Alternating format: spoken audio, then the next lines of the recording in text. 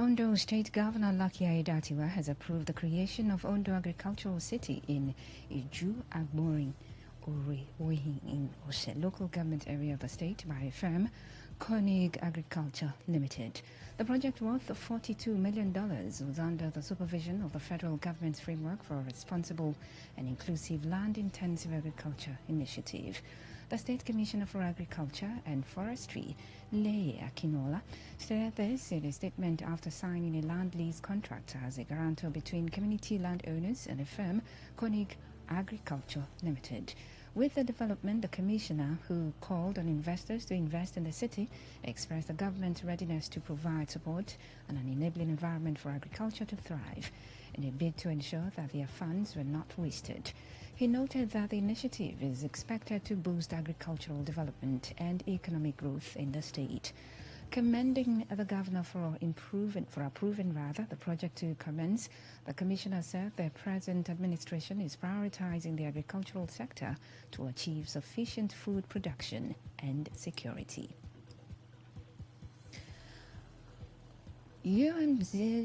UMZA Air has reportedly commenced commercial flights on the Abuja-Ilorin route with what the airline described as permanently cheaper airfares for travelers using the Tunde Idiagbo International Airport, Ilorin. The managing director and accountable manager of UMZA Aviation Services Limited, Anna Chuna Henry, revealed that the airline deliberately pegged its ticket prices between 145,000 naira and 180,000 naira, insisting that the rates are almost 60% cheaper than what passengers currently pay on the route. Henry explained that the low pricing was not a promotional launch offer, but a long-term fare structure aimed at reducing the financial burden on domestic travelers, especially those from the north-central region who have been confronted with rising airfares nationwide. The UMZA boss disclosed that ticket sales, which opened on Monday, have already witnessed a surge in bookings, attributing the response to passengers' desire for cheaper alternatives. And Dangote Petroleum Refinery has confirmed its commitment to supply Nigeria's domestic petrol requirements, pledging 1.5 billion litres of premium motor spirits petrol per month, equivalent to 50 million litres per day. The refinery stated in a letter to the Nigerian Midstream and Downstream Petroleum Regulatory Authority that the supply is set to rise to 1.7 billion litres per month from February 2026. In the letter dated 30th November 2025 and signed by Chief Executive Officer David Bird, Dangote Refinery requested support from NMDPRA to host officials on site from 1st December to validate and publicly publish a daily production and stock volumes. The move is intended to ensure full transparency and strengthen public confidence in the availability of domestic fuel. The letter also called for unhindered clearance of crude, feedstocks and blending components, as well as smooth lifting of petroleum products by vessels. Dangote Refinery highlighted that delays in vessel clearance have continued to affect operations, increase costs and impact consumers. The refinery's announcement comes amid ongoing challenges in the downstream sector, where domestic petrol supply has struggled to meet demand, forcing continued reliance on imports. And the Dangote Group and the government of Kano State are strengthening relationships to foster business activities and social programs in the state. Kano State Commissioner for Investment and Commerce, Shehu Sagagi, in a statement from Dangote Group, told newsmen at the fair that the state was strengthening existing partnerships with the Dangote Group and exploring new options. He said the partnership with Dangote Group will strengthen Kano's industrial and trade capacity by linking government policies with private sector initiatives and creating opportunities for businesses to grow in Kano State. He commended the company for its commitment to the economic development of Nigeria and particularly for supporting the Kano Trade Fair. He added that the Kano government, led by Abba Kabiru Yusuf, has created an enabling environment for businesses to thrive. And India's biggest airline, Indigo, has faced a growing crisis with more than 300 flights cancelled since Tuesday, leaving thousands of passengers stranded nationwide. Delhi, Mumbai, Hyderabad and Bengaluru are among India's busiest airports was hit. The airline blamed technical glitches, weather, and new crew rostering rules for the disruption. The budget airline, with over 60% domestic market share, links major metros and smaller cities. Indigo said it had made calibrated adjustments to its schedule until Friday to stabilize operations. And that's the business news on Today 95.1 FM. Good afternoon and thank you for listening. I am Faustina Uputu.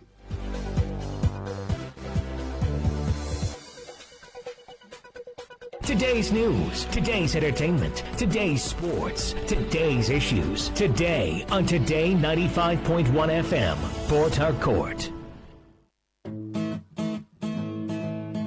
You may not realize it, but do you know you can always show your love for others with simple gestures?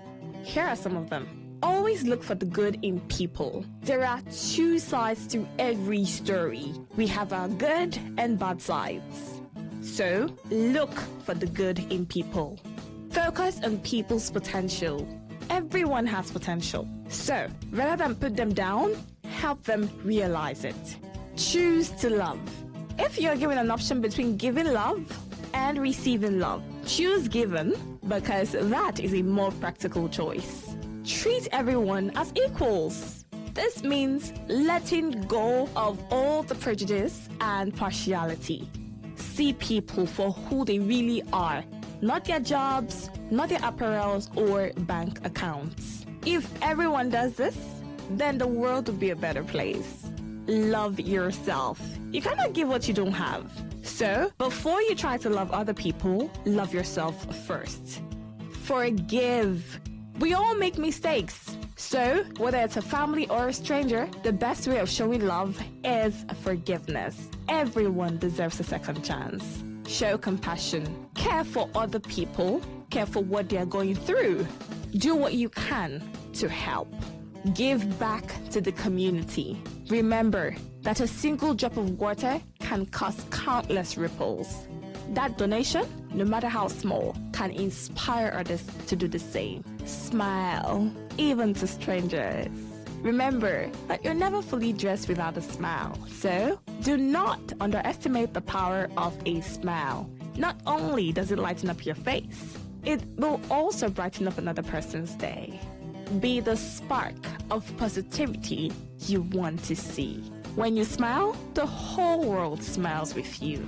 This message is brought to you by Today 95.1 FM, the voice of the people.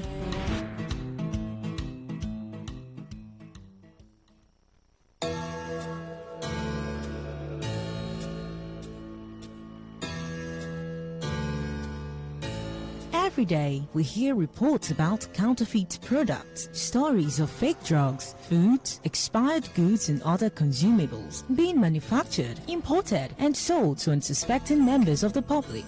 Findings reveal that Africa records at least 100,000 deaths from fake drugs-related ailments yearly. These fake and substandard products, particularly drugs, have been considered a global threat to human lives. And despite efforts by authorized agencies in Nigeria to combat the menace, the Nigerian market remains flooded with different unwholesome products. This is a plea to all those who manufacture and sell these goods to desist. Stop this menace of counterfeit products. Let's place value on human lives. And should you have purchased a counterfeit product or unsatisfied with the product, please contact SON or Consumer Protection Agency. This message is powered by Today 95.1 FM, the voice of the people.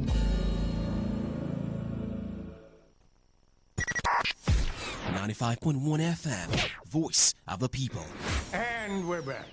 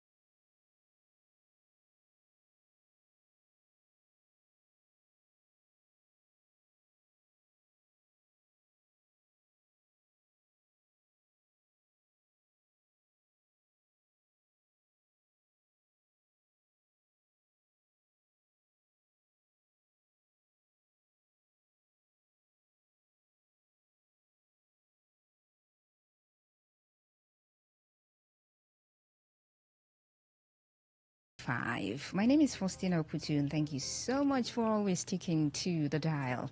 Today 95.1 FM. All right, it is Body District, another time to walk down the district of the body and let you know the things that you're supposed to know about the body, okay? Well, sometimes it's not just about the body. We, include the mind as well. But if you look at it, just say the body, okay? So when you get to the head, then you can imagine the mind as well. Okay, so usually we come here every Thursday by this time to have conversations around your health. That is in a bid to make you stay healthy so you can be wealthy. Health is wealth, they say, right? Aha.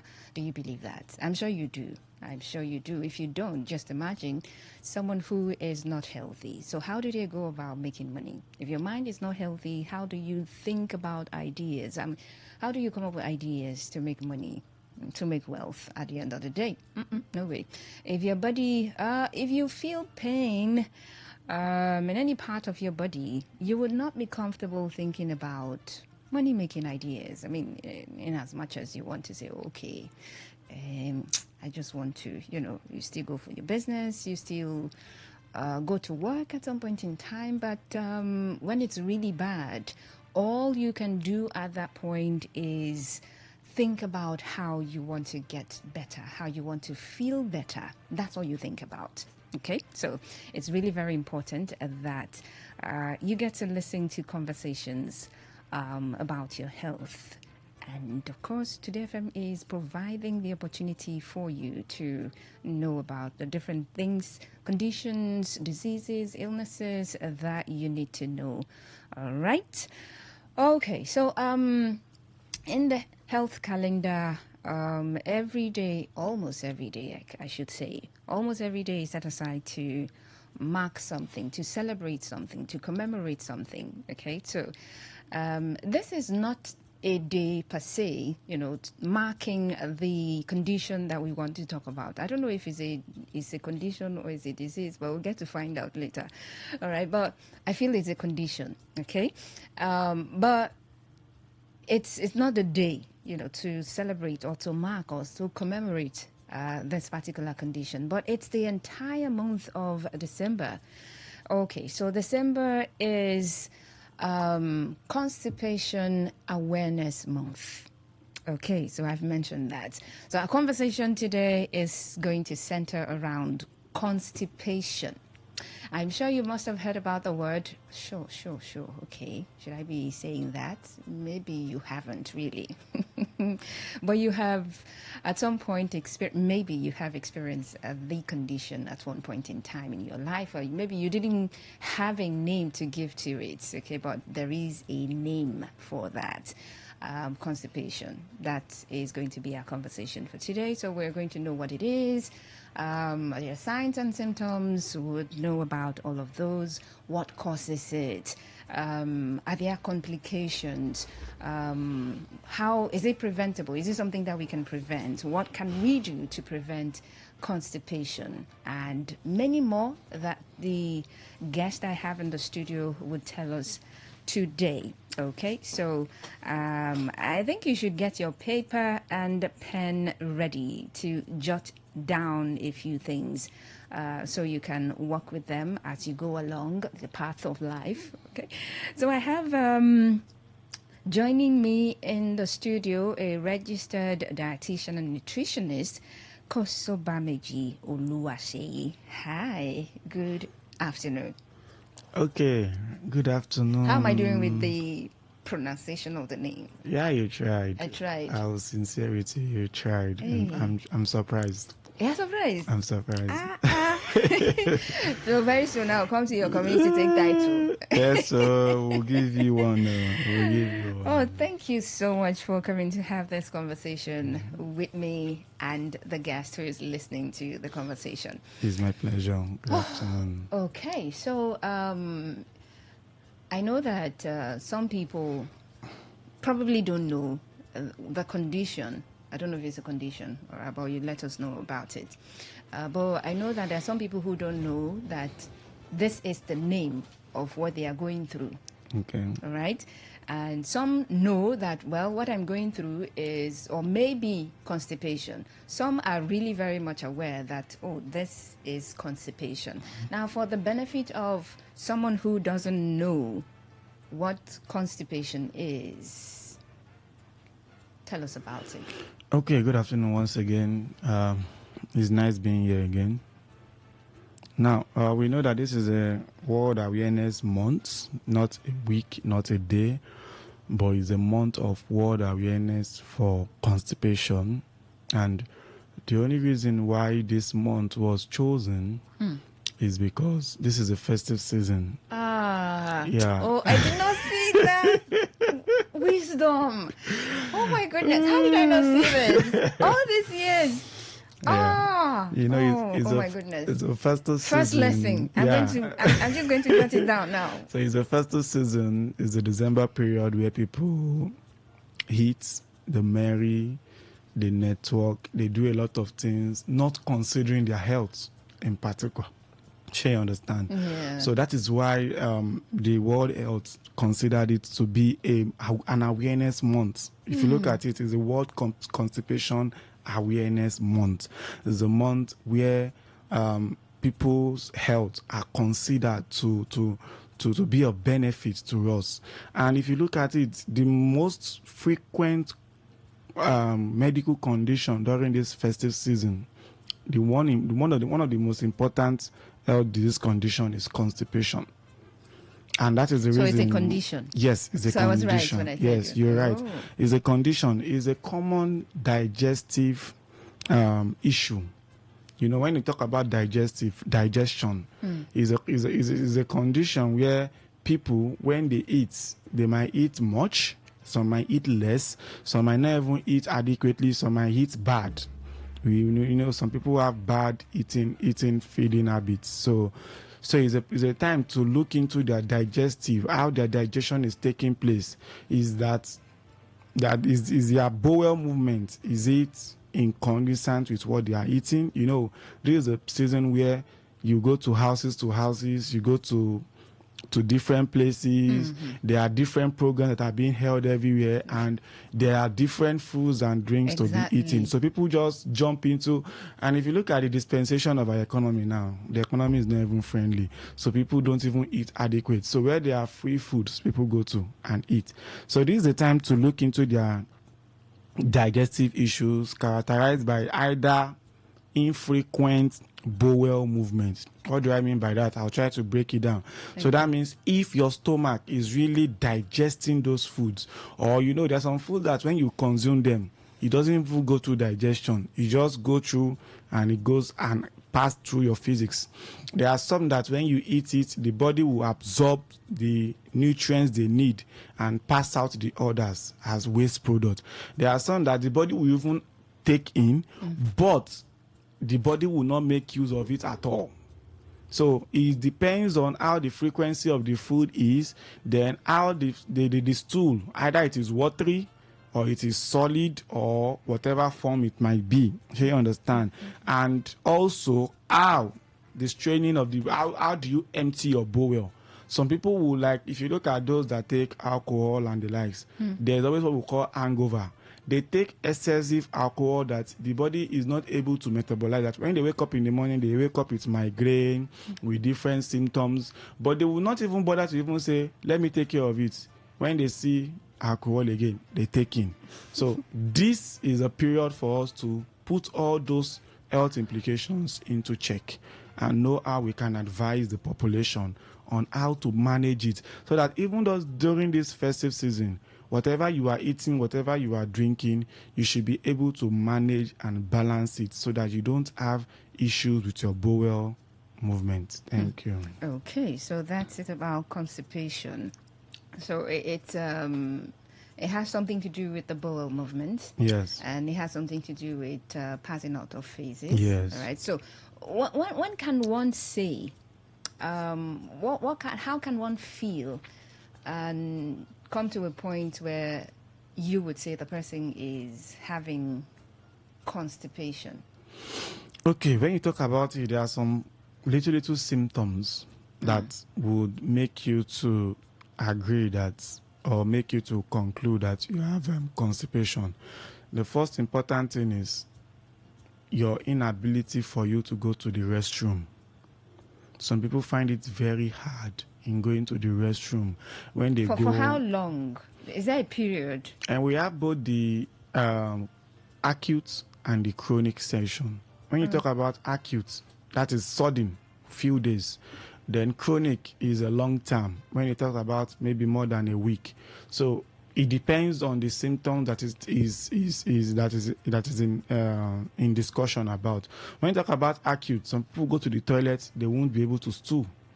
You find them find it very hard. They will go there, they will push, they will be shouting. Even when the stool tries to come out, it will be so difficult for them to pass that stool. Just because some things are involved. One, dehydration. The person is not taking a lot of water. Okay. Two, there might be maybe lack of exercise. After eating the food, the person did not go through trying to burn down the food. You know, some people after eating, they just go to bed or they don't do anything that will make the food to digest properly. And in the world of nutrition, food takes 3 to 4 hours for digestion. So whenever you are eating a food, you should know that it takes 3 to 4 hours before digestion. But some people will just take the food because of the tiredness and everything, they just go to sleep. And by then, the body is at rest. So the digestion will stop at that moment. So this can also lead to constipation. Then also dietary habits. Some just eat whatever comes their way. They don't even want to know what kind of food it is, whether it was prepared properly, whether it was whether the cooking conditions was observed. So all these things can also lead to constipation. And also, when you are not taking diet fiber-rich foods. And what do we talk about when we talk about fiber? Fiber is a nutrient in the body that helps with good digestion. So when you don't take foods that are rich in fiber, it can also lead to what? Constipation. So these are those things that we try to put in check. These are the normal symptoms that every human being will always notice when there's constipation, when there's dehydration, you don't go to the toilet regularly, you are restless. When somebody is restless, when you overfeed, your stomach will be so big. So the food will be bigger than your stomach. So you will be feeling restless. You can't. Bloated. Yes, you'll be feeling bloated. You can't stand. You can't sit. You will just be restless. So these are the common symptoms when it comes to constipation. All right. I mean, you listening to this conversation, if you've ever been in that situation, you can relate to one or two of the symptoms that he's talked about. Maybe at some point you've been to the toilet and you spend a lot of time, trying to see how you can, pass out feces, and it wasn't forthcoming, or at some point it was very hard for you to do. So, yeah, that is the process. If you look at that, you can just say, oh, okay, this is what constipation looks like. But then again, for some people, they look at certain lifestyles. Now, you've talked about eating and then going to bed immediately. What are some other lifestyle issues that could lead to it? Okay, we also have some medical treatment that can also lead to that. When some people are placed on some drugs, there are some drugs that it depends on what medical condition. Some are taken before meal, some are taken after meal, some are taken during meal. So if that instruction on that particular medication is not adhered to, it can also lead to constipation. Then we also have lifestyle, what we call lifestyle. That is some lifestyle like those that take alcohol. Some people after eating, they take alcohol, they smoke, they do a lot of things. This also can also lead to what? Constipation. So it depends on whatever symptoms the person is being presented with. So we usually advise people that whenever you have such symptoms and you don't understand, the best thing is to try and consult a medical professional that can tell you what you need to do. When we were growing up, I remember when I was young, when they would tell you, if your food is not digested very well, go to the bed, lie down with your stomach. You know those things. Though, yeah. Really? There was a time I tried it when I was young. I can remember vividly. That day, I think I overfed. I was seriously overfed. So my stomach was so big. I was bloated. I was restless. So I had to just manage and lie down on my stomach. Before you knew, within few minutes, I was able to throw up. So those foods that were just choking on my esophagus had to be pushed out for me to have my what? My sanity. So sometimes all these things also matter, but I do tell people that what works for A might not really work for B. So you have to also put all those things in check. Just because that day I lie down on my stomach And it worked for you. And it worked for doesn't mean that somebody else it will work for the person. That's not medically proven. That's not medically proven, yeah. That is just the scientific ways of our parents, the way they... Traditional wisdom. Yes, let's call it traditional wisdom. Thank you. All right. I mean, for this, like you mentioned, it could be acute, it could be severe. Are there complications? Yeah, we have different complications when it comes to this. For the acute, the complications there is that there will be restlessness. At the moment, you will be restless. You won't be able to go to the toilet. You'll be feeling bad. You will not even want to associate. It also gives you what? Mood swing. You know, when some people have this kind of complications, they will want to separate themselves from other people so that they won't get irritated with what is happening around. So these ones are the acute. Then when it comes to the severe, the long term simply means that the person might become so lean because the body is no more absorbing the required nutrients it needs. So the person would drastically be wasted, will be down, will not have weight, will lose, the face will look so malnourished. So you understand? Because, you know, it's just a process. Digestive system, you know, we have different systems, systems in the body. We have the digestive, the respiratory, the reproductive, the excretory. So all these systems, they work together. It's not just one that happens. Because now, let me give you an instance. When you take food into your body, that is what? Digestive. Digestion takes place. From that food, when the food is broken down, the respiration takes place. That is where you get your energy from you to do your daily activities or whatever energy you need.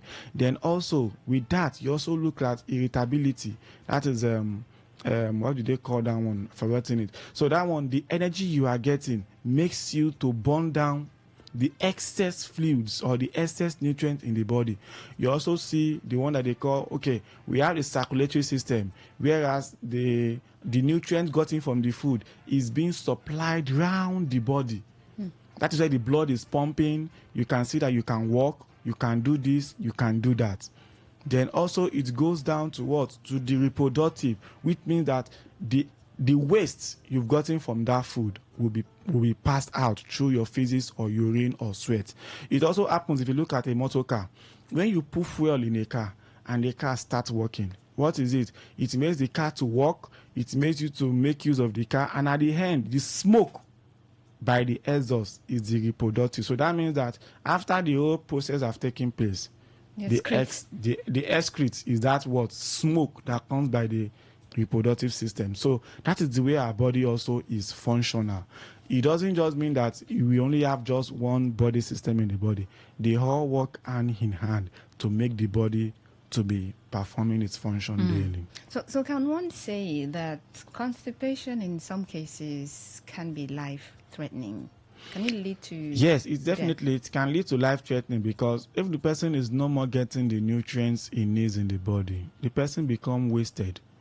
The person does not grow well. The person is not living healthy. And with that, it can lead to other several medical conditions in the body. For example, the person becomes so pale. That means there will be short of blood in the body. And if that person is not being given blood, or if the person is not getting foods that can replace the blood in the body, it can lead to different things.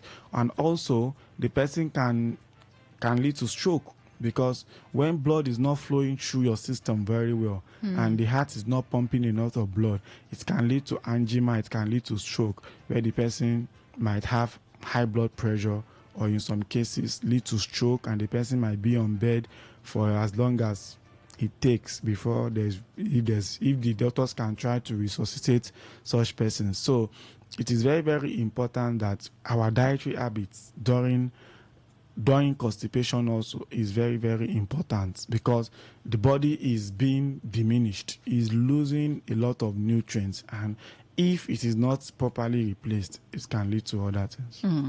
All right, you're listening to Body District on Today 95.1 FM, Voice of the People. So we're talking about constipation, because the month of December is a Constipation Awareness Month. And, well, I just got to find out that it is strategic, because this month of December is very soon. Now we'll have people, going about with spoons in their pockets, looking for where there is food. So they don't get to be told that, spoon no deal. No worry, I get spoon.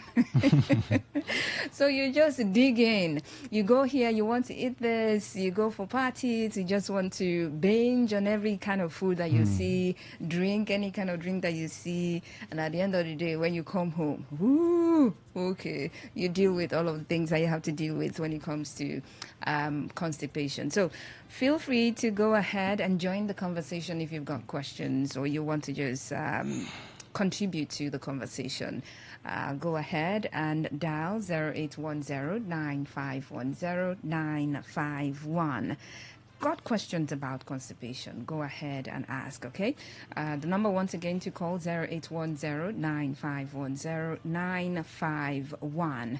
And then you can send a message to 0701-933-9962. 0701-933-9962. That's the number you should send your messages to. And you can join our conversation on our social media platforms. Facebook, you can go there, Today 95.1 FM, on X at Today FM 951. Let's get to hear from you about constipation. All right, let's get to hear from this person. Hello, good afternoon. Turn off your listening device. Thank you.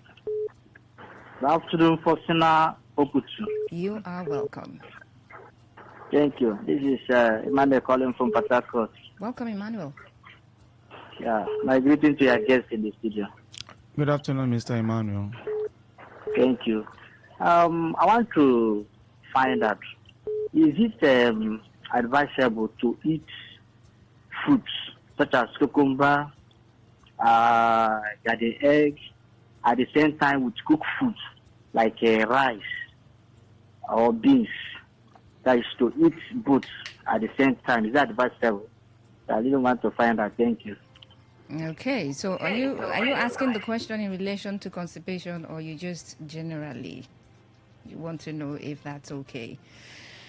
All right. Okay, Mr. Emmanuel, thank you for that question. If I'm to get your question very well, is it good to consume cucumbers with your food? Okay, fine. Especially beans. Yeah, especially beans. Okay, fine. We have other sources of vegetables. Not only cucumber is a vegetable that we have available, just that the cucumber, the gardeners, the carrot, the cabbage, the lettuce, and the likes are handy vegetables. So when it comes to with your food, yes, it is ideal. You can take them along with your food, but depends on how you are combining them. For me, I will advise you that whenever you are cooking your beans, you should add your bitter leaf, your ugu. Those ones are preferred in the beans because they will be cooked. You won't cook them with the beans. After your beans is done, you just slice them and put it in your food, your beans, and put it at steam. Don't even put heat. Just put it at steam so that it goes along with the food. Though I'm not saying that eating cucumber with it is also bad, but for me, I would prefer you go for those ones. But if you're eating your cucumber with them, it's also fine. But it should be a space after your meal, after consuming your beans, maybe after some 5 minutes or 10 minutes, then you can go ahead and consume your cucumber or your garden egg or whatever vegetables you think of. But to make it better for you, I will prefer you do the vegetables in the beans. Also for your rice, some people tell you they prefer rice and salad. Yes, you can also use your cucumber as a form of salad when you are eating your rice. So there's nothing those foods does not come with. But I would advise that when it comes to cucumber and garden egg, it takes a while, like after 5 minutes after consuming your food before you consume them. Okay. All right. Don't forget that the conversation is on constipation. Okay? So your question has to be related so you don't drag us away, of course. Good afternoon. Can you hear us? Good afternoon. Hello, good afternoon. Yeah, you're welcome. Person of the Most High, I greet you. Okay, caller of the Most High. I greet you too. What's your name? My name is Obina. Obina of the Most High. I greet you. Oh, I greet you, Person of the Most High. Welcome. I also greet your guests in the studio. Good afternoon, Miss. Good afternoon, sir. Good afternoon, Baba. Please, I want to ask I don't know if it's healthy. There's a particular brand of all these noodles. Whenever I eat them, the color of my urine changes to yellow.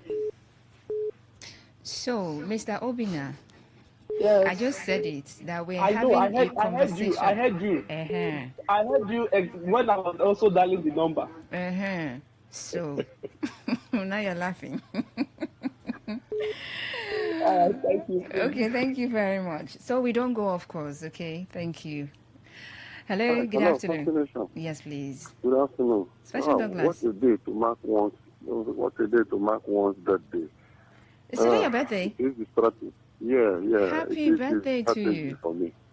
Thank you so much. God bless you. Thank you. I wish you well. The strategy for me was baffling, They say this month is enjoyment month. And that's how it's been for me. Every of December, just enjoyment. And I believe so very many people do experience it this way. So it's strategic. It's lovely. What concentration day or month? I want to know from the doctor or the friend there. If I know the opposite of constipation is hunger, because what causes constipation is overfeeding. The opposite of constipation is hunger. I'd like to know if hunger equally causes constipation, because sometimes I experience this over bloated stomach. If I skip meals for the day, for instance, I do not take breakfast and I wait till when I get back in the evening to eat. After eating, I experience this bloated stomach usually during my sleep. And I also would like to know if there is any risk of skipping meals.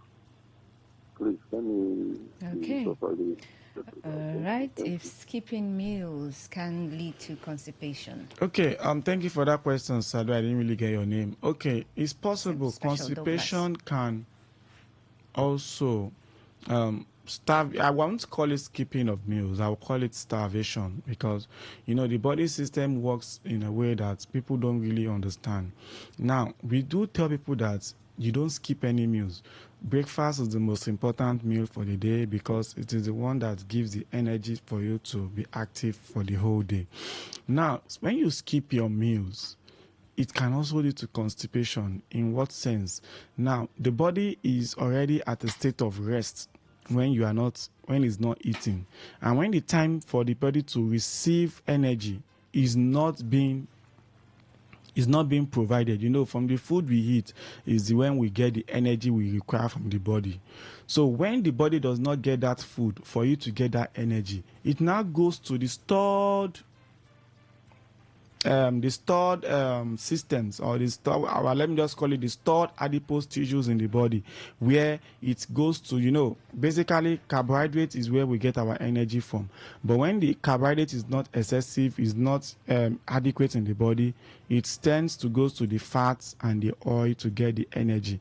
Now, by the time at that moment when the body needs that food to get that energy from and is not getting it, then those energies in the body will become stored. Then by the time you now bring in food at the time that is not really needed, there will be a collision of power. So that means the stored energy and the new energy being introduced into the body will now have to battle with each other for them to be able to make the body get to an equilibrium, which is a balance. But when that is not available, it can lead to constipation, whereas you see that by the time you bring in that food into that system at that moment, you become bloated because the body is not ready to absorb that energy from that food you are introducing at that moment. So we usually tell people that it is very, very important you don't skip any meals so that the body can be at equilibrium. Thank you. Okay. All right. Keep your calls coming in, messages coming in as well on constipation. That is our conversation for today. I mean, you want to know anything about constipation, feel free to go ahead and dial in or text in. Hello? Yes, good Hello. afternoon. Good afternoon. You're welcome. Yeah, please, I want to ask, eating late in the night, can it cause constipation? Yeah. And what is the last time, the maximum time to take dinner? Thank you, sir.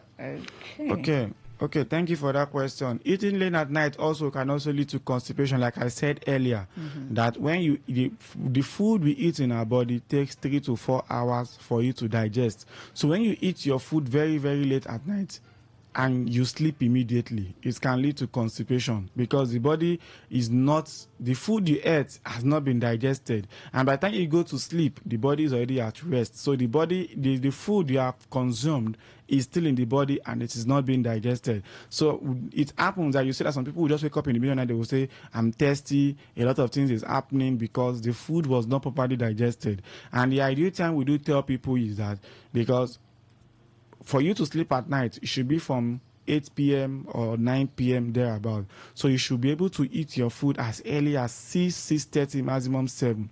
So that before you sleep, for someone that wants to sleep by 8 o'clock, you consume your food by 6 o'clock. So that before 8:30, yes, your food will have digested. So the mentality behind it is that food takes 3 to 4 hours for digestion. So ideal time for feeding at night should be nothing less than 6 or 6:30 p.m. Okay, so that would still depend on when the person goes to bed. Goes to bed, yes. Oh, okay. All right, that's it. Keep your calls, messages coming in. But let's even look at some of the, I mean, we've talked about the issues. I know you've mentioned in passing some things that people can do or some habits that could lead to it. And I'm thinking when you reverse those habits, there would be the preventive measures. But let's highlight some of the preventive measures. But then before we talk about it,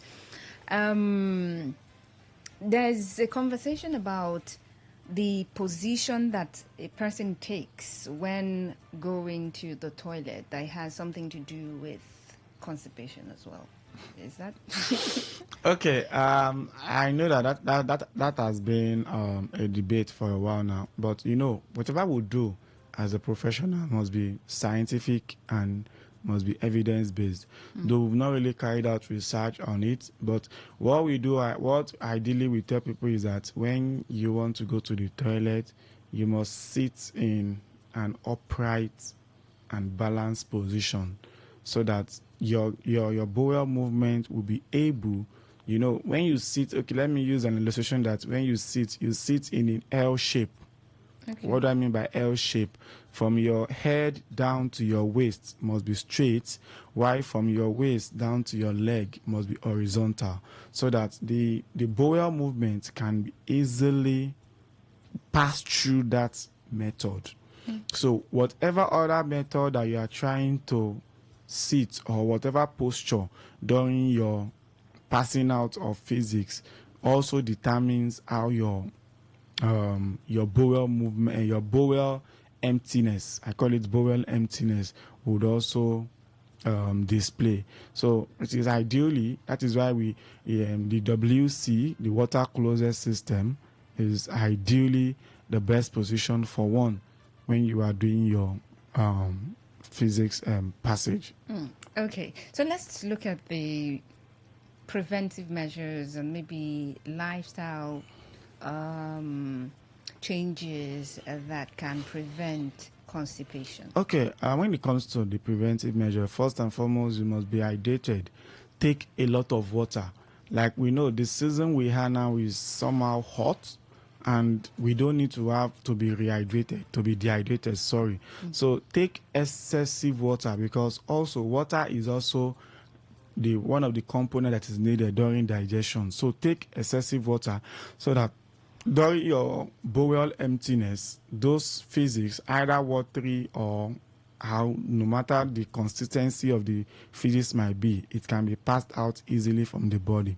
Then through your diet, you must take fiber-rich foods. And what are the examples of fiber-rich foods? You can get them from your vitamins, your minerals, that is your vegetables, your oranges, the pawpaws, your whole grains.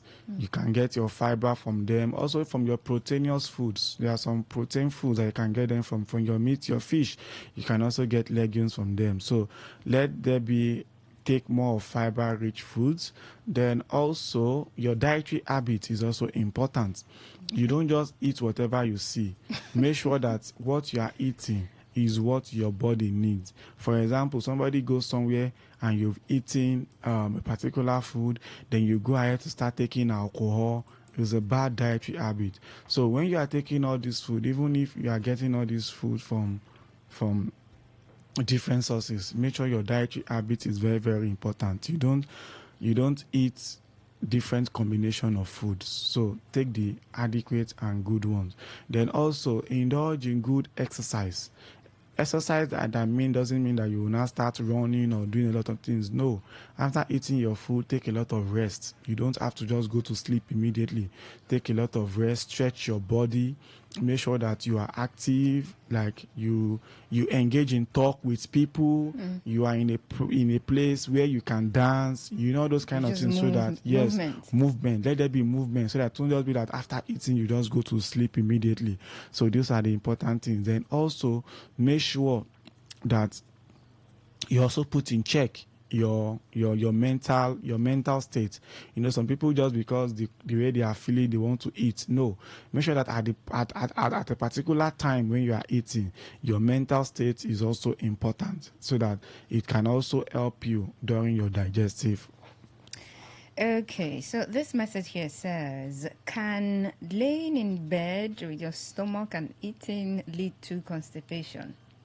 I know this. Like, you're just in bed, you're laying down, your stomach on the bed, and you're eating. Can it lead to constipation? I have been guilty of this. It is a 50-50 thing, but I will also say that it is not good to lay in bed when you are eating. Whenever you want to take your food, make sure that you sit down upright, you are in a balanced position, so that as you are taking in the food, the digestion process is also taking place. There are some funny foods that when you take them, it takes a while before they get digested. So when you are even on your bed, the body is observing that you are in a rest position. So it is not always advised that you lay in bed when you are eating your food. Make sure you are in an upright position whenever you are consuming your food. Okay. This one says, most of the times when I take bread and a branded fruit-flavored milk drink at night around 2 a.m., like, you wake up around 2 a.m. to eat. Okay, it happens sometimes. It will choke me into having both heartburn and constipation seriously. At times it might lead to having some ounce of the bread and the drink coming out from my nose and mouth. It can only calm when I look for an antacid suspension and drink. What is the cause, since I don't have stomach ulcer and I am milk tolerant and no symptom of acid reflux on the normal days? Microneumalt. Okay, it says one night, an emergency, I had no antacid at home and I browsed it. They said, use lemon and mix it with the water and drink. I didn't do it because I was afraid of citric acid in lemon. Meanwhile, I was having constipation. Were they right or wrong, sir? Should I have tried it? New malt. Okay, questions. Plenty questions. Okay, for such person, it is even a bad habit consuming food at that 2 a.m. hour, 2 a.m. So for me, the advice I will give you is that stop consuming your food at that time. because it's very, very bad. At that time, your body is already on rest. So bringing in food at that moment would impose a threat. So it's not on your about body the bread system. and the branded fruit flavored It's drink never that he about drank. that. It's about the bad habit. So it is not advised that at that moment you should eat. But peradventure, some people see it as a good thing to consume food at that moment. But for me, I will also advise that the combination, the bread and the fruit juice, that combination is a bit weird. So at that moment, I will just try to tell you that even if you are taking your bread, it should be maybe 2 or 3 slices with excessive water instead of the flavored fruit drink that you are taking. But it's liquid now. It's still liquid, but it has some other preservatives in them. Oh, okay, about the preservatives. And then the other one that he talked about, advising that he mixes lemon and water and drink. Is that something good for constipation? For me, it's not. The body reacts to different interventions. So what works for A, like I do said, does not work for B. So I would just say, generally, lemon and water is a form of antioxidant to the body, that when you take it, it helps to flush out every acids or whatever contaminated things in the body. But also, like I do say, it is better you consult your medical professional for you to get a better understanding. Okay, 0810951091. Let's see if we're able to take one more call before we wrap up the conversation on constipation. Hello, good afternoon. Hello? Yes, good afternoon, welcome. No, I just want to ask the doctor over there in the studio, like, is it appropriate, like, I'm the kind of person that my timing of eating, like, I don't have a specific time. I can wake up at the middle of the night and eat something like swallow. Is it appropriate? Okay. Sounds like you're just tuning in. Yeah, to answer your question, is it's a bad habit. You waking up midnight to eat your food. So it is advisable you eat your food earlier so that the body can be able to digest it properly before you go to bed. But what if he wakes up midnight, let's say 2 a.m. and eats and then stays awake for the next 3 hours? Does that not count for anything? Is it that possible for someone to wake up in the midnight and eat and stay awake till midnight? Well, maybe some people, they just eat and then work or something. I'm just saying. Just because we preach is a bad habit, but also we also tell people that food takes 2 to 3 hours for digestion. So though it's a bad habit eating at that time, but even some people, their work might permit them to eat at that moment. But it's ideal that let the food be digested properly before you sleep. Okay. All right. You've been listening to Body District on Today 95.1 FM, Voice of the People. Our conversation is about constipation. We are commemorating World Constipation Awareness Month. That is this month of December, where you're going to be eating plenty and drinking plenty. And there would be a lot of people who would be affected by constipation. And so it's really strategic that we have this conversation. As the world, is having the conversation on constipation here in Nigeria and in different parts of the world, you want to just key in and understand. So as you go about celebrating, as you go about planning, this chicken, the rice I'm going to eat this period, the kind of enjoyment that I'm going to enjoy this period, well, you need to consider, okay? You need to be kind to your systems, your body systems. You need to be kind.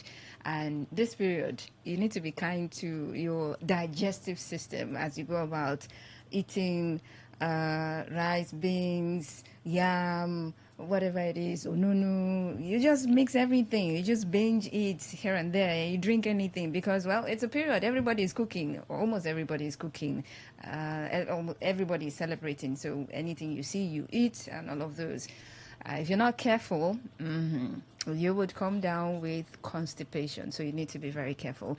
But let's have you summarize and maybe send a message to someone who's listening concerning constipation. Okay, like I've been saying, health is wealth. Like we do preach, your health is your wealth. So this is the festive season. This is a time for us to marry and to enjoy ourselves. But I also tell you, your health is very, very important. There's this saying, whatever you garbage in is what you garbage out. So whatever you throw into your system is what your system will throw back at you. So try to eat healthy so that you can stay healthy. Okay. Thank you. So sometimes whatever you put in the stomach, sometimes you struggle to pass it. So that's just You it. struggle to pass it out. So, well, all the same, you need to be very careful and be mindful and be kind to your body system. All right. Thank you so much. Kosobameji Oluwaseyi, registered dietitian nutritionist. Thank you so much for Thank you. coming to educate us on constipation. It's my Appreciate your pleasure time. being here today. All right, that's our show, Body District on Today 95.1 FM. My name is Faustina Oputu. Top of the hour news update, and right after that, Queen and I will be back for Talk That Talk.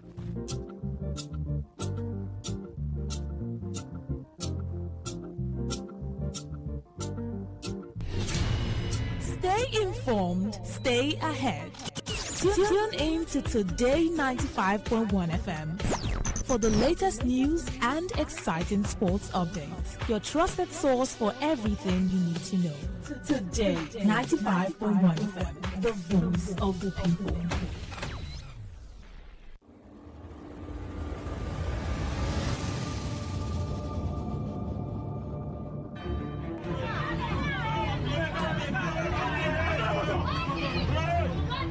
Have you ever been in a situation where you had to pay a fine for an indictment? Then you later found out that there was an already established law to protect you from that penalty. Have you ever been denied a position because of your gender or disability? Have you ever been discriminated, treated unfairly, assaulted or cheated by your landlord, employer, tax collectors, bank, family, business partners, and the police? What if the breach between you and justice is just the right knowledge? I'm sure you've heard that knowledge is power. Join us every Saturday, 10 to 10:30 a.m. on Today 95.1 FM for the program The Law Today, to get acquainted with your legal rights and beneficial interests as a citizen of Nigeria. The Law Today, 10 to 10:30 a.m. every Saturday, is brought to you by Today 95.1 FM, Port Harcourt.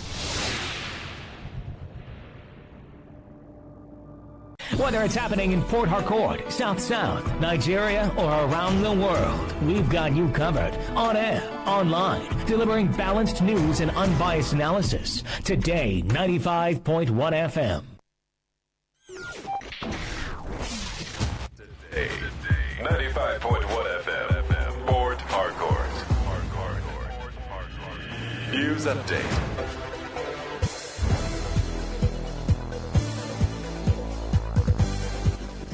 Hello and good afternoon. Here's the news update on Today 95.1 FM. I am Faustina Oputu. The Independent National Electoral Commission (INEC) in Benue State has announced that the ongoing first phase of the continuous voter registration (CVR) exercise will be suspended on 10th December 2025. The announcement was made in a statement signed by the resident electoral commissioner, Professor Sam Egu, who urged citizens and stakeholders to take note of the timelines. The suspension will be followed by a 7-day public display of the preliminary voter register of voters at all local government areas, LG offices, and the state office. INEC explained that the public display is aimed at enabling eligible voters to verify their details, raise objections if necessary, and help clean up the register ahead of the next phase. Professor Egu also revealed that the second phase of the continuous voter registration will begin on January 5, 2026, urging political parties, civil society organizations, community leaders, and the public to participate actively in the process. INEC reaffirmed its commitment to conducting a transparent and credible voter register in preparation for future elections.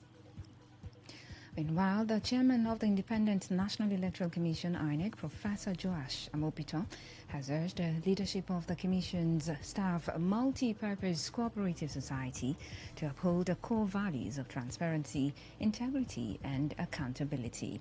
Amopito made the call in his keynote address at the Society's annual general meeting, AGM, and election. He advised the association's leaders to be prudent with members' funds and ensured that its internal elections reflect the principles of fairness and credibility.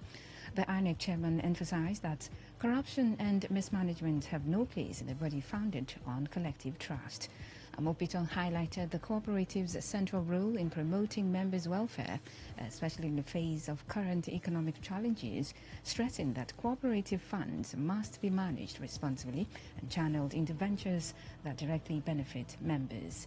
He said the society's leadership, both outgoing and incoming, must prioritize transparent financial management, open accounting systems, and decision-making that can be justified at all times. The INEC boss also reiterated his commitment to staff welfare and called for equal access to cooperative loans and benefits. And former Minister of Aviation Femi Fani-Kayode has criticized what he described as a vicious media campaign targeted at the Minister of State for Defense, Bello Matawalle. In a statement shared on his official X account, Fani-Kayode accused the opposition element of orchestrating the attacks, describing them as shameless and nauseating. He defended Matawalle's performance in office, saying the minister had shown unwavering loyalty to President Bola Tinubu and strong dedication to the fight against terrorism. According to him, the synergy between Matawalle and the National Security Advisor, Nuhu Ribadu, has significantly strengthened Nigeria's counter-terrorism efforts. While praising the minister, Fani-Kayode faulted the government's communication strategy, lamenting that major security successes had not been publicized. He urged Matawalle to disregard attempts to undermine him, describing him as bold, resilient, and highly respected for confronting enemies of the state. And on the foreign scene, armed clashes have broken out between Yemeni government forces and fighters of the Southern Transitional Council (STC) during an attempt by the separatist group to advance toward the strategic Al-Ghuraf area in the oil-rich Hadramaut Governorate. Reports say STC troops had earlier positioned themselves in the Jasma area of the Sayun Plateau before launching artillery strikes on the Yemeni army headquarters in the city center. Local media reported large-scale military operations across Wadi Hadramaut, accompanied by heavy shelling. The SCC, which seeks the secession of southern Yemen and already controls parts of the region, including Aden, announced that the latest escalation is part of a promising future operation.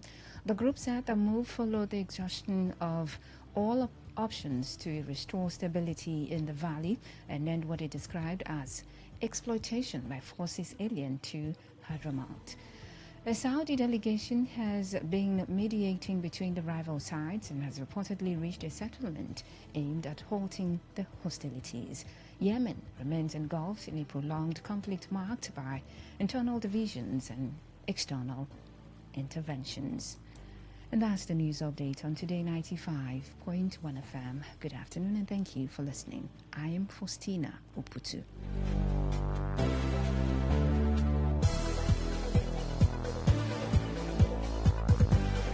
Today's news, today's entertainment, today's sports, today's issues. Today on Today 95.1 FM, Port Harcourt. Want to know what's happening? Get latest information in sports, politics, lifestyle, you name it. The frequency of choice. Today 95.1 FM. Today 95.1 FM. We serve you the latest update on everything. Today 95.1 FM. We are the voice of the people. The voice of the people. Radio has never been this good. Today 95.1 FM, Port Harcourt. Stay informed. Radio Stay has never ahead. been this good. Today To Today 95.1 FM. For the latest news and exciting sports updates. Your trusted source for everything you need to know. Today 95.1 FM. The voice of the people.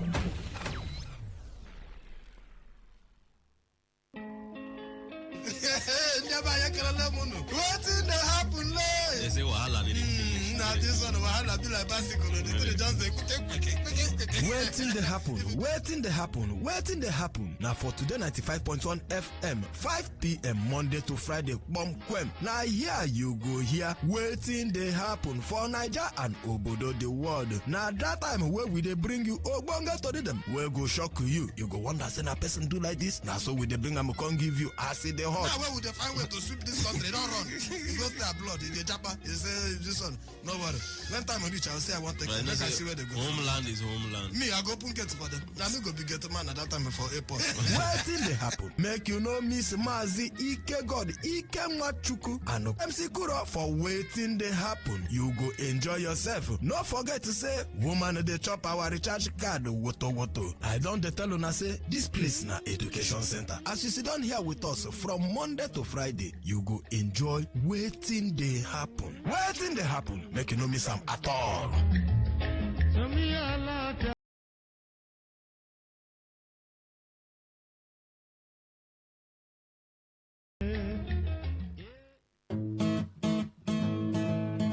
You may not realize it, but do you know you can always show your love for others with simple gestures? Here are some of them. Always look for the good in people. There are two sides to every story. We have our good and bad sides. So, look for the good in people. Focus on people's potential. Everyone has potential. So, rather than put them down, help them realize it. Choose to love. If you're given an option between giving love and receiving love, choose giving because that is a more practical choice. Treat everyone as equals.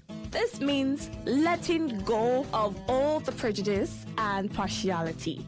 See people for who they really are, not their jobs, not their apparels or bank accounts. If everyone does this, then the world would be a better place. Love yourself. You cannot give what you don't have.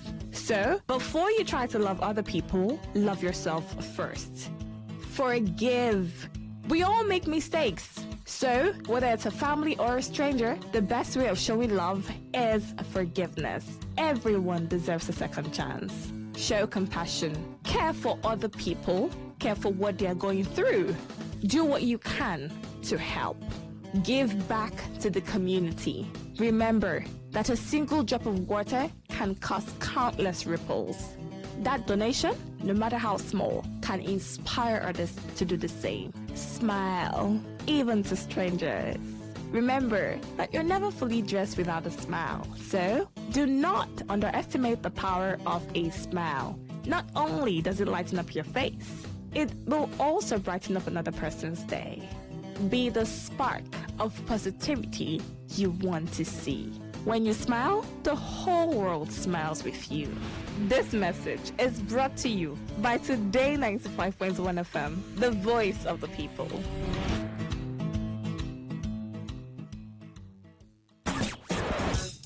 Live your truth. Express your love. Share your enthusiasm. Take actions towards your dreams. Talk your talk. And walk your walk. It was years ago. There's a statute of limitation on this stuff. Make today worth remembering as we discuss issues as it affects Nigeria moving forward. Talk that talk. Weekdays, 2 p.m. Exclusively on Today 95.1 FM Port Harcourt. Voice of the people.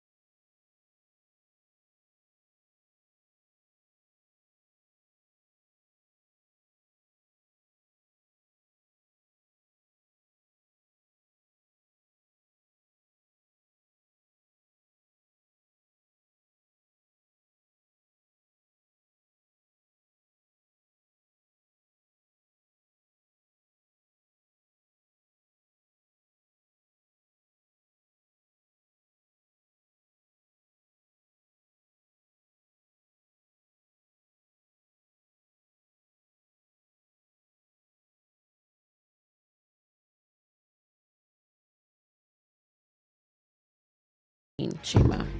And I am Faustina Putu. Thank you so much for joining us. I mean, the past few days in River State, they've been interesting in some sort of way, really. Especially the back and forth about the state of the education sector, especially the infrastructure. So there was the calling out, and then there was the response.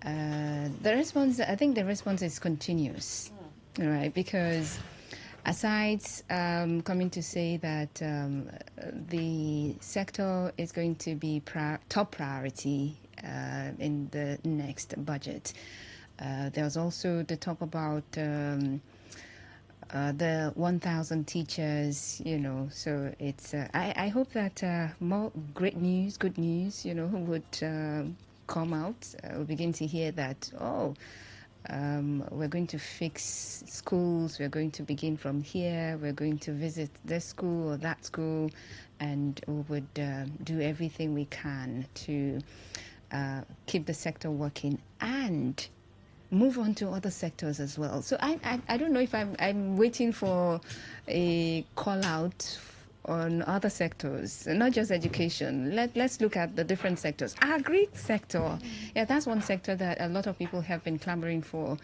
that the River State government should look into. There should be also that call out of the executive, since, when we call ourselves out, things will begin to happen. So not just the legislature now, let the executive also call out the legislature in the areas that they think that they are failing. And I think that is going to help governance in a way, in a healthy manner. Create that balance. Yes, in a healthy manner, really, because for this particular call out, people are reading undertones to it, that there's more to this. But if this kind of synergy, this kind of nudging is healthy, point the other arm in the direction that they should go, then the other arm points the other, to the direction that they should go. Yeah. I think we're going to move forward. That said, let's move on. All right. Now, the River State government has inaugurated the Employment Monitoring and Compliance Committee as part of its renewed efforts to expand job and empowerment opportunities for youth across the state.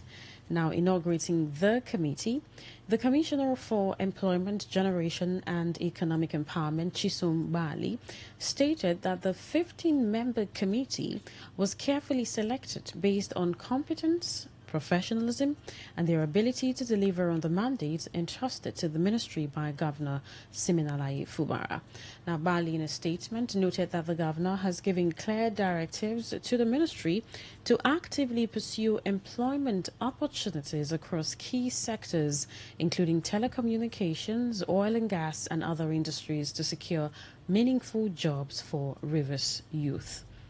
Now, he emphasized that the assignment requires a professional, people-focused approach, especially when dealing with complex or sensitive situations. Bali tasked the committee with responsibilities of identifying companies with available job openings, enabling the ministry to engage them and link qualified Rivers youth to employment opportunities. They also mandated to monitor compliance with local content employment policies among companies operating within the state. Now, in his acceptance speech, the chairman of the committee, Prince John Okorosa, expressed profound gratitude to the governor and the commissioner for the confidence reposed in them. He assured that the committee is fully committed to delivering tangible results within the specified time frame and advancing the administration's vision for youth empowerment and job creation in Rivers State. Now this is coming. So this is moving from education to employment generation. Yes, employment generation. It's all right. And this is coming after, the governor had talked about 10,000, revisiting the 10,000 employment. What sector was that? Was it in the education sector? But I think the last one they said that he called for, I think it was 1,000 teachers or so. 1,000 teachers. But there was also the 10,000 employment saga that was on. Yes, and so not just that, also a time where, over time we've heard a number of Rivers people talk about employment, the unemployed in the state, saying we have a number of youths who are unemployed, what opportunities are being created for these youth to be meaningfully engaged. And employment is an area that every government takes importantly. However you want to do the whatever strategies that you want to, this is a strategy that the River State government has created. So when you say employment is one area that every government takes seriously, someone is listening to it and be like, should take seriously. Yeah, be like, Queen, they take it seriously, and yet we have the rate of unemployment that we have. All right, go on. That should take seriously, because whatever system or structure that wants to be created to ensure that that gap is closed, whatever gap between employment and unemployment is close to an extent, the government prioritizes it. We know that a lot of factors are responsible for creating job opportunities. It's not just the government, but the government has a sole responsibility of making the environment conducive for that to thrive in terms of policies that it makes. Policies is top gear on that sort of provision, because we also have the private sector creating job opportunities. But if the private sector will not thrive because the government will not create policies to make it thrive, then we would see a weak private sector that cannot even accommodate a number of young people. But in the aspect of the government, it's expected that the government makes these opportunities available for young people or whoever wants to be meaningfully engaged. And then you think about, the government can expand its industries, can invest in agriculture, make the state as viably commercialized that 1, 2, 3 number of people just have things that they are doing.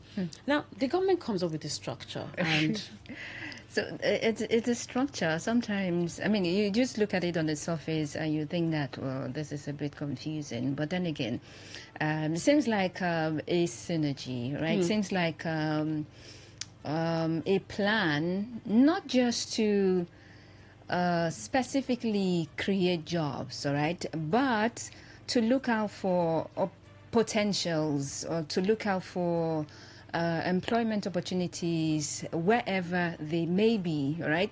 So this initiative would be in collaboration with companies, businesses, and then creating that or bridging the gap, right? And looking out for hunting the jobs wherever it is they are, and then bringing them to Rivers people. But then again, you said something about the government creating the enabling environment, and then the government looking at the areas that they need to look into to create employment. Now, for some people, this may just be fine. Or you're inaugurating a committee. Well, that's what we know how to do. One of the things that we know how to do best. We just inaugurate committees and give them a charge. And sometimes that's the last you could hear, or you would hear of such committees. So well, fine, committee inaugurated. So what exactly are they going to be doing? Are they going to, let's say there is this committee now. We are looking out for potentials in areas that jobs can be created. Should we be looking at moribund industries, so we can, maybe in collaboration with private sectors, in any way and every way that they can collaborate, look at those areas. So this particular industry or this particular venture has been dormant, moribund, and so let's just wake it up. Let's just revive it and put some of our youths there who are unemployed. That's it. Well, that's the direction that some people do want the government to go, all right? But there's, well, it might just be one of the steps in the right direction towards creating employment opportunities, towards reducing the level of unemployment in River State. And so, well. Yes, but just like other committees that you get to hear, and then you hear stories. Oh, the committee that was set up to do this, we did not hear from. Do? What exactly did they do? Yeah. What is their... Don't give us plenty grammar, all right? Don't give us plenty confusing words. Just tell us, show us. Yes. So we're going to read out to you what this committee is poised to do. Meanwhile, this breaking news that the president nominates Ita Enang, Ibok Ibas. Is that Ibok Ita Ibas?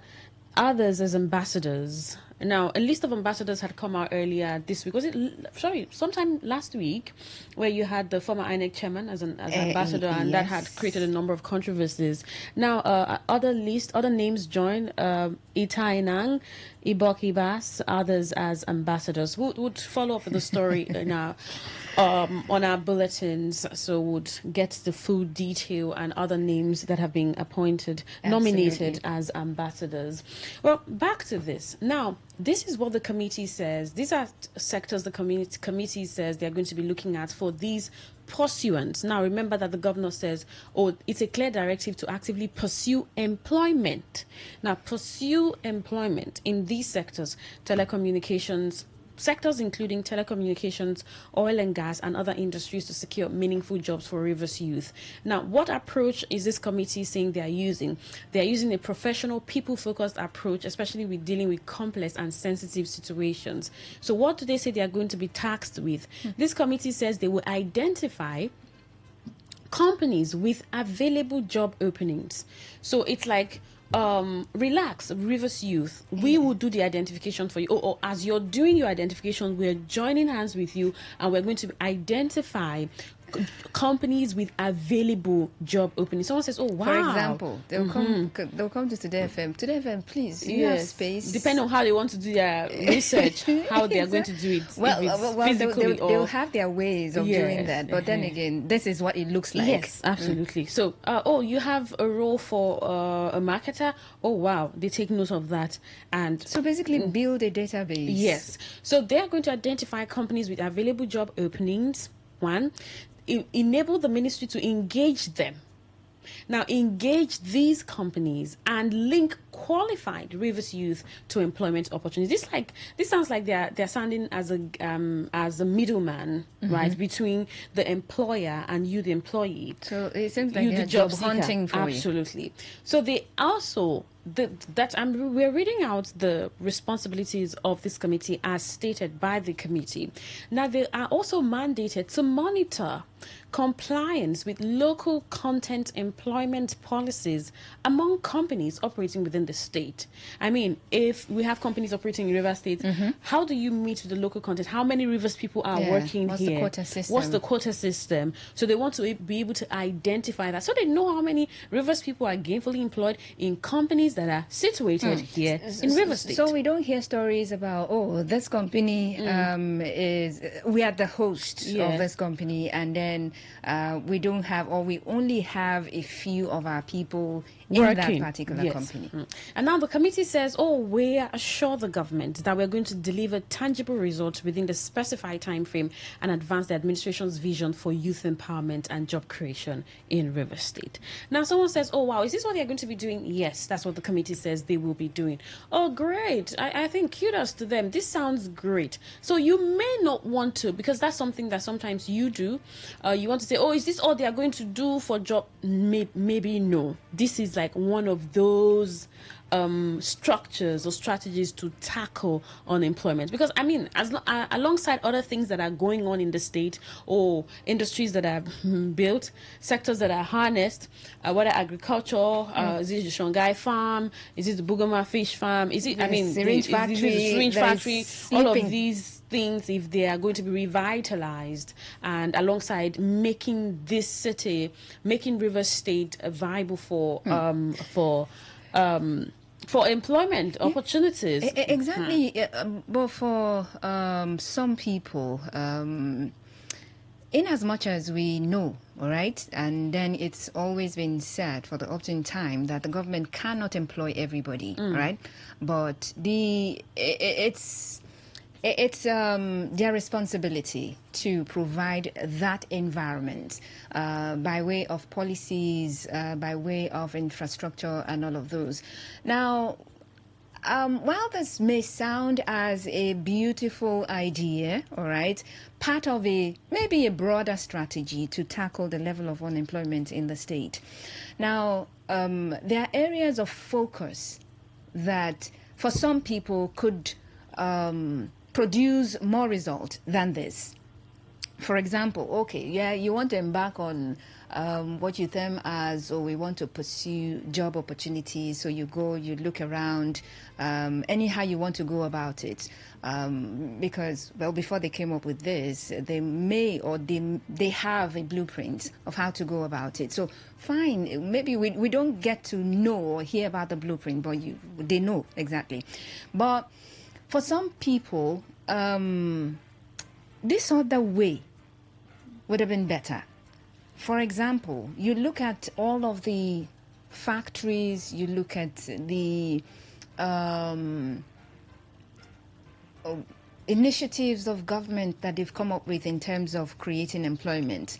And how about you push for those? Let's say the government finds a way to resuscitate the syringe factory, the different farms in different places, get them working, and build more factories. Go back to the time where industries in Transamadi were functioning, all right? Get them all back. So if we get them back, maybe not all, but majority of them revived, we would have river sons and daughters employed in those areas. Okay, so but well, this, like I said, it's a step, and it's in the same direction. And so let's see how this journey goes. Absolutely. So they begin from here, and then as they are going along, okay, so I think we've discovered this, and so let's just augment, let's just put this in place, and then see how this broader vision that we have for the reduction of unemployment in Rivers State works out. So you see this committee thing. Okay. So you want to analyze this committee and their functions. I mean, what they are going to be doing. Remember, they said that this will be people focused, it will be professional. And then the responsibility is to identify. Focused. So I mean, what would they be focusing on rather? The responsibility is to identify company with available job openings, enable the ministry to engage them, and link qualified Rivers youth employment opportunities. Now, there's the Ministry of Employment, right? So this committee will identify these companies with available job openings, and it makes the job easier for the ministry. The ministry engages these companies and links Rivers youth to these employment opportunities. So a lot of restructuring and structuring is going to be going on. So they probably want to have a database of youth that are unemployed, what your certification is, what industry you can work in, what your experiences are. So it's possible that the Ministry of Employment is going to be having your database, and they can begin to link people to these companies. That's what this committee will do.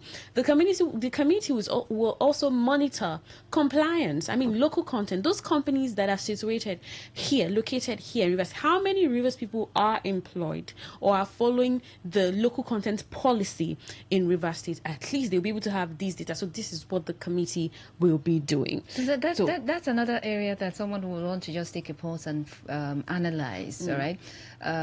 So if you go to these companies and they're not adhering to the local content policy, what do you do? Yes, what do you do? What do you do? Would you okay? So their company. So you're relieving some people of their jobs. Exactly. You have to bring in Rivers people, sons and daughters. Well, let's see what you think about this committee. First, the committee. What do you think about it? It's a 15-man committee, and it's headed by Prince John Okorosa, who is the chairman of the committee now, and the Ministry of the Commissioner for Employment, Generation and Economic Empowerment, Chisom Bali, stated that this 15-member committee was carefully selected based on competence, professionalism, and the ability to deliver on the mandate. Yes. So what do you think about this committee, and what do you think about this mandate? Do you think that it's going to help bridge this gap, this unemployment gap? Do you think so? Do you think, oh wow, this is great, and why do you think it is? If you think, this is not a brilliant idea, and this is what I think. Why do we like to set up committees? I like how we like to set up committees. Before you know, this committee will set another subcommittees. Yeah. So this is not a point to start calling names, or just why. If it's a good one, yes, it is analyze a good one, the idea and tell us why it's a good one. If it's not, tell us it's not, and tell us why it is not. 0810-9510-951 for calls. That is 0810-9510-951. For texts or WhatsApp messages, 0701-9339-962. Good afternoon. Hello. Good afternoon. Can hear you. Good afternoon.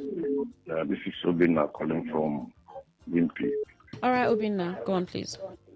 The government sitting on this committee, it just goes to show that we have no clue about governance. What about, like you rightly said, reviving the existing farms, creating new ones to bring employment for our numerous youths, and setting up a committee that will not come up with anything tangible. Thank you. That's my. All right. You don't think it's a good approach. Good afternoon. Your name and location. Yes. Good afternoon to you, Queen and Faustina. Welcome, Mr. Robin. You had a last caller. I am beginning to think that the government of Rivers State is going to be clueless. I want to borrow the language of that. You have a ministry that has mandate by law to carry out these functions, and they are failing to do so, setting up a committee. For Sina Queen, let me tell you, I want to use this opportunity to congratulate those 15-man committee. They have just gotten job with the River State government, because there's no job in River State, and the River State government is failing to provide those jobs for the people of River State. Come to think of it, are you aware that we have international airport at the shutting there at Omagwa there? That the governor should liaise with the Bayelsa State government to put that place in use. That place will provide no less than 1,000 direct jobs and no less than 5,000 indirect jobs. The place is there. The governor told about some guy. Nothing is being done. Fish from another rest. They are setting up a committee. The governor of Rivers State, government of Rivers State, rather, the money they are receiving 30% derivation every month to develop the oil and gas communities in Rivers State. I don't think so. The committee is just a job they have created for those 15 people. Kudos and congratulations. They are going to eat fat chicken this Christmas. Nothing more than that. Thank you. Robin Maja, the farmer. All right, Robin Maja. Good afternoon. Your name and location. Hi, hello, Fortune and Queen. Yes, we can hear you. Good afternoon. Good afternoon. Yeah. This committee that is set up, I must say, is a misplacement of priority. Although you did not read out the composition of that committee, the 15-member composition, but slightly relating the Mavu for them in. The task was for them to speak for employment and inventory or whatever about companies in Rivers State. I don't know if you guys can read out their terms of reference and also the composition of the 15-member committee. But however, I want to ask the state government, whose company or whose establishment do they want this committee to go and seek for employment? They, as a state government, cannot establish an industry or a factory where people will work or where they will employ people. It is to go and source for employment in another person's own establishment. It is private. Who will permit that? Moreover, there are different community bodies, youth bodies, and the CDCs that source for employment from these companies in their domain. Are they saying that the state government will now overshadow those community bodies to begin to speak for employment and then to give to which people? Even the federal government 13% derivation that goes to the government to develop their host communities, they don't do it. And part of what the companies do to as the corporate social responsibility to host communities is to employ the immediate host communities. Is it that this committee will now come and seek for employment for those community members, or they will not seek employment and begin to give to people who are from other parts of the state? This is a misplacement of priority. The second angle of this thing I'm seeing, because of the chairman, Prince Okorosa, he is a very, very known person. He is from Buguma. Because of what we're suspecting that happened on the 20th of October, if you recall, Faustina, you were in the station there when one Stanley Wubu Amadi came. It was about a company in their domain. This company was giving recognition to some persons who say they are the community from that community, who originally are from Buguma also, with this Prince Okorosa. I am suspecting that there is a connection to this because of that Sahara energy. So I would say that the state government should think twice about this committee, either dissolve this committee or properly inaugurate it, because you cannot take somebody who is not from the area to make a chairman of that committee that will start for job from that area. These companies we are talking about are either in Port Harcourt or in Objabo. We need to bring somebody from another community or another area to come and chair a committee that will search for employment from the community. It will not work. Does it matter where the person heading the committee is from? Does it? Yes, as long as he's a Rivers person. Yes, I understand. It is normally that way. But as a Port Harcourt boy, I will tell you, I have been a CLO, and this sort of thing has happened in my company. All right. That time, a community, the government, they call it GLO, Government Liaison Officer, was sent to my company.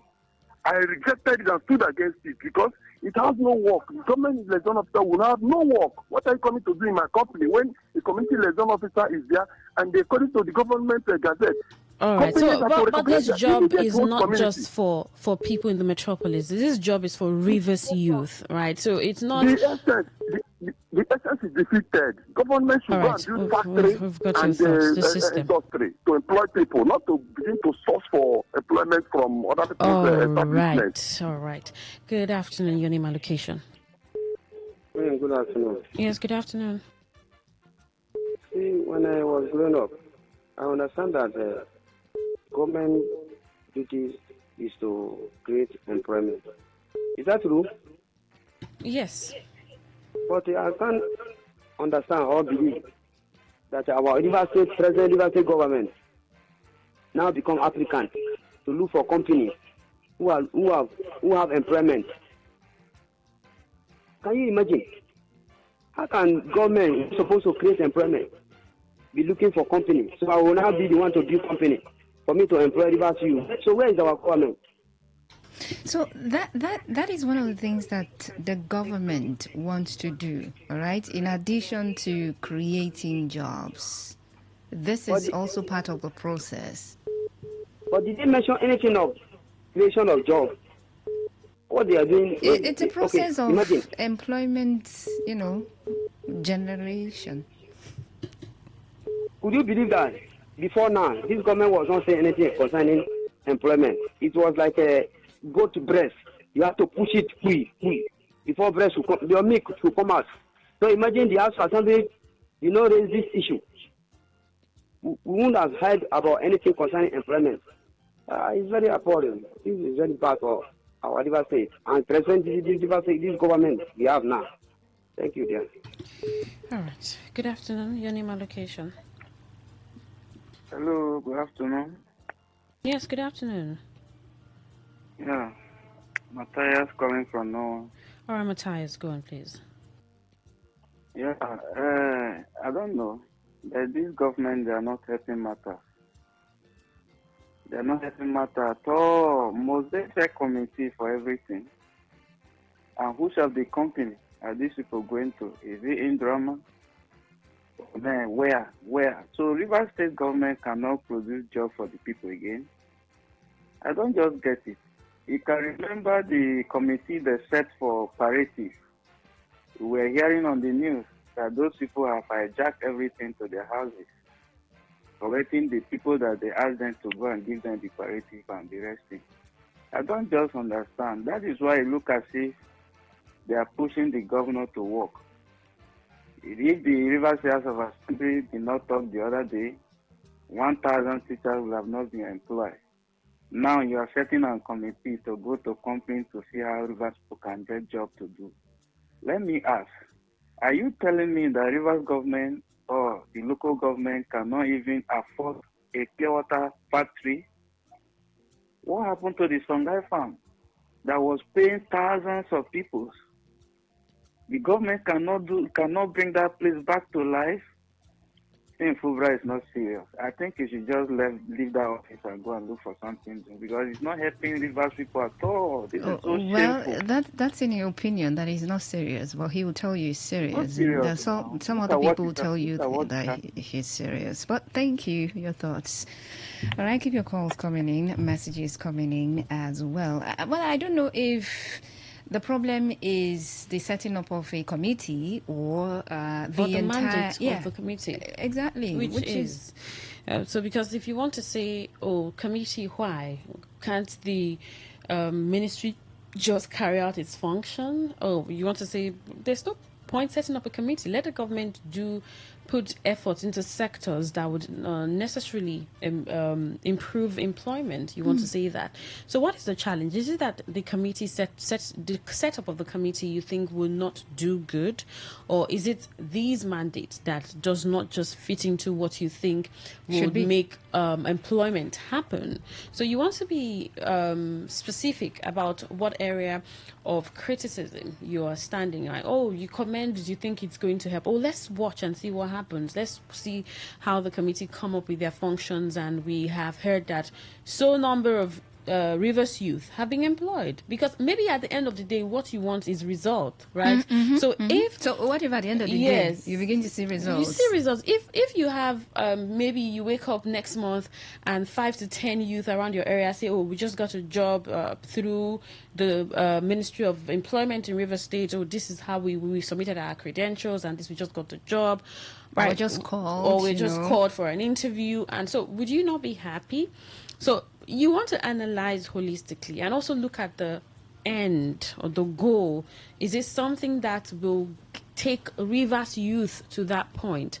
Or additionally, to other things that are happening in line of employment, because I don't think this is just the only strategy that the government has. The government sure has other strategies that it's looking at combating unemployment. So you want to look at this plus the others and say, oh, if this is added to the others, then good, it would work. If it's just this, no, it wouldn't. Or setting up a committee, is it necessary or not? So these are the areas that you may want to analyze this discourse, right? The committee set up by the Commissioner for Employment, Generation and Economic Empowerment, Chisumbali, says is a 15-member committee carefully selected based on competence, professionalism, and ability to deliver on the mandate entrusted to the ministry by Governor Siminalayi Fubara. Now, this directive to the ministry is to actively pursue employment opportunities across key sectors, including telecommunications, oil and gas, and other industries to secure meaningful jobs for Rivers youth. Now, the assignment requires a professional, people-focused approach, especially when dealing with complex or sensitive situations. Now, the committee's responsibility is 1, identify companies with available job openings, enable the ministry to engage these companies and link qualified Rivers youth to employment opportunities. They are also mandated to monitor compliance with local content employment policies among companies operating within the state. So what do you think about this mandate? 0810-9510-951. Good afternoon. Hello. Yes, we can hear you. Good afternoon.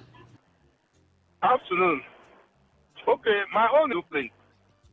You see, on this area of employment, those Michibika Amechi, former governor of Rivers State, did a lot. Now, when this government came into place, a lot of projects were going on here and there. During Amechi time, Amechi was doing what he tagged the indigenous contractor. He put one or two people together and tell them, go to your AG, go and build this, and engage people there. But today, what they do here is to give the job to multinationals. Did you say he put in one or two people? Yes, That's like a committee. Let me give you a quick example. There is this company we are building in Kira, by local government. It's called Scrap to Wet. Although it's unfortunate after Amechi building that industry, what was just remaining was commissioning. The government that took over abandoned that place. Go there. I was part of that project as an IT student back then. They had about 9 projects in the system. That 9 project was not built by any multinational. They were put together, people together, and say, you build this. Who are they engaging? They engage Rivers indigenes that built those things. But today, Julius Berger is building everywhere. And how many persons is Julius Berger employing? If it was given to individuals in the state to build from a section to a section, I bet you it would have employed people. I mean, you're asking how many, since you're going to be looking at the local content issue as well. I mean, it's one of the things that they will do this time, right? The committee is one of the things that they are going to look into. That is why I said, if they have lost it, they should go and research how Amechi did it. And I know Amechi had his way in all areas, education, health, employment, scholarship, and so on. So they can go back and dust it and then look at it if it will help them. All right. Thank you. I don't know if we have some messages. Of course, we do have some messages. Some of these messages. Of a truth. Okay, so this is coming in way late. It sounds nice, and I think it's better to have more qualified persons and jobs because expertise is like value. It sells itself. Chinemi. Oaka. Okay. Sounds nice. He says sounds nice. Okay. All right. Keep your messages coming in and, of course, your calls coming in as you analyze this. Areas that you think that, oh, well, this area is of concern to me, right? If the entire initiative is one you think that is going to be counterproductive at the end of the day, well, you can go ahead and say it. Maybe you want to point them, the ministry, in another direction. Please do not set up committees. Just go ahead. You know the moribund factories, you know viable ventures that you can get into as a government that would. But at the end of the day, it's not going to achieve nothing and anything, right? So don't do too much like this. Don't stress yourself like this. Just go look out for those ventures. Make them viable. They would, provide those opportunities that you're looking out for. Someone may just be saying that whatever quota this is able to bring to the employment market is also means that it's a step in the right direction.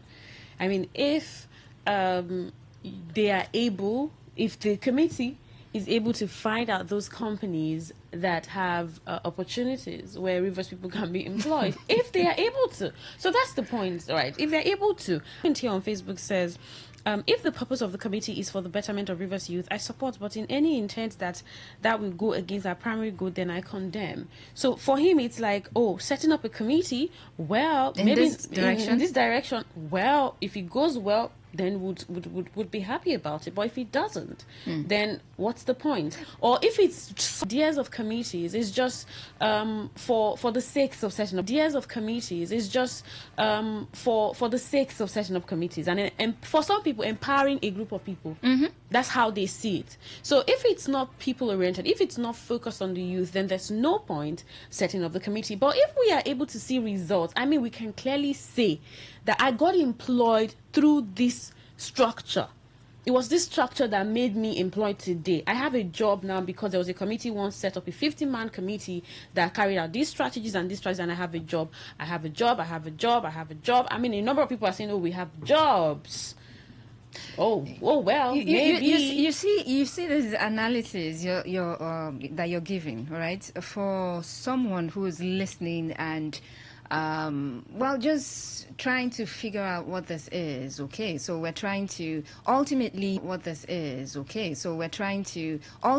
deal with the issue of unemployment here in the state. And they have ideas of what the government, I mean, everyone has ideas until you appoint them to get into the offices and then they begin to, oh, okay, where were those ideas? But people have ideas on how best. Okay. Now, the comment on Facebook talked about if it's for the betterment of Rivers people. All right. So that betterment, you're looking at it. If we have Plan A and then we rate the betterment level from 1 to 100, and if Plan A is going to give you is going to be at the rate of let's say 40, and then Plan B gives you like 70, shouldn't you be focusing on the Plan B? That's it for Rivers people. So if this is fine, at the end of the day, at least let's say at least one person will get a job with this linking that they're about to do. But if you flip it and look at the Plan B, all right, which is and you have 100 people that will be employed, which should we go for instead? Okay, maybe we should just take this call and wrap up. Absolutely. Okay. Good afternoon. Your name and location. Good afternoon. Yes, good afternoon. Faustina, good afternoon. Welcome, Wellington. The committee are going to search for job or companies who have job, or the committee is going to look those companies that are under moribund. What is basically the function of the committee? I think the government also know the kind of companies they have in the state. Companies that pay revenue to them. They know the staff they have. So if the need be, that committee should be a committee to look at to do more for the state. So look at those our companies who are under moribund to revitalize them first. If it is necessary, if the committee is talking about to search for jobs, there is no company in Rivers State about for civil servants. I think your journalist can attest to that. If there is anyone, let us know. We are listening. Thank you and God bless you. Wellington from Okrika. All right, Wellington. Okay. Okay, quickly. There's good afternoon, presenters. The government of River State now is a push and start government. How can the government close their eyes and pretend it doesn't see empty schools without teachers? Okay, so let's keep that part. How long should we? Okay. Thank you, Fabel Baridilo Victor from PH. All right. That's our program. Talk that talk on Today 95.1 FM. Like we always say, we'd watch as the committee carries out its mandate and see what results come out of the mandate. Absolutely. I'm Queen Chima. And I am Faustina Putu. Thank you.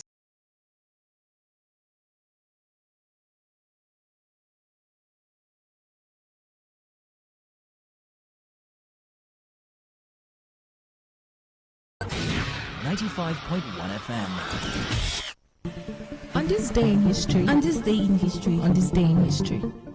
Today in history, 4th December. In 1970, American rapper and entrepreneur Jay-Z, one of the most influential figures in hip-hop in the 90s and early 2000s, was born. In 1996, the unmanned space vehicle Mars Pathfinder was launched from Cape Canaveral, Florida, in order to explore the surface of Mars. In 1972, the People's Republic of China adopted its current constitution. In 2005, tens of thousands of people in Hong Kong protested for democracy and called on the government to allow universal and equal suffrage. In 2007, Ballon d'Or, Milan's Brazilian midfielder Kaká was named best football player in the world. In 2015, a firebomb was thrown into a restaurant in the Egyptian capital of Cairo, killing 17 people. And in 2024, French government led by Prime Minister Michel Barnier was toppled by a no-confidence vote for the first time since 1962. On this day in history, on this day in history, on this day in history. Talk radio. I listen to a lot of talk radio. 95.1 FM.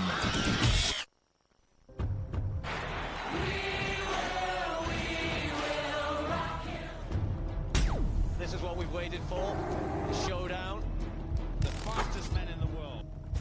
Hearts racing. One light, two lights. They're backing off and backing. Pulse rising. Who will come out on top?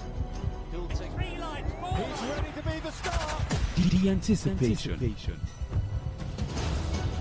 Powerful, strong. Compact. Time, Tyson Gay right. Hold all the way. He's looking right. The heart stops.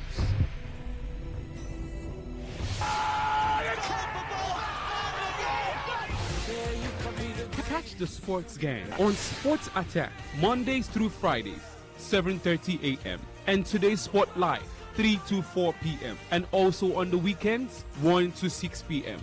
Only on your premium sports radio. Today, 95.1 FM. My name is Gianni Infantino, FIFA president. For the best of sports, always listen to Today Sports Live on Today 95.1 FM, Port Harcourt. Hello, my name is Kanu Wanko, aka Papilo. For the latest and trending sports stories, always listen to Today Sports Live on Today 95.1 FM, Port Harcourt.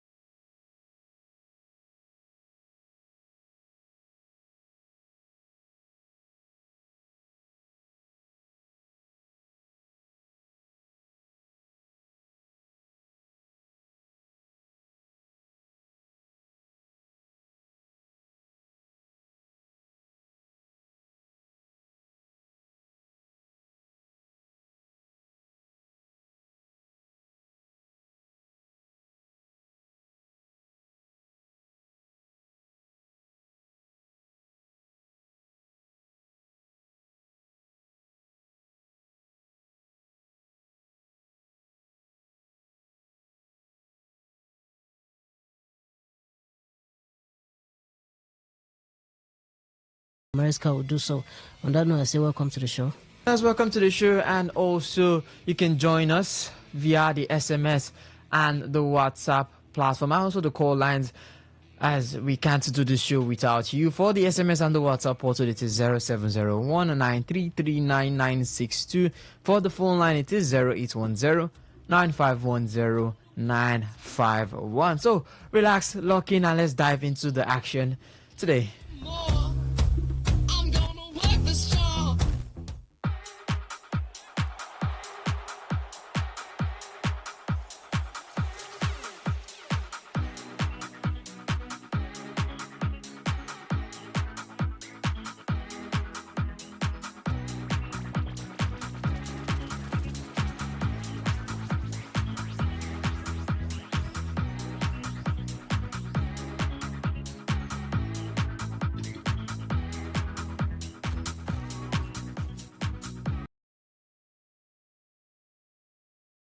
We start off as FIFA has pushed the release date for the AFCON 2025 players from December 8 to December 15, just 6 days before the tournament kicks off in Morocco on December 21st. The directive, confirmed via Sky Sports and Mail Sports, allows clubs to retain stars like Mohamed Salah for Liverpool's December 13th game versus Brighton, with other Premier League sides including Man City and Manchester United also benefiting, as up to 45 EPL players could feature for their clubs just days before heading to North Africa.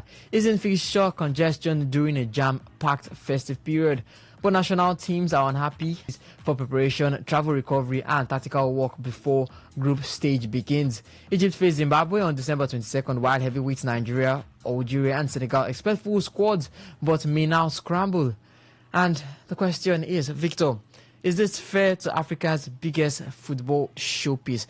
Many argue that no AFCON draws. AFCON draws over 1 billion views and stands as a cultural and sporting landmark. And yet, the move appears to prioritize European club football. So, is it actually fair to Africa's biggest showpiece? It's very, very much not fair, because when you look at the way African football is always treated. It's always treated as a second fiddle to European football. Be it, I think even the Europeans can even prioritize a cup game, a domestic cup game, over a major African tournament. We did see a case where Sebastian Halle was asked a question during his time there at Borussia Dortmund, if he would prioritize staying back at his club side or going over to the AFCON to play for his national team. And the man gave a very simple answer that every African is supposed to put out there.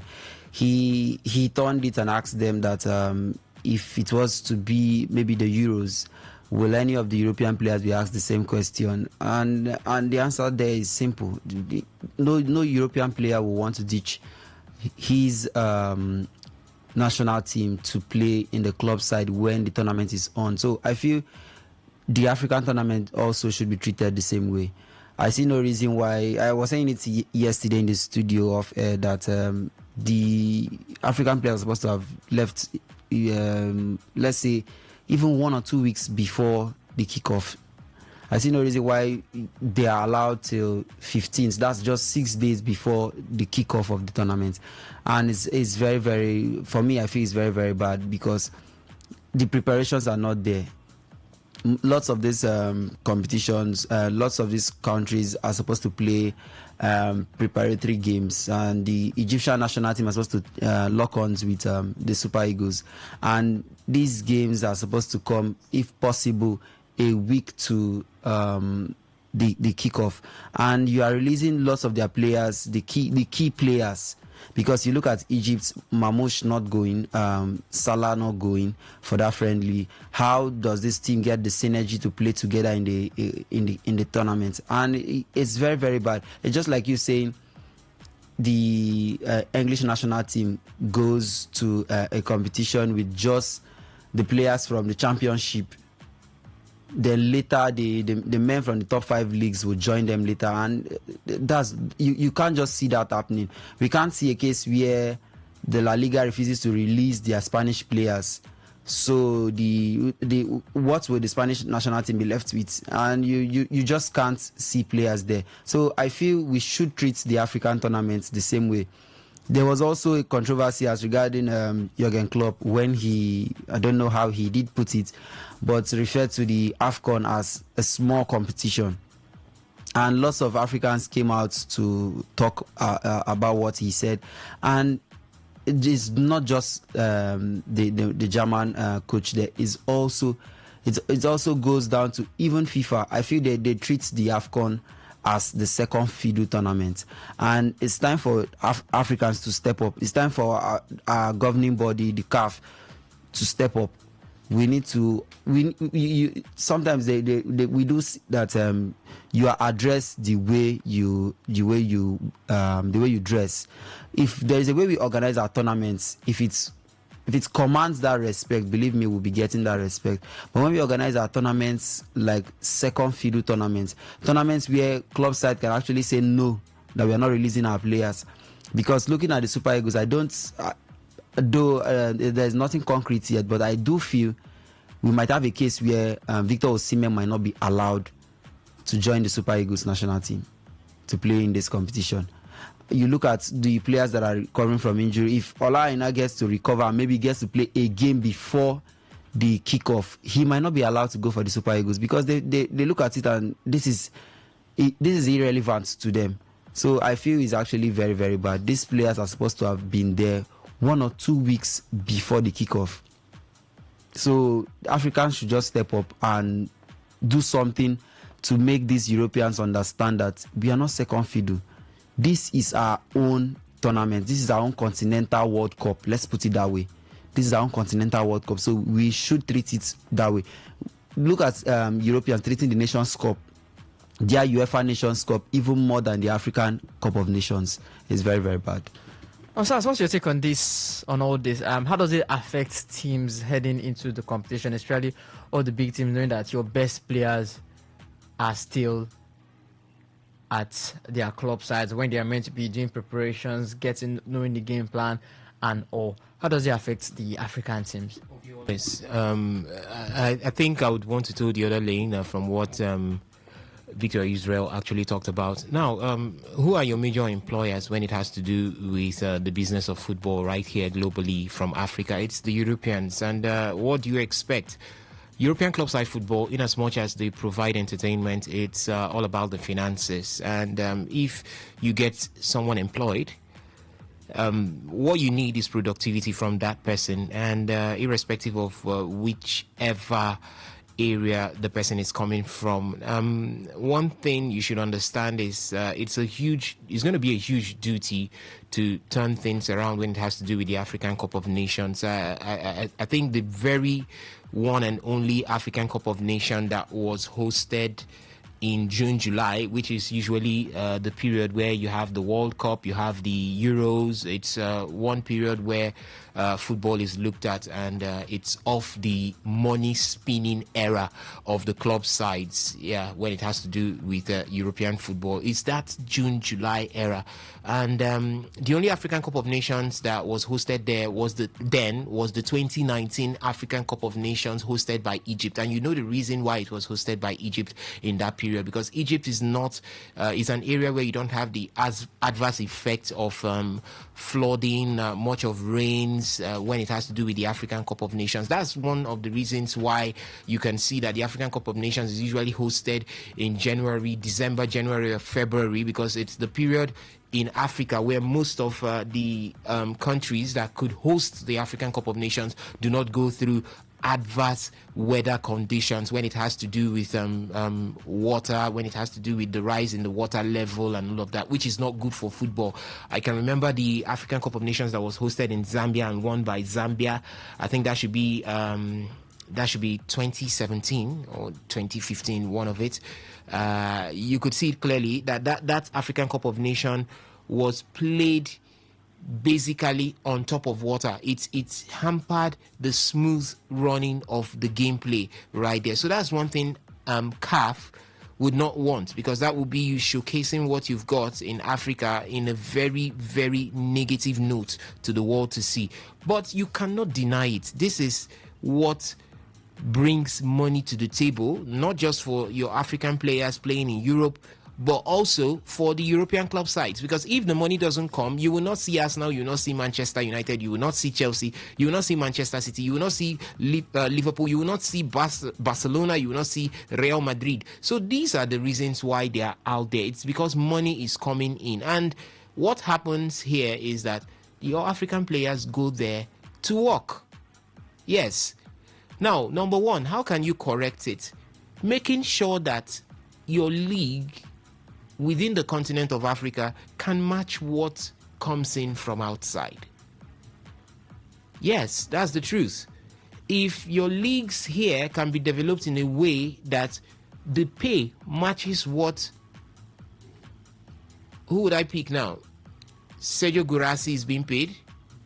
If it matches what Omar Mamouche is taking in Manchester City, if it matches what what's his name, the guy in Brentford, Ouattara, or what's his name, Dango Ouattara, if it matches what Dango Ouattara takes right there in Brentford, do you think Dango Ouattara will want to go all the way to England?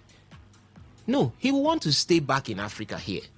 If it matches what Samuel Chukwueze takes in Fulham, Samuel Chukwueze will want to reside right here in Nigeria, play his football in Nigeria, and still get that huge amount of money. But they have to travel out, because in no way, even if he plays for Mamelodi Sundowns, it will never match that. So now, a man like Samuel Chukwueze, who is being employed by Fulham, you expect Fulham to let him go in the most serious part of the English Premier League, where they have a chance of staying afloat or going into relegation. So now, I don't know if you're understanding from the business point of view. Yeah. If you're understanding these European clubs from the business point of view, they are even trying, they are doing well to even let the players go at a particular point. So we might speak sentimentally from here, saying, as Africans, why are you treating us as what have you done to make sure that you're not treated as a second fiddle? Your tournament is not treated as a second fiddle. What have you done? Africa hasn't really done anything right. I remember at a particular point when Mario Balotelli stated that Africa should, I think, if I'm not quoting him, but he stated that Africa should pull out, go and develop their own Champions League and start playing on their own, if they don't want to be seeing some of the things that they are seeing at this point. The man has said the truth bluntly. If you're not developed, you're going outside to be employed by somebody. Then you are expecting that when it's time for your tournament, they should just open the doors and say, you can go, you can go. Do you know how much African players contribute to the successes of European clubs right there in the top 5 leagues in Europe, and even other leagues away from the top 5 leagues in Europe? They contribute a lot. Then you look at these clubs and you want to bend their hands, you want to bend their fingers to let go of those who are more or less more than 50% responsible for the success, just because you want them to go for a tournament. That's one of the reasons we have been having this back and forth, which this time now is looking like FIFA is tilting towards the favor of the European clubs by extending the release dates. And we're crying. You cannot continue to rob Peter to pay Paul. That's the truth. If you want it, European club sides let go of their best players during the Euros, because now the Euros confirm with the calendar. The Euros are played when club side football is on recess. The Euros are played when, even if a player picks up injury during the Euros, he has the time to come back and recuperate even before the start of the season. So that's the truth. So you say that they should, it should be moved to one of the free windows. But when moving to the free windows, aren't you talking about competing with the Euros for viewership? Why would you not compete with the Euros for viewership? You stand your ground if you can do well. But now what we're talking about, first of all, let's align to a calendar where everybody can be part of the movement and be happy with it. Now, which is that calendar for Africa? It's basically June, July. We had the 2019 AFCON hosted in Egypt in June, July. There was no complaint from anywhere. Now, we are also looking at having this is 2025, the 2027 AFCON. We're looking at having the 2027 AFCON to be hosted in June, July also. The plan is there. But now, how are you looking at the plan? Because now, Africa needs to sit down and understand one thing. We have different countries or different regions that could host the African Cup of Nations. But for some certain regions, June, July is out of it at all. You can host the African Cup of Nations in June, July in the northern part of Africa. But you must also make sure that you don't put the games towards the hot part of the afternoon, because it's usually very hot over there. You can also host in Eastern Africa. But in Western Africa, you must be very careful during June, July, because you end up having a game that will be disrupted by waterlogging, flooding, and all of that. So now, what is CAF doing around all of this? Away from pointing accusing fingers. Hey, European club sides, you're being unfair. FIFA, you have joined them. What are you doing? Because imagine if our players are here playing. The Mamelodi Sundowns, the Alaklis, the Zamaleks, the Eyimbas, the Rivers United, and you have European players in here. And they now tell you that they want to organize their Euros. And they now want you to release your players when the CAF Champions League is at its prime. When you need these players at the prime, you are the employer. Forget about what's happening between, you say, okay, these are players. Listen, the club sides are the employers. The players are the employees. You have coaches also as employees and all of that. So now if you decide to do that, it's a business. When business goes wrong, employers don't always smile. That is what you are seeing. It's not today that we have been experiencing all of this. You had periods where Victor Osimhen was a victim of all of this. Yeah. Back then at Napoli. Don't go. Yeah, it's COVID, it's not COVID. But you can see clearly that, okay, Ola Aina now, you're hearing an injury that most persons looked at and say, Ola Aina will be back before the end of November, presuming that he'll be back. But now you're hearing that it extends to January, which you might be so surprised that the African Cup of Nations will kickstart in late December and Ola Aina will return back to action.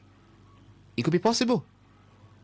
But I really don't, in as much as I want to feel bad as an African, I still don't want to blame them because it's business. It's business. So I think what the Confederation of African Football, CAF, should do is to ensure or regulate and know how you can conform with the global calendar. They've done that probably when it has to do with the CAF competitions, that's CAF Champions League, and as well as the CAF Confederations Cup. And most of the African countries have also tried to conform with that regulation or that calendar status when it has to do with their individual domestic leagues. We have the Nigerian Premier Football League conforming to that. There were times where during the June, July, August break, you have the MPFL running heavily. But these days, we are seeing the MPFL come to an end or wrap up in May, June, and conform to that global calendar and restart sometime in September, or call it October. We've seen it of recent. Before, restart date will be pushed, postponed. You might even restart in December or even January. Then you also run through that break. So let's start to think. It's obvious the European leagues are better than the African leagues. Forget about what's happening in the PSL. The players aren't leaving as much. They are comfortable playing back there in South Africa. But the truth is, European leagues are still better. You can't compare the South African league to even the Belgian league, the Norwegian league. No, you can't do that. But the truth is, they are ahead of you. So what do? You can't beat them, but you can grow to be like them and now start thinking of beating them. So what do you do? Rather than sit down and continue to point fingers and say they are doing badly, FIFA is not being fair, the European clubs are not being fair, you can't bend them or bend their fingers. Think of what you can do to conform to that calendar structure, so that you can have your big players come through and take part in the tournament with an open mind. Because even if you have some of them come through, I tell you that a percentage of players who will come through would not be settled mentally. Because imagine those who have forced the hands of their employers to leave and come down. They're going to be thinking of, what do I face when I get back to the club side after the tournament? They have to be patriotic to their countries and come, because if they don't, you will definitely say, you are a bad person. You're not supporting or supportive to your country. They have to come. But a lot of them will not even be giving you 100% because they have a lot going on in their heads. Because how do I go back to face the banter, the music that would be at my club side after the African Cup of Nations? So I think it's a whole lot for the Confederation of African Football to do. It's a whole lot for African countries to do at this point. If we want to talk about it, it will be very huge. Now, we can play football. You have football being played in Europe, even at adverse weather conditions to a particular level. Now, technology has helped. You have club sides that have heating system that even when the snow comes down, there's that evacuation. So what are we doing towards it? These are various areas that we can think of. So a lot needs to be done beyond pointing fingers, accusing fingers, and drawing bad blood. All right, fair play or fixture favoritism, as FIFA has extended the resumption dates for the African players to their various national teams. We'll go on a short break. When we do come back, we'll switch over to talking Nigerian football before we head over Super Eagles. Before we head over to talk about what's happening over in the top 5 leagues in Europe. Today's Sports Live returns after the short time out.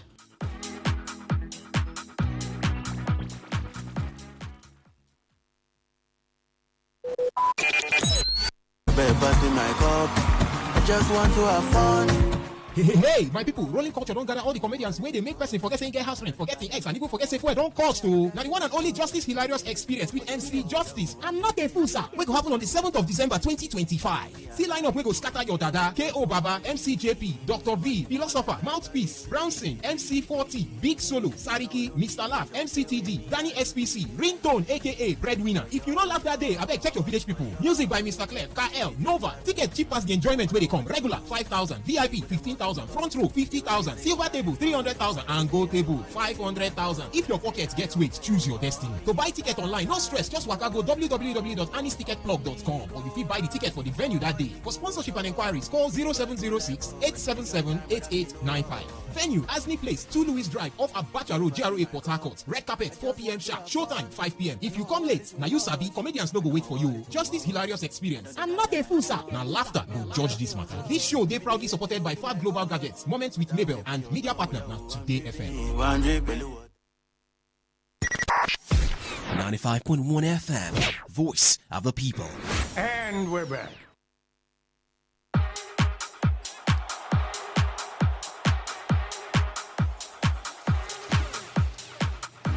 Yes, it's still today's Sports Live on Today95.1 FM with your the sports chef. Standing on proceedings, have got Victor Israel Thompson, Gift Ejogu, and Osage Ihewin, demigod in the world of sports with me. As we get to talking Nigerian football, the Super Eagles and context, as the Nigerian Football Federation, the NFF, is intensifying preparations for the 2025 African Cup of Nations, with General Secretary Dr. Mohamed Sanusi confirming close collaboration between the Federation and its technical department to select the strongest Super Eagles squad.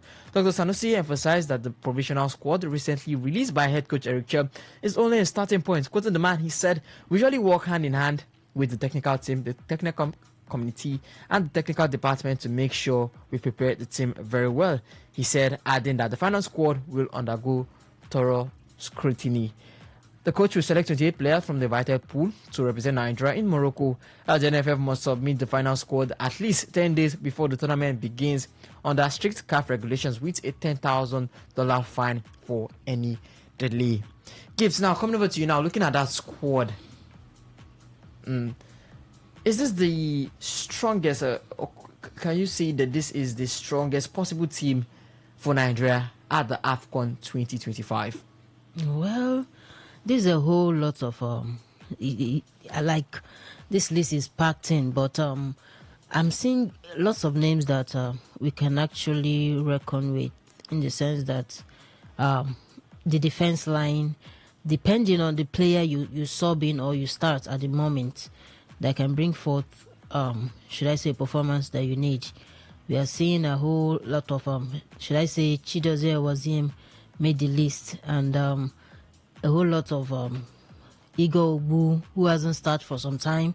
They're just here, but depending on the players you try to you want to use as starters matters a lot, because the first half of the game, although any game can change at any time, but the first half of the game can really tell if, well, should I say 80% if maybe you're going to win this match or not. But the defense line, there's something about it, because a lot of players hasn't played for some time, except for those who play in Europe and so on.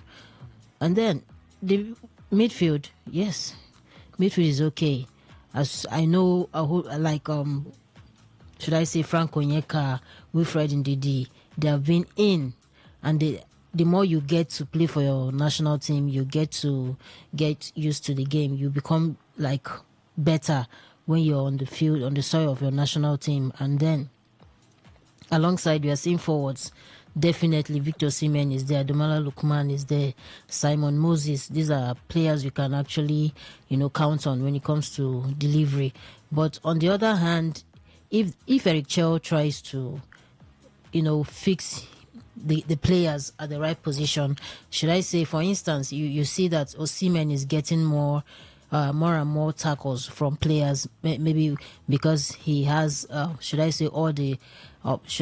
has what it takes to score goals for his country, and you see the opposition team are trying to tackle him. By all means, my dear, it's best you look for a substitute, like you sub him another striker who can actually do better, and not just better, but who can actually also deliver. That's one thing I noticed.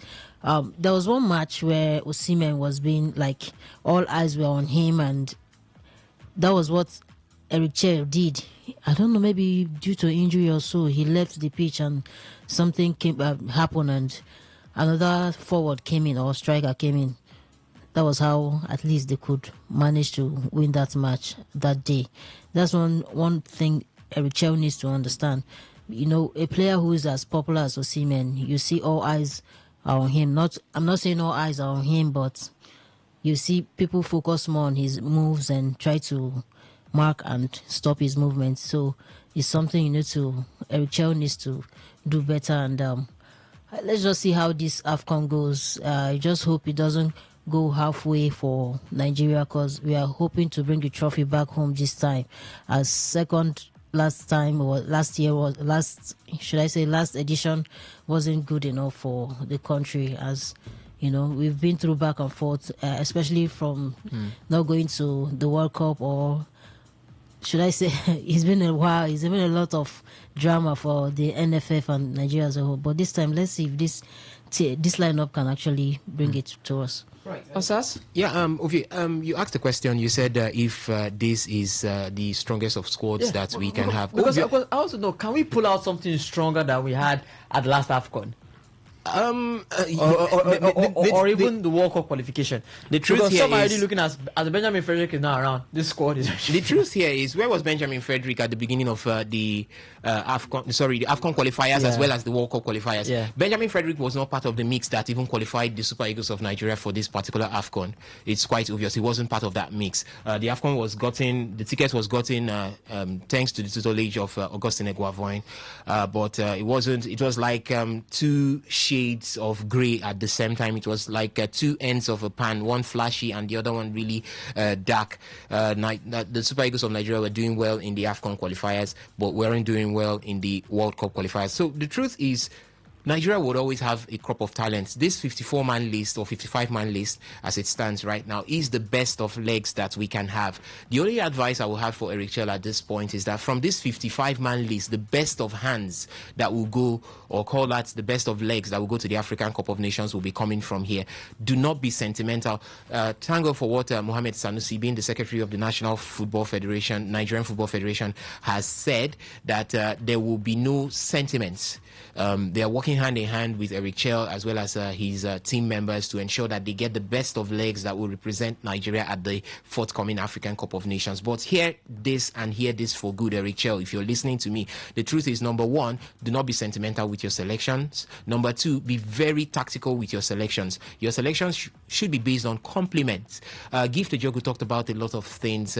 You have Victor Osimhen at some point. He's now becoming the man who the limelight is on whenever it has to do with the Super Eagles of Nigeria. You mark him out and you have 50% of your job done. I can't remember his name, but one of the defenders for the Democratic Republic of Congo stated that when he was asked by one of the journalists that the injury to Victor Osimhen that led to him leaving in the first half, was it advantageous to your team? He said obviously it was advantageous. The moment they had that Victor Osimhen wasn't there, that they knew that anything that they had to work on right now, they would be more than 50% clear on getting past the Super Eagles of Nigeria. It's quite obvious. Anybody that comes up against the Super Eagles of Nigeria understands that if you cage Victor Osimhen, then your job is more or less like almost done, at least more than 60 to 70% done. So his selection must be based on proper complementing. Do you understand what I mean?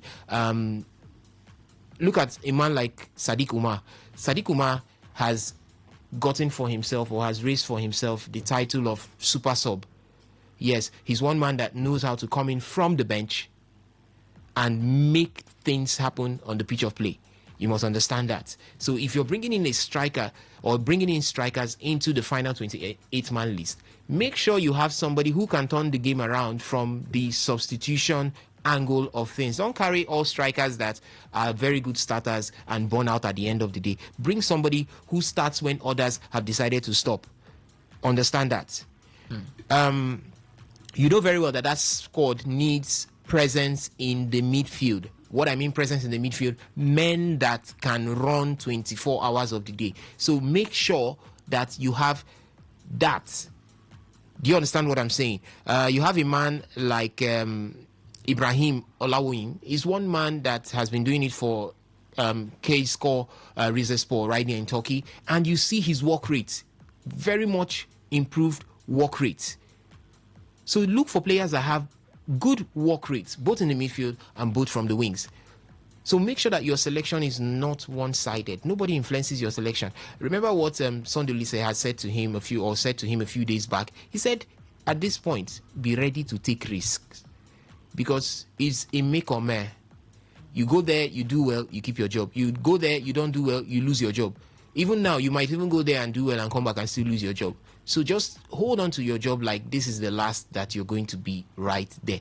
Take the risk that you're supposed to take. Look for openings that you could tweak. I'm not saying turn around the whole system, but look for those openings that you can tweak. By now, I think Eric Chell should be sitting down and accessing the final gameplays of these guys in their various club sides.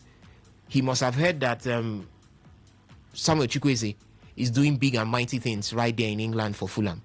He should be watching where and how is Samuel Chukwueze being used, that is being affected. I must give him kudos for even Samuel Chukwueze towards the latter part of the African World Cup qualifiers. We could see some breath of fresh air that Samuel Chukwueze did bring into the Super Eagles of Nigeria. That was because Eric Chell was able to see that this man is going to be doing even more than being a winger for the Super Eagles. He had to look for a way to draft him in through the center, and you could see the creativity that Samuel Chukwueze brought to that team. Begin to look at each and every player, including the defenders. You'll be asking yourself at this point, you yourself and your team, who would be the best partner for Calvin Bassey in the absence of Benjamin Frederick? Amongst the center backs that you're having, who will be the best partner? for Calvin Bassey, because Calvin Bassey seems to be a man. You could see the brilliance he had for Fulham in the last game. 4 out of 5 duels won. That's exactly the man that will be leading that defense line.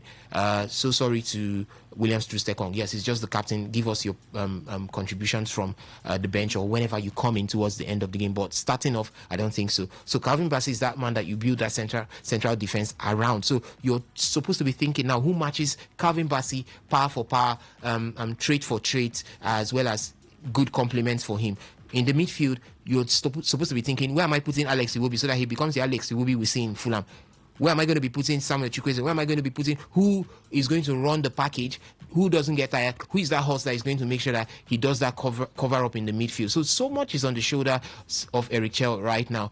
I want to see his last 28-man list. Good enough, the NFF has given their backing for the man. So let's see what happens when the final 28-man list comes through. Then we can start criticizing or maybe applauding Eric Chell. In addition to what Osasa said, I want to see a Super Eagles team that is not built on personnel. I want to see a structured workouts.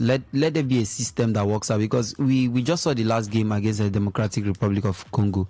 If you take out Osimhen, that is the structure. That is the. If you ask Nigeria how do the Super Eagles play, they tell you just get the ball to Osimhen, he will do the damage. Now, what if in the worst case scenario there is no Osimhen for the AFCON? That means we are going to the AFCON clueless. We don't have anything to do in the AFCON. Let's have a structure that works out irrespective of whoever is carrying out that structure.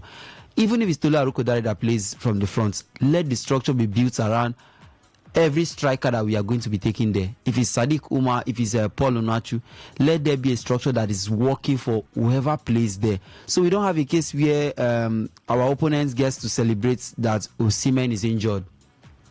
We don't get a case to celebrate where they say there is no what's this man's name? This man from Atalanta, Ademola Lookman, is not in the game, and it just means that you've taken 70% of what the Super Eagles can do. If we have a structure, very check and plan out something for the Super Eagles, then whichever player that is fit can actually prosecute games for the Super Eagles. All right, can the Super Eagles or can Eric Chell and the NFF pull out the strongest squad from this 55-man provisional list? Head over to Talking European Football, and you talked about centre-back pairings, and it's obviously not Bitosin Adarabioyo that we'll have in the centre-back pairing, as the man who was... He will not even come, because at this point now, if we were to chase for Tosin Adarabioyo right now, let's just hide behind the no passport. Let's hide behind the Nigerian Immigration Service not giving passports.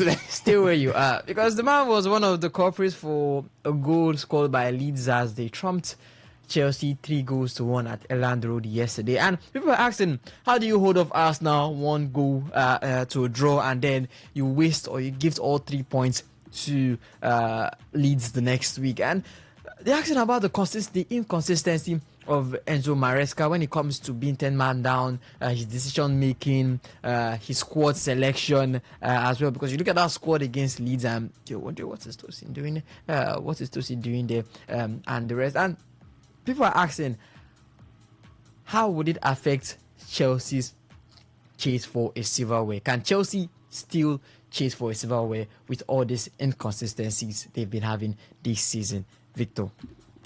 You look at Chelsea, they have been consistently inconsistent this season. Not even this season. We also saw that last season, where at some point at the turn of the year, they were second on the log, and sometime towards the end of the season, they were struggling, celebrating the fact that yes, they qualified for the Champions League. And you look at this Chelsea team. I feel the problem we have now with the modern day coaches, the young coaches, is that sometimes they just want to tweak formations here and there. They just want to tweak personnel here and there. Gone are the days where we had the likes of Jose Mourinho. Once there is a format that works for them, once there is a formation that works for them, once there's this set of personnel that works for them, they want to get consistency. They want to go on winning runs. They want to make sure that they command that fear factor before you start hearing cases of resting of players. But now the modern day coaches, might play a game today and they win a game, and the next game they're playing maybe one of the minnows in the league, and you see them without them having anything, let's say any big game coming, you see them rest players. Because you look at the Chelsea lineup yesterday while we were in the studio, you just see that Enzo Maresca, if he had a game to play, let's say he was going to play Barcelona again, or he was going to play maybe a certain Real Madrid, or maybe Liverpool, or maybe Arsenal again, he won't be going with that lineup. He just looked at the fact that yes, this is Leeds United, and we just need to rest certain players. We just need to drop certain players and try something, underrating the opponents. And because how do you go from beating Barcelona, getting a draw against Arsenal, to losing woefully? Not just losing woefully to Leeds United. We know the English Premier League can be unpredictable, but it's just not something that I believe he gave out the game yesterday, because Tosin has not been playing regularly. You get to start him in an away game, knowing fully well that not only Tosin not playing regularly, he started a pairing of Tosin and Badiashile. Badiashile, on the other hand, too, is not a starter. He's not a starter. Badiashile, I can't even recall the last game. Okay, the last game I saw Badiashile was the game against Liverpool. The Chelsea game against Liverpool, where there were defensive injuries here and there, where they had to start Badiashile and Achempong in that game. And after that game, I think I've not seen Badiashile play any other game. We've been having Wesley Fofana in the game. We've been having Chaloba also play. But now you took Chaloba to the right back, dropping Gusto to the bench, a right back, dropping James to the bench, another right back. I think, why are you resting two right backs? You have a game to play, you are resting two right backs. I think you are distorting the flow of the game. There must be consistency for the full team to have a rhythm. We've seen smaller teams prosecute games with a thin squad. We've seen Leicester City win a league without squad depth, because you see Mark Albrighton playing the full season. You see Danny Drinkwater playing the full season. How does these small teams maneuver their way and get success? Then the big teams with large squad just want to keep throwing in new players here and there. We saw an slot yesterday. In the first half, it was a 4-4-2 formation. In the second half, it was a 4-3-3 formation. This is the problem these young managers are having. They just want to try. Every time they want to try, it's like they're playing games, like video games. They just want to try something different. They want to try something different, and it's actually not good for the game. All right, so we'll be heading over to the phone lines now. 0810-951-0951 for the SMS, and the WhatsApp port to 0701-9339-962. We've also got post on our Facebook. You can engage it at today95.1fm. Today95.1fm. 0810-951-0951 for the SMS, and the WhatsApp port to 0701-933-9962. Chelsea and their inconsistencies, can they chase for silverware, even the Premier League this season? And Nigeria squad, is this the best, or can the NFF and Eric pull out the best squad we've seen from this list? Hello, caller. Good afternoon to you. Today Sports Live. Good afternoon. Hello, Kabalo Barry. Yeah, Kabalo Barry. I agree the other guys in the house. We greet you, sir. Let's make from Europe, not releasing our best players. I get one of the analysts for that has the best say why they will wait for like 6 days before they will release our players. Wait in Africa, don't do. Wait the say when they come ask Europe, then will give them their players before mine.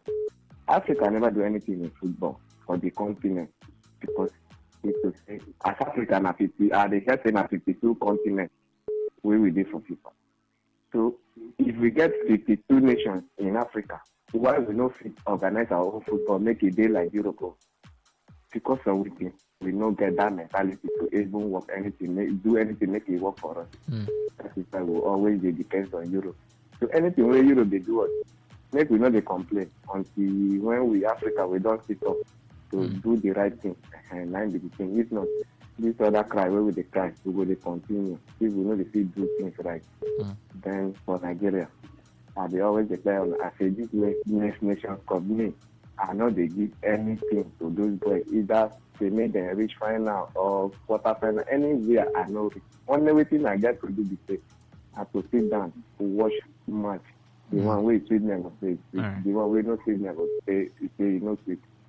Waiting at the back, those players, everyone's waiting to make them try to win so that their name will enter Nigeria history. Even the sort of say make them give a share free hand. All of us will not say nowhere where the share go from get free hand for that thing. All right. So you know we still get free hand to take do your own thing. So now be the same. Then for Liverpool, and slot, me the clap hand for them.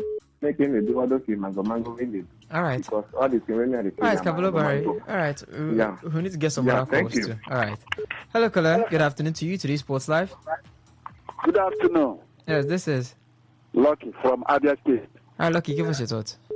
My brother, if I hear you correct, you say these people don't want to release Osimhen to come and play for us. No. I never said that. Okay. I don't see. I say, if Osimhen no play for us, now everything not about it. I beg, may they release them. My brother, concerning this African Cup of Nations, I beg, all those players where they bring for us, I mean, they are our coach. Let me look into the defense line. Because Frederick no go play now. Yeah. Make you look around. Put eye. See whether you go see somebody like Frederick. We're going to replace Frederick. Please, my problem. Thank you. All right, thank you. Hello, caller. Good afternoon to you. Today Sports Live. Yes, good afternoon, my brother. This is Collins P. I'm Collins P. Yeah, calling from Port Harcourt. Well, right. I think on issue of African, Cup of Nations, the preparation and the time to release the players. If you ask me, my brother, I think that 1 week is too poor because the clubs they know the implication before they sign African players. For example, like Iwobi, Chukwueze and the other guy, Kabembasi, that is playing for Nigeria.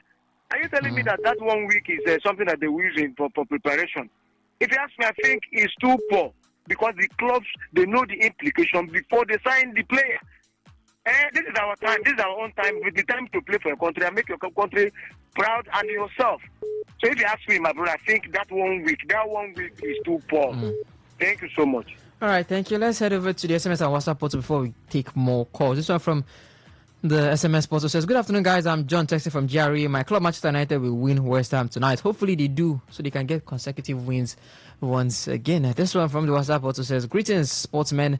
They said if not for the red card, they would have beaten Arsenal. But yesterday, Leeds used them to escape relegation. Budu from PH. This one, Ernest from Woji says, as a Chelsea fan, I can tell you that Chelsea will not make top 4. Very unserious club. Imagine going to sign Dela when Osimhen was in the market. Finnish club. Ernest from Woji. This one just says hi. This one, okay, Chiku from Oweri says, good afternoon, guys. I will only fault Maresca for benching Gusto. There is no way he could have played for Fana and James because of their injury records. From the WhatsApp also as well says, I don't blame FIFA. Nah, bad government. They cause all this team. Manchester United is losing tonight. My name is Sachima Ogbonya, testing from Elipopodu, Rupoku, Port Harcourt. Let's get more calls. Hello, caller. Good afternoon to you. Today's Sports Live. Good afternoon, my phone in the studio. Hello? Hello, yes. This is. Yeah, my name is Steve Mbo. I'm calling from Port Harcourt. All right, Steve, give us your thoughts. Yeah, somebody in your studio is analyzing say that what has Africa done? That Africans, one coach was saying Africa should go and develop their players and make their own league. I think that's not unfair for the global village we are living now. Most of those European players who still go to Saudi Arabia or other places, and Orlando, it's not yet Portugal, the east of Europe, and go to Portugal and see come back to his nation and play. So this legitimacy you are taking in the studio, I think it's unnecessary. Africans can't stay here on their own and do it, but already we are under developed countries. And most of the things we are doing, we still have to transition from one place to another. They come here to help us, which will go to help them there. So don't say we should remain here. So feasible now. Secondly, our Cup of Nations coming up, where there's no two ways you can now go and introduce a new fight at this time. How to get people who are already there, they are used to themselves, and they now for me. So no experiment now. This is what we have, and hopefully they work as a team, and the NF and the administration do the needful. Right. Stop saving these boys. They are going to pay. They are not going to pay them at the last minute. They commit themselves. They are, the day, it's not for me to blame. Everybody should put their hands on it. All right. Thank you very much. All right. Hello, Kala. Good afternoon to you. Oh, please turn on the volume of your radio set. Good afternoon, guys. Yeah, this is Simon. This is who now? This is Simon. Okay. 30 seconds. The truth today is like concerning whether or the see. I said it, but let me repeat it again. These people that are doing business, I don't blame them for once. I don't blame them. Right. If Europeans want to play their competition, it will be after season. If South America want to play their own, it will be after season. So why is Africa playing their own in December or January or whatever? All right. The truth today is that you don't do what we have fed these people. They are the one that employed you. If you think that they want to wicked you, please, if they come to sign you tomorrow, don't go. Every country, including Nigeria, to tell their player, please don't sign to any European club side again.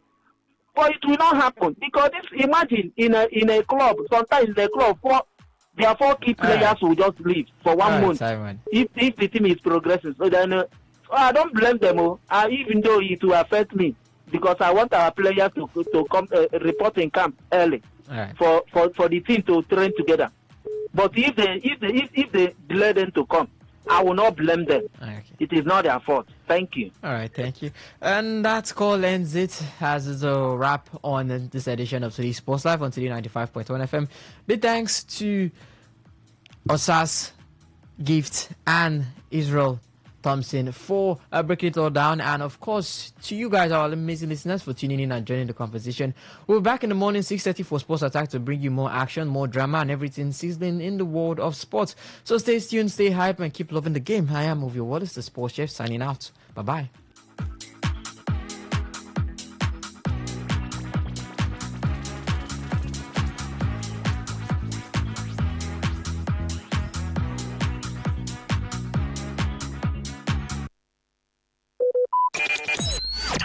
Talk radio. I listen to a lot of talk radio.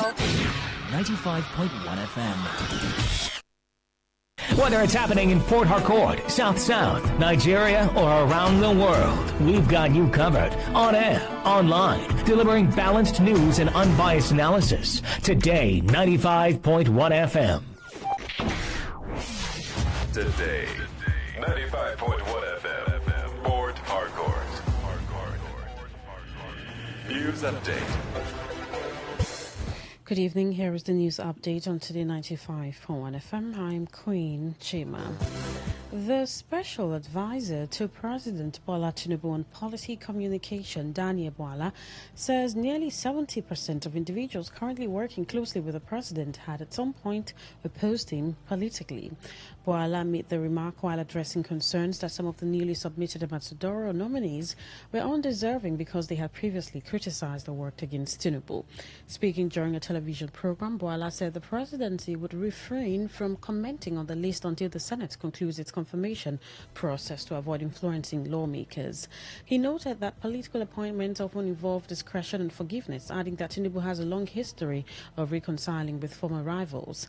Boala recalled his first meeting with Tinubu on January 10 last year, during which the president dismissed his concerns about previously opposing the Muslim ticket and reassured him that political disagreements should not become personal. President Tinubu recently submitted 32 ambassadorial nominees to the Senate, following an earlier batch of 3 names. Former Minister of Aviation Femi Fani-Kayode has criticized what he described as a vicious media campaign targeted at the Minister of State for Defense, Bello Matawalle. In a statement shared on his official X account, Fani-Kayode accused opposition elements of orchestrating the attacks, describing them as shameless and nauseating. He defended Matawalle's performance in office, saying the minister had shown unwavering loyalty to President Bola Tinubu and strong dedication to the fight against terrorism. According to him, the synergy between Matawalle and the National Security Advisor, Nuhu Ribadu, has significantly strengthened Nigeria's counter-terrorism efforts. While praising the minister, Fani-Kayode faulted the government's communication strategy, lamenting that major security successes had not been publicized. He urged Matawalle to disregard attempts to undermine him, describing him as bold, resilient, and highly respected for confronting enemies of the state. The marketing company handling the sale of Nigeria's presidential Boeing 737-700 business jet has withdrawn the aircraft's listing, raising questions about its current status.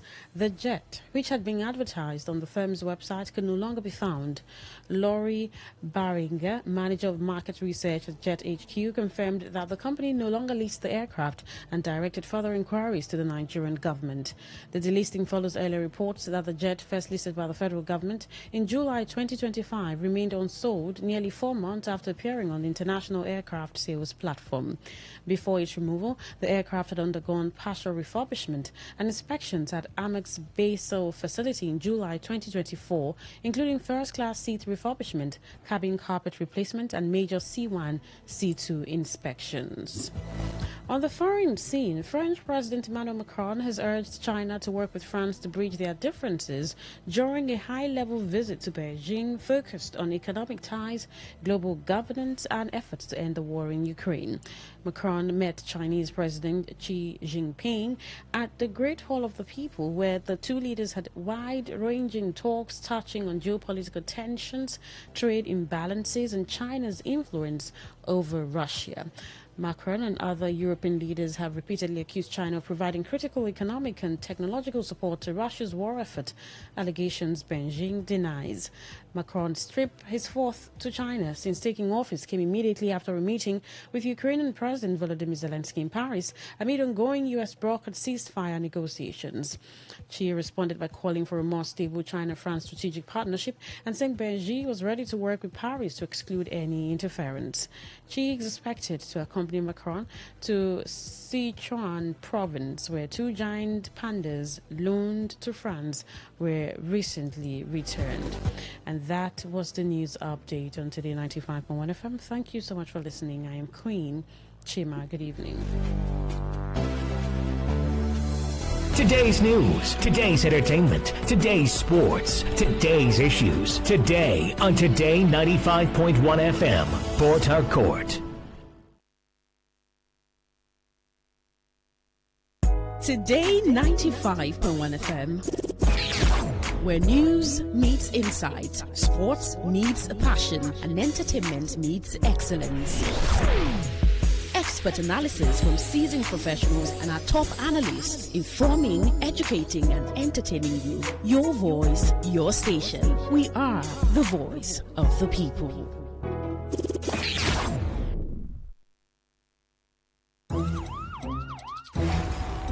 It all begins with breaking news. Now make no mistake, this is a difficult mission, and it will remain difficult for some time. Then it keeps trending. Events, issues, personalities, all struggling to gain attention.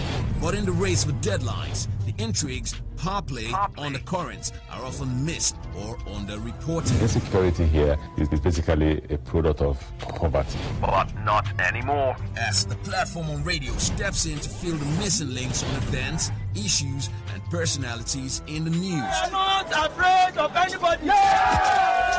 The platform on radio serves only the hottest topics and trending issues. Only on Today 95.1 FM. 95.1 FM. Port Harcourt. Weekdays, 4 p.m. Get on the platform on radio and be served.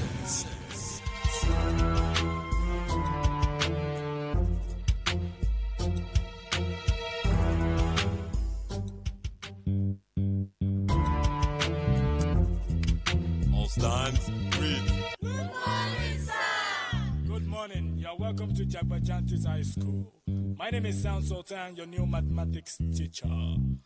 By the way, do you understand Pidgin English? Yes, sir. Okay, now what we go use henceforth?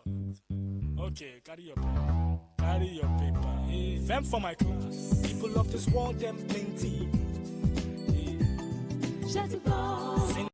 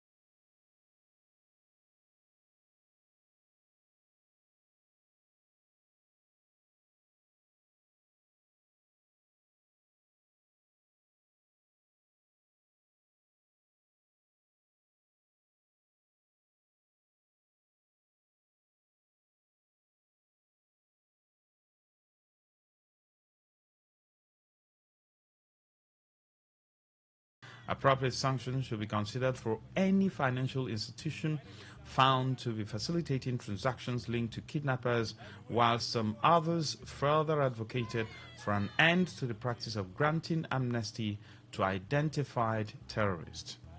The bill has been referred to joint committees on judiciary, human rights and legal matters, interior and national intelligence to report back in 2 weeks.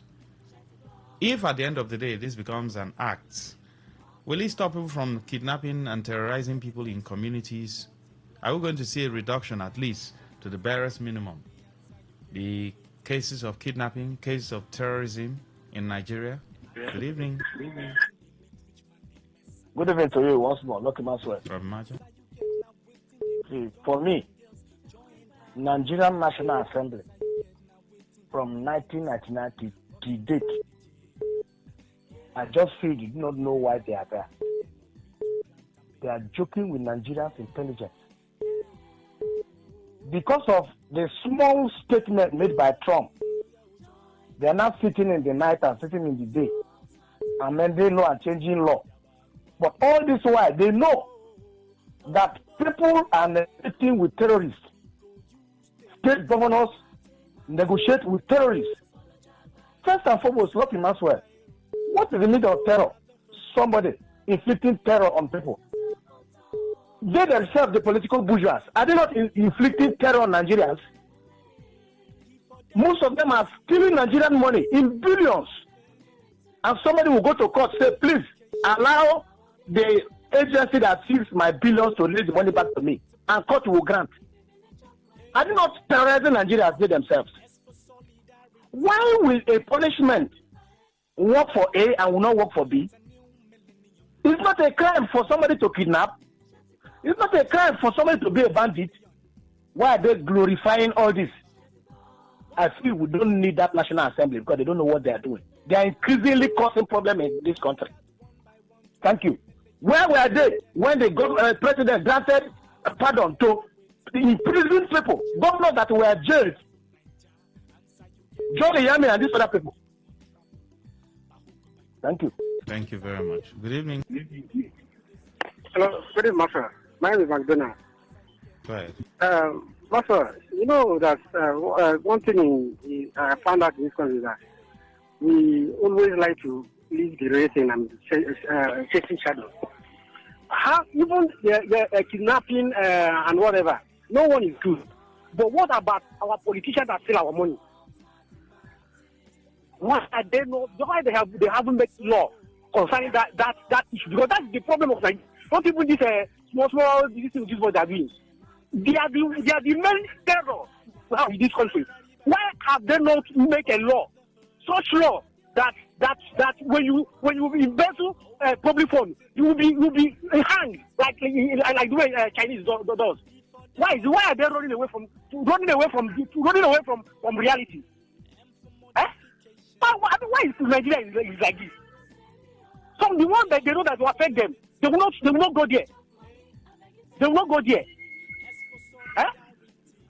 I wonder what's about to happen in this country. I don't understand. They will leave the. All right. Good evening. Hello, Maxwell. Good evening. Can you speak up, sir? Good evening. Yeah. Maxwell, I'm calling from Delhi. Kita by name. Can you hear me well? Yes, sir. All right. See, this issue of kidnapping. From the time of Obasanjo, Yaradua, Goodluck Jonathan, Buhari, and this present government, whom have they arrested as a kidnapper? Donald Trump said he has names of those people responsible for what is happening in this country. And Nigerians are running up, down, looking for a way to stop them from coming here. How will you get these people? You see, the law is for the common people. Because people are sponsoring this kidnapping. So, it's not about giving laws or making law, but how do we get to the root of those people responsible for this kidnapping? Not to go to police and arrest somebody as innocent. No, it's not good. Well, that is let them go ahead with whatever they are doing there. Because they know all these things. They know what they are in it. They know what is happening. But they don't want to. Because they are involved. They are actually involved. Don't we know? Thank you, my dear brother. Well, you don't have proof to show that they are directly involved. Good evening. Hello, sir. Good afternoon. Yes, please, go ahead. I'm Desmond. I'm calling from Port Harcourt. You see, this issue of kidnapping of the thing, like, I only think if Mr. President wants to stop it, it's very, very easy. Look at what happened in PVC. I guess that was last week. They should verify who called the military that makes them to move away from the school. If our country is a system that if we have a good system that is working appropriately, you see, the people that call them the school authority, I mean the military itself, like they should be brought to justice. Like they should verify, make the verification very well. Like who is these people that called them that moved the military out from the school? So I really think like because to me the corruption, like even some of those people that are sponsoring this bandit kidnap, allegedly, I think that some of them they are politicians. I don't want to say something that will something bad on air. Seriously, because I only think they are just playing with the intelligence of the mass. Seriously, that's my take. Thank you. Yes, good evening. Hello, Ogamaswe. Yes, please go ahead.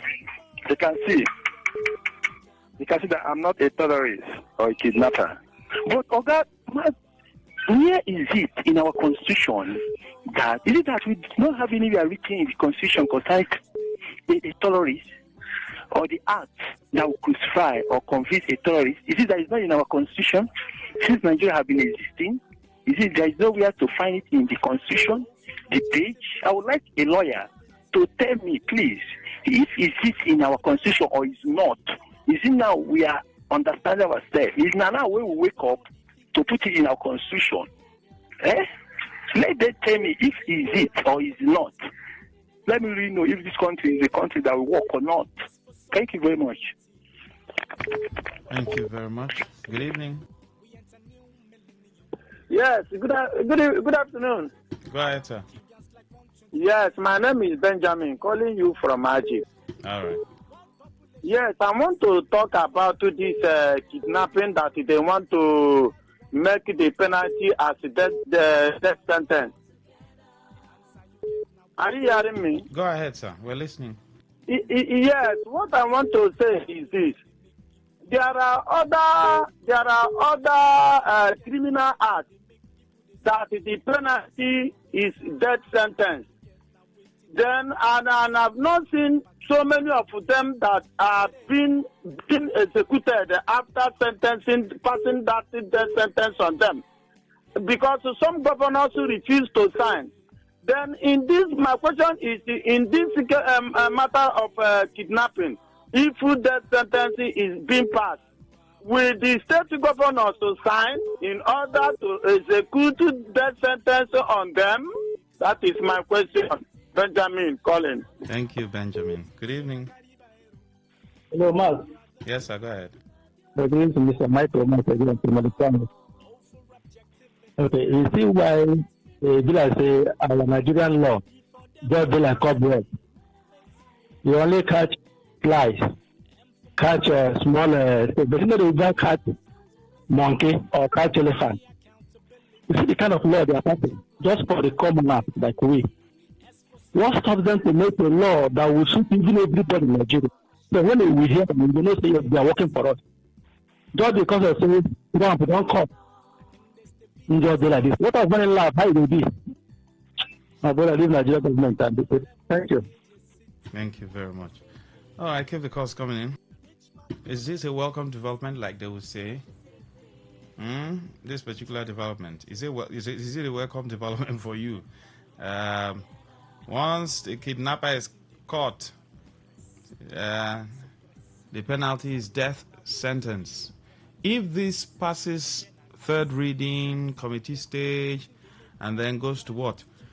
Mr. President for assent, assented to, at the end of the day, will it stop people from terrorizing communities? Will it stop kidnappers from kidnapping our people?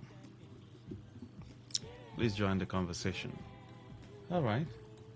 Let me just do a little bit of dinner and then we'll come back. Okay, let's take this. Good evening. Yeah, Miles, good evening. Saugo, welcome. Yes, thank you, my brother. Miles, I want to say that the Nigerian government is not ready for all this. They are just doing it. Just like some persons have said. If not because of what this man is coming out with, I mean Trump, you won't see them waking up now, acting on some issues. You know, like they painted something, let it be like, let it look as if something is happening, as if we have been doing something. There are certain things we don't need to go America to learn. I tell you that at my place of work, we fly drones, Maxwell. There is nothing you want to do with that thing that you cannot do it. Like, what if a company can be able to afford drones, fly drones, use it to get what they are looking for? I don't know why federal government that has all the money they have cannot be able to do it. And secondly, if they do this and catch anybody, is it not the same court of law we have in Nigeria that we begin to drag foot their legs back before anybody will be pronounced a kidnapper? You will see that it may even take 10 years, 20 years. They will continue to drag it like that. Our courts are not fast at, dispensing judgment. So it is not going to work. The way other ideas have died, so also this one will die, even if they enact it tomorrow. Nigeria is a very fun, it's a laughable state, my brother. Thank you, Maxwell. Thank you, sir. Good evening. Hello, my brother Maxwell. Yes, please, go ahead. Good evening. Go ahead. This is a chairman. All right. The question you asked, whether this law is good or not. To me, the law will be good if it be implemented. But the question is, when it happens to the common man, they will implement it. They will exclude that judgment on that very person. But when it happens to a noble man, that's a big man, they will just wave it out. Because this country is full of tribalism. If they will really handle this matter seriously, okay, now look at what is happening in this country. We have many terrorists in this country. How many of them they don't catch? How many of them have been in prison? Like the case of Nnamdi Kanu, they prison him because they tagged him as a terrorist. Now, we have many terrorists in this country. Thank you, sir. What is happening? Thank you. Please, let them implement it. Thank you. All right, thank you. All right, we'll go for this short break. We'll be right back.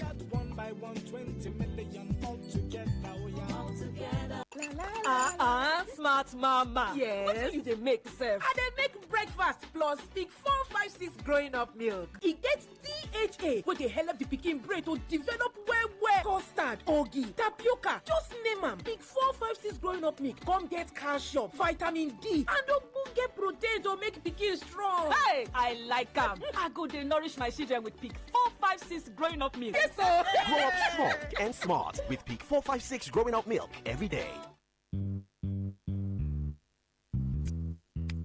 All stands, greet. Good morning, sir. Good morning. You're welcome to Jagbajantis High School. Welcome back. All right, let's now do extra nyafu so we can treat all topics, right? We'll just take a look at breakfast, lunch, and dinner all together. Elder sister to late Rachel Sampson allegedly killed by suspected fake medical doctor Happiness. Here, Kurumere told River State High Court suspect intentionally killed her sister. In other words, the sister to the deceased is saying that the doctor actually intentionally killed her sister. The nurse also confessed, even though the doctor, the alleged fake doctor, told the nurse that tell people that the woman died from an accident. If we had a proper medical system, do you think we'll be hearing stories of this nature? For lunch, bill seeking to amend Terrorism Prevention and Prohibition Act to classify kidnapping, hostage-taking, skills second reading at the Senate. If this happens to becomes an act tomorrow, Will it stop the issue of terrorism, kidnapping in our country?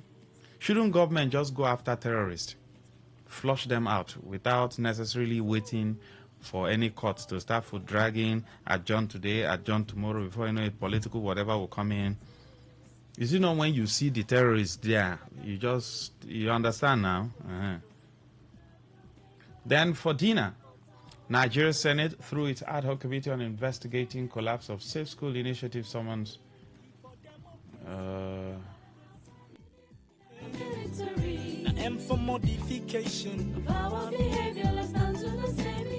all right, so let me do this in addition. All right, let me do dinner in addition, so you can add all of them. The Nigerian Senate, through its ad hoc committee investigating the collapse of Safe School Initiative, has summoned the Minister of Finance and Coordinating Minister of the Economy, Wale Edun, to appear before it on Tuesday next week. Summoning of the Minister of Finance by the ad hoc committee headed by Senator Orji Uzor for appearance followed the adoption of its work plan during its maiden meeting. Other critical stakeholders of the collapse initiative slated for summoning are the Minister of Education, Tunde Alausa, the CDS Commandant General of the Nigeria Security and Civil Defense Corps, Mohammed Audu, and representatives of school proprietors. Briefing newsmen at the inaugural sitting, chairman of the ad hoc committee vowed that the Senate would unravel all issues surrounding the initiative's implementation and ensure full accountability.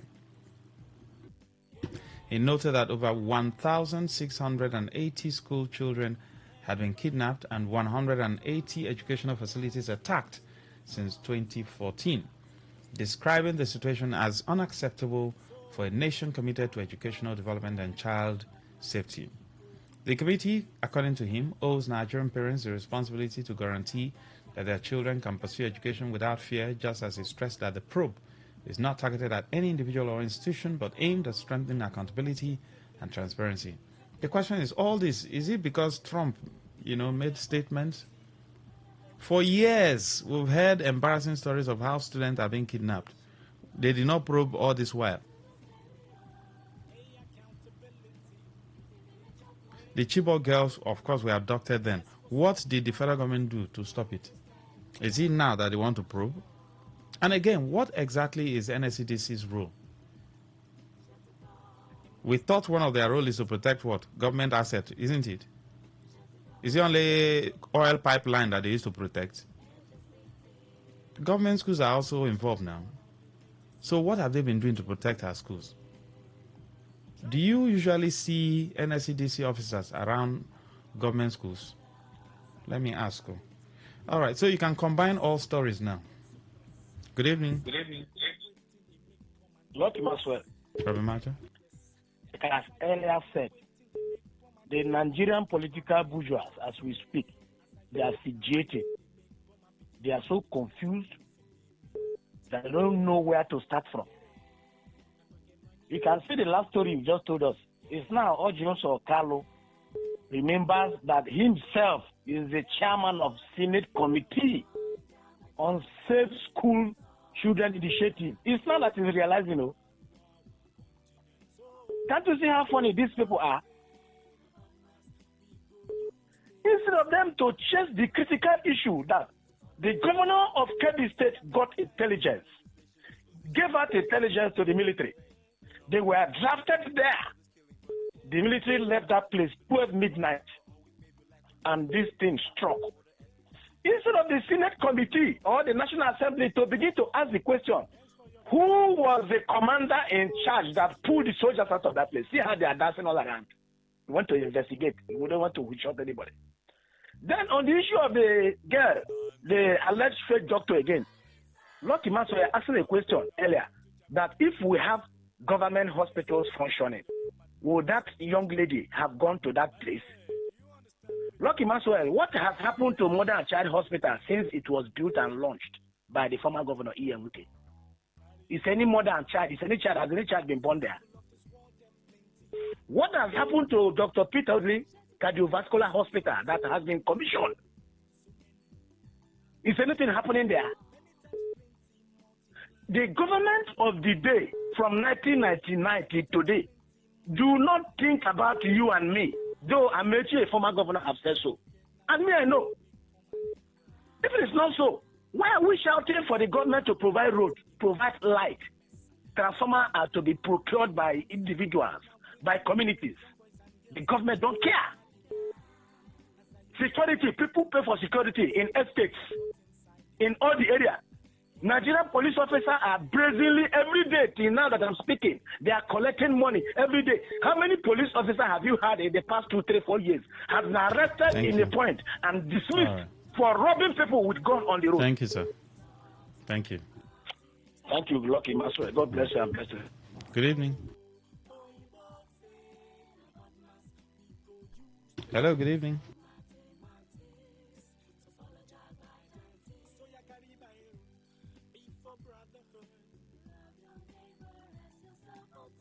Good evening. Hello, Max. Good evening. Yes, sir. Go ahead. I'm Coach Anthony Maxwell. All right. Maxwell, I see Nigeria as a very strong country. So now they are now running that pattern because Trump has Senate President that Trump is on there. So is it now that they have been kidnapping people in this country? Is it today? I'm asking them, is it today that this kidnapping has happened, 2 children are being kidnapped? And they don't want to do something about it. So now they are now running this country. Thank you. Good evening. Oh, Maxwell, good evening. Yes, Muriel. Thank you, Maxwell. Maxwell, can you hear me clearly? Very clear. You need to speak up, Sha. Okay, thank you. You know, when people come out and say we are a reflection of the kind of leaders we have, I get very paranoid. I get very angry. These leaders, especially those in the village, they don't even have any clue who they are. They don't even know the kind of space they occupy as senators, the people that make laws, that generally control the life of millions of Nigerians, of human beings. It is now. You see some, when you talk about leader, just one leader in another country, just one person, has put terror and fear in the heart of our leaders. It is now that they know the positions I don't think it is now. Kano and those people, they know who they are as in about education, the position that they occupy. It is now they are beginning to be aware that, okay, now they should call some persons and ask questions. Can you imagine how many years passed at the head of these people, this particular committee? Indeed, the fear of Donald Trump is the beginning of wisdom. These are leaders, honestly, they in fact, thank you, Maxwell. Thank you. Good evening. Hello, Maxwell, good evening. Yes, sir, go ahead. I love you too much. I want to make Donald Trump come to ambassador instead of carry that thief when they call No, don't call any name, please, eh? Please. Insecurity. It's not good for River State, and I'm talking for them. I'm secret for them. I want you to tell those people they should allow you to become free-minded man for talking. I love your station, and I'm praying for you. May God upgrade you to become ambassador instead of epoch in Jesus' name. Amen. But please don't call names, eh? Don't call names. Good evening. Hello, good evening. Oh, Max, good evening. Sorry. Yes, sir, go ahead. Yes. the tenacity and the voice of the last caller, I was laughing with you. So, he didn't actually want to call them, but it's as it's paining him because you see, this is disturbing all of us. We all feel perturbed. I remember one time I ran into a clip by this Nnamdi Kanu themselves. You know what is happening now is basically some of the things this guy was talking about. For me, I say this guy sat down somewhere and took time to study Nigeria. And his study about Nigeria is up. Sincerely. The area I don't like about him, so to say, is when he says, feed them, do no, those ones is not necessary at all. But most things he said is up. This morning, when I saw about you, our dearly beloved president said, no, don't say that. How can you tell him to take a bow and go when Donald Trump? It's just like Peter, our senior president, said it. Hey, I said, God, yes, we are sitting up. Even Tinubu himself is sitting up. I pray for the Mr. President, if he can get it right, even if he doesn't come second tenure. But if Mr. President, His Excellency Ahmed Tinubu, if he can get this insecurity right, he can go home and sleep well, that he solved the insecurity problem in Nigeria. Sincerely. And we Nigerians were praying for him in this regard. In this very regard, we pray for Mr. President because it's not easy. You know, when the President said that thing, it touched me. I had goosebumps. You know, God people feed my body. It tells you, look at what happened the other day at, around Port Harcourt Owerri Road. You know, I saw the very good bus, they left. You see the one that just happened in our neighborhood here. But I told you yesterday that I trust Nigerian police in Rivers State. They'll swing into action. I'm sure Yerichigo don't call them. Come. I don't want that rubbish in my state. You know, and all that. So, but then, what we're saying is this. We don't need to wait for foreign countries, presidents from other nations to tell us to sit up for us to sit up. I wish President Tinubu well. And I will pray for the young man, I think he's about 58 years or thereabout, the new chief of Minister for Defense, Christopher Musa, that is not just being a minister. Would they allow him work? Would they allow him do his bid? Because Tinubu himself at a point was afraid for his own life too. And we pray for him also in a way. Thank you, sir. Because let it here not be like Afghanistan. All right, sir. Thank you, Maxwell. Yes, good evening. Hello, good evening. All right, let's take some messages. Max Ojikalu and all the people he summoned are only one family. Who will probe who? Nothing will come out of it. What did he do in the education sector for 8 years as a governor in Abia? Max, you people should stop using these people to make headline news. Nduka, thank you. Reverend Onyedikachi Amade says, if such law is in existence in Nigeria, it is a very welcome development. But I pray if the law is in place, let it be like a biting dog, not like a barking dog. So that the biblical injunction that says, whosoever that kills by the sword will die by the sword. Matthew 26:52. What an impromptu move by the ad hoc Senate committee. May our leaders fully know that prevention is better than cure. Hi, Max. When doctor mistake result in death, he walks a free man, but the engineer makes mistake. I don't understand this message, Bassi. Max, on the bill for terrorism, we are not yet ready to fight terrorism. When we are ready as a state, we will know and fight to end it. Honorable Malan, thank you. Yes, good evening. Welcome. Yes, Max, Mr. Zion. Go ahead, sir. You know, the issue of insecurity, I found out that even as a nation, we don't even understand what is happening to us. We are handling this matter as if these people are, Nigerians who are angry and they choose to carry weapons against the country, or some kind of provocations. We don't understand this. These are not just people who are provoked. These are called invaders that were brought in to carry out a mission. And along the line, agreements were not met. These are the people we are talking about. They now had and saw a privilege, an opportunity they lay hold on. To be honest, all this changeover, we are joking. We are not ready to solve this issue. All right. The reason you see them running from pillar to post now, it was because Donald Trump made a comment. And why they are running is because they knew their properties in America, their children in America will no longer be safe. Now, look at him beneath. The way the military is being funded today, and the kind of people and the conflicting reports, have you seen any change in it? We are just playing. I pray it doesn't get to us. All right. But it's coming, Mr. Zion. Thank you. Death sentence will and cannot stop kidnapping. Kidnappers are not scared of death. I'm against death sentence. The biggest punishment is life imprisonment. Sentence them to life bar anybody, be it governor, minister, even the president, from visiting a person sentenced to life in prison. Mr. Law.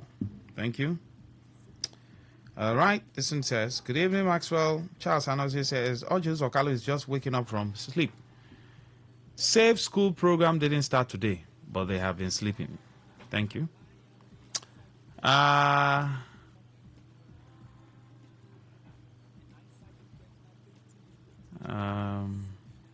The bill should go along with any politician who steals constituency development money in the Senate and House of Reps should face death sentence with the terrorist. And also, the bank that helps them to keep the constituency money in their accounts should be closed or punished. The Senate and the real bank, the Senate are allegedly that we have in this country. Michael Newmalt. Max, it's a pity that someone's life was lost, but truth is, even in the government hospital, people can still die. Alleged fake doctor. Meanwhile, there are lots in the government hospital who are only working there because there's an uncle at the top. Max, that facility was licensed or registered by someone. The question is, who gave the approval? And what was the authority doing for all these years of operation? Emmy from Uniport. NS from Woji says, that one not doctor of particular concern, bandit in the medical field. All right. 0810-9510-951. Feel free to join the conversation. We've talked about three basic stories. One, the alleged fake doctor, who, of course, is now in court. And then we also talked about the bill seeking to amend Terrorism Act. In other words, when this thing passes and becomes an act, any terrorist will be sentenced to death. Is that correct? And then the Nigerian Senate Ad Hoc Committee investigating collapse of Safe School Initiative summons Wale the Minister of Finance. But this thing started since now. Chibok girls were kidnapped since now. So they say NSCDC, they are summoning their Oga. Do you see them around schools? They are supposed to protect. You only see them around pipeline, oil pipeline. And that one they protect well. To protect schools. Do you see them? Because there's a primary school, you have not even seen half NSCDC officer, if there's anything like that. All right, though. So 3 stories we've looked at. You can combine all 3 and talk about it. We also love to read your messages. For messages, 0701 9339 962. Please join the conversation. Let's get talking. All right. As Maxwell, for me, death sentence is the best. When I was in RSUST, I persisted. We overpowered a cultist who attacked us with an AK-47 gun, handed him over to the school authority. The school handed him over to police, but he was set free after 3 months by a well-known politician in this state. Nicholas, thank you. Good evening. I believe this extra nyafnyafo. Yeah, this is a Kodiche from Momoi. Go ahead. As they are passing the bill concerning kidnapping, they should know that kidnapping has category and there are many in kidnapping. We have human being kidnapping. We also have money kidnapping. We also have oil kidnapping, crude oil kidnapping. So they should put this in once for us, so that those who that is kidnapping our money down to other country should have also their own sentence. Not only human kidnapping. They should use their brain and make things right now. Since the bill is about to pass, they should pass all at the same time. Thank you very much. God bless you. Thank you. The money kidnapping. Which one is money kidnapping? He said there's money kidnapping. Which one is money kidnapping now? Akonuche. Have they kidnapped your money? He said there's oil kidnapping. 0810-9510-95. Let's see if we can take one or two more calls and we're done. Do you think, some people have said, the Senate should also make laws that will, when people steal public funds, probably they'll be sentenced to life in prison or death sentence. Do you think the National Assembly will have the guts to work on such law? Do you think anybody in the Senate or House of Reps will have the guts to propose such a bill? So when you say they should, who is the they? Would you make laws that will catch you at the end of the day? So who is the they that will make the law? This one says the problem of lip service cannot be grammatically solved when it becomes eye service. Nigeria needs something locally clever to fix some certain acquired deficiencies. Chimina Ohaka, can you explain better? What do you mean? The grammar is too much. Good evening. Yes, go ahead. Yes, I'm a good friend. Yes, please. My name is Santekos from Sakot. All right. Concerning the law, this question you ask, they cannot make laws that will grab them, all these my leaders. Cannot make such law. If they make such law, they should also add up the one that they will all vote bias and the rest. They should sign.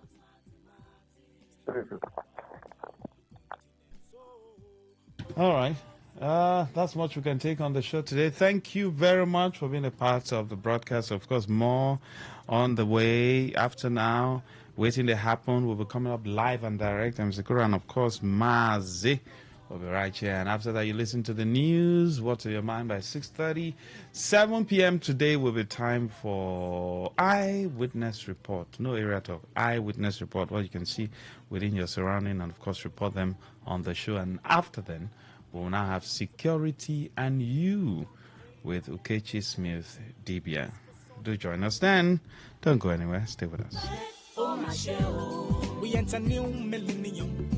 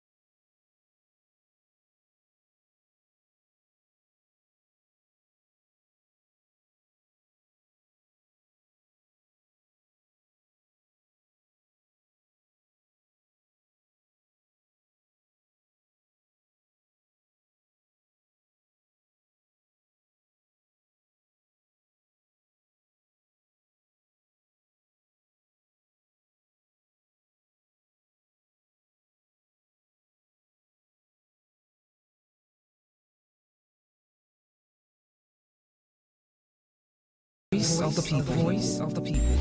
Today 95.1 FM. Today 95.1 FM. On this day in history. On this day in history. On this day in history. Today in history, 4th December.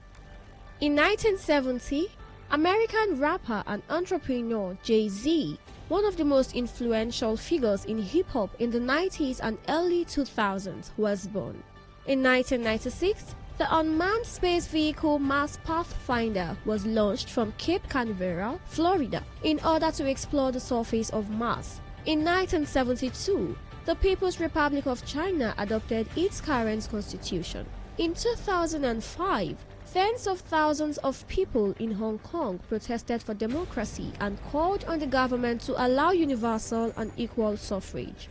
In 2007, Ballon d'Or, Milan's Brazilian midfielder Kaká was named best football player in the world. In 2015, a firebomb was thrown into a restaurant in the Egyptian capital of Cairo, killing 17 people. And in 2024, French government led by Prime Minister Michel Barnier was toppled by a no-confidence vote for the first time since 1962. On this day in history. On this day in history. On this day in history. Talk radio. I listen to a lot of talk radio. 95.1 FM. Today's news in 60. The federal government of Nigeria says it has begun considering the recommendations of the committee set up to work out the modalities for the upgrade of Yaba College of Technology to the University of Technology and Vocational Studies. The management of Wesley University, Ondo State, has announced a 50% reduction in tuition fees for some programs, excluding medicine and surgery, nursing, law, and select medical and allied health courses in order to ease financial burden on students and their parents. Librarians and information management professionals have warned that Nigeria risks losing vital aspects of its cultural identity if libraries and archives are not strengthened as custodians of intangible heritage. A cultural heritage scholar, Ayankola Ayanwi, has said Africa can unlock new pathways for education and technological innovation by decoding ancestral knowledge systems, citing the Ifa corpus as a prime example of indigenous wisdom with modern relevance. And on the foreign scene, the Albanese government has introduced legislation to strengthen integrity in Australia's international education system, including new powers to ban commission payments to education agents for onshore student transfers. Today's news in 60. In 60. Talk radio. I listen to a lot of talk radio. 95.1 FM. Wetin dey happen late? They say wahala dey finish. Na this one wahala be like bicycle. The thing just dey quick. Wetin dey happen? Wetin dey happen? Wetin dey happen? Na for Today 95.1 FM, 5 p.m. Monday to Friday, Kwem. Na here you go hear wetin dey happen for Naija and obodo the world. Na that time where we dey bring you ogbonge tori dem wey go shock you. You go wonder say na person do like this. Na so we dey bring am come give you as e dey hot. Now where we dey find way to sweep this country, don't run. You go stay abroad, they chapa. You say this one, no worry.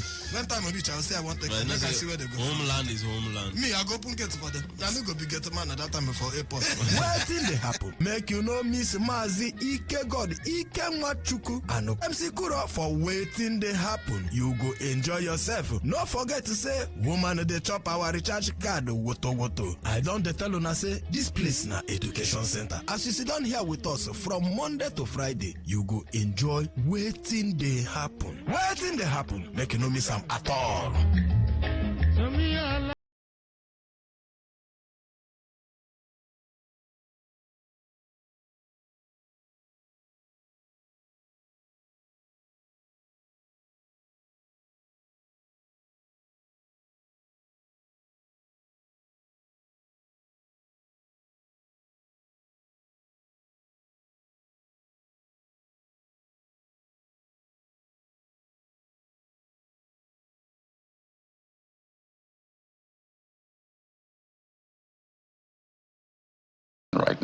Is that a fair call? That's a right of expression. They express themselves, but of course, constitutionally, if you want someone to resign, there's a procedure.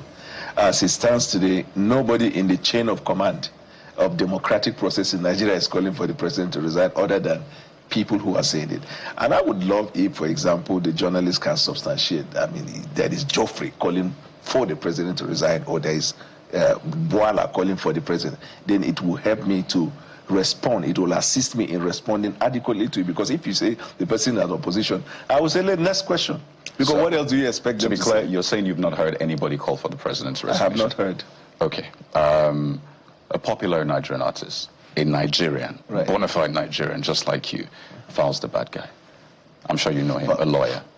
Asked the president to resign. In fact, he quoted the president's tweet. And there are more Nigerians who've asked the president to resign. But here's my point, Mr. Boala.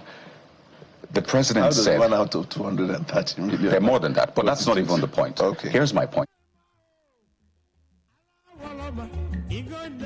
All right, Nigerians, thank you very much. He said nobody say make president resign. Nobody say make president. Una no say make president resign. Nobody talk that kind of thing. Anybody will say make president resign. She never hear him. But they don't tell one person. We don't tell say make president resign. He say well that one. That person just talk. But for 2015, President Bola Ahmed Tinubu of today will be that time maybe Senator Bola Ahmed Tinubu. He talk say why should any part of a country of this country be under occupation of that is Ndi Bomo people. That is they don't occupy part of the nation. He talk that one at that time. Say why should any part of this country be under occupation? And in any civilized country, that is no be Nigeria at that time, but now Nigeria don't civilize now under the APC government. So in any civilized country, Jonathan should have resigned.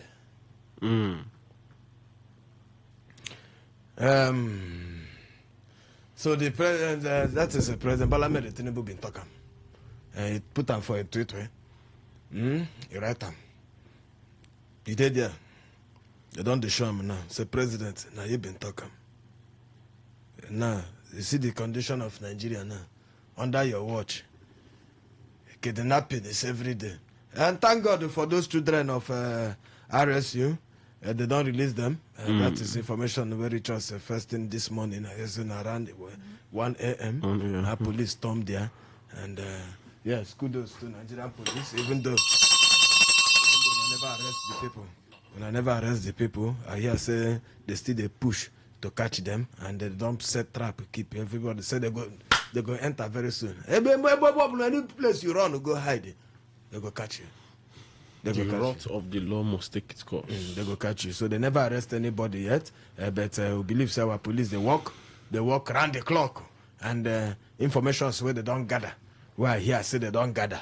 It go lead to the arrest very, very soon. So that one will be the next news we will go break and give you. Say they don't catch those bomber boys for more here. So you don't hear the one where Daniel Boala don't talk. Say president, he never hear anybody. We don't call for President Bola Ahmed Tinubu to resign for Nigeria. We dey come for that one. We just say make we just they call them water the ground. Water the.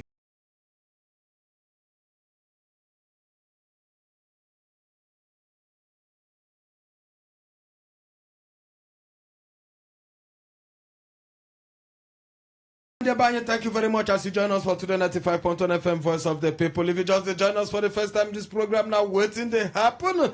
And person the voice here, official introduction. My name is Maz Ike God. Ike Wachuku, Ike Wachineke. Wachuku Telemonishi 1. And make my brother with here introduce himself and make we move sharply because the time will not be our friend again and now. Okay, country people have fun. I didn't waiting to happen. Now my name is Sikuro. They call me the king of weddings. Anybody wedding that happen for the city outside the city, if you look very well, you go see I'm Sikuro. We did there. And they will stock these things. They begin with and carry for back. You need to know say the journey far. We don't show Not to go remain. All right. Today, Tony no go sweet you. Just Melembe would always beg you understand. Say for this our program here, we discuss serious matters. Seriously, we using Jackery use they play the whole thing here so that everybody go there for good health. We don't want any condition we go fit to make you can't get to worry you. In our time they kuna because person way to they carry wahala, carry plenty things for in head, they worry himself or IBP can they get IBP that thing here so no be person name na disease it be only when you follow us doing Jackery like this laugh will make you be happy be happy Mobula come out of money go show enjoy yourself make you be say you laugh one so that that disease none of us will go reach a beacon or no go near us. Okay, one day by sharply make remind you say we do for this media handles so they make it kind of good for YouTube Live. Go YouTube Live or Facebook. I never we did those two places them. At Today95.1fm. Go look for us there inside YouTube Live. Watch us live and direct. And for Facebook Live, we did there. Go Facebook at Today951FM. Look inside there. You go see our topic. Waiting to happen. Drop your message there when time reach it. We'll go take a maybe my friend. And there for Facebook there. Video there. Ike God. You can watch. Go there. Watch us there. Live and direct. Drop your message. You there for Instagram. Go for Instagram. S. And the S. We there at Today FM 951. At Today FM 951 for these two social media handle of them. Go there and follow us for we want here also for your Android phone. Just press them there, type them www.todayfmlive.com. Second www.todayfmlive.com. So when you enter inside that one there, you click listen live. Make you follow us live and direct every position where you did go hear us from any angle with that one. I'm going to sharply make a move. Look inside this statistics where don't happen. This will live when I come out here yesterday. You don't hear that first video there where we don't play that the boiler the whole for interview there. Here we in the talk say nobody don't call for president to resign for Nigeria. Even as the insecurity everywhere at Katabozi like this. Say everywhere in Marama say president he doing fine. Say in fact make una just Melembe.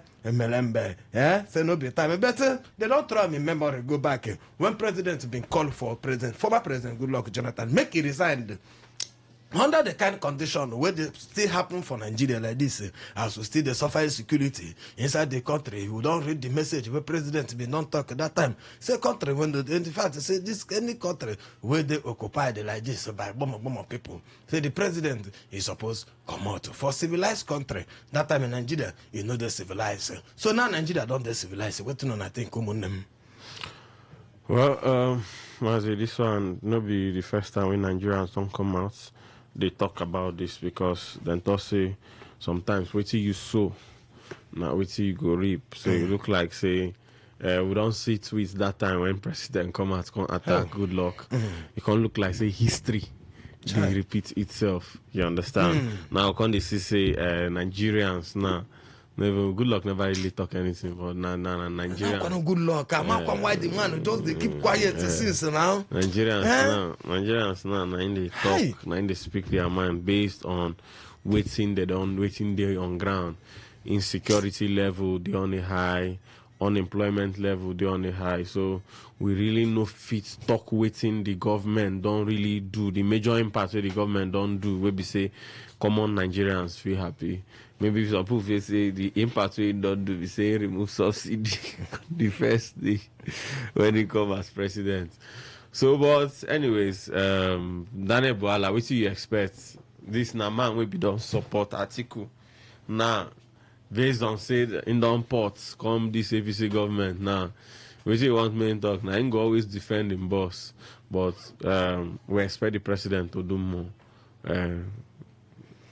We still. Okay. There's still time. Okay. There's still time. But the problem is that next year is election year. That's where I'm having issue. No, next 2 years. You cannot 2025 now. Why are you fast forwarding us now? No, like I talk about election year. When I say election year, election year na 2027. Okay, sorry. 2027 election year. Next year, politics. It was a campaign. Campaign year. Because there's plenty campaign campaign. Yes. No hope of no think say you go get politicking year. You go get any work at all the way government go do for you. Just understand they say na politics people go use the chop money.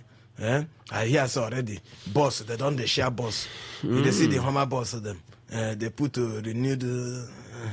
They don't they share them already. You know, buy motor to improve on response team. To dash state response team. Say, this one anywhere, come them. Now 2027 be their plan. But most times, the president will tell you that he's not aware. Yes, it's not. I never say na him. I not talk him here. I say I hear say I see the video. Because most times you never see the video. I've seen some of the video. Because most times supporters they do that for their leaders. Yes, me as a good leader. So they'll feel like, okay, you've been a very good leader, Massive, for the fact that you've been here for a while. So you're contesting for a next position. So the little we can do, sometimes they call them consigned friends. Thank you very much. As a good leader, I go first come out to come make news. Say Nigerians, I beg you, see all those videos, they see those pictures, no be my hand, they no follow inside. My concern is to make sure soon I get security first. Not to make sure say life good, economy there better. I know that after this one first, because now waiting for talk. Have you seen any Nigerian leader that's... Oh, yeah, we are talking the same thing. They no go talk. Even the time with CBN, former CBN governor said they are not aware. You mean they know care about criticizing. So can you make leave that one come out from there, leave it for you when the time we open phone line, you follow, put your voice inside that one, tell us what you think. I'm make jump inside another side of the politics. Who don't come out from that one, you go tell us what you take when we open phone line for that side. I'm two different groups. Chineke, PDP. Oh no. Oh no. Wankuno agwala. Your own is finished. So you now go tell us whether I think it's a PDP still get life like this. Or like this, they are like this. Now life is still there inside that party at all. Because one fashion of PDP don't come out yesterday. And send Kolia message.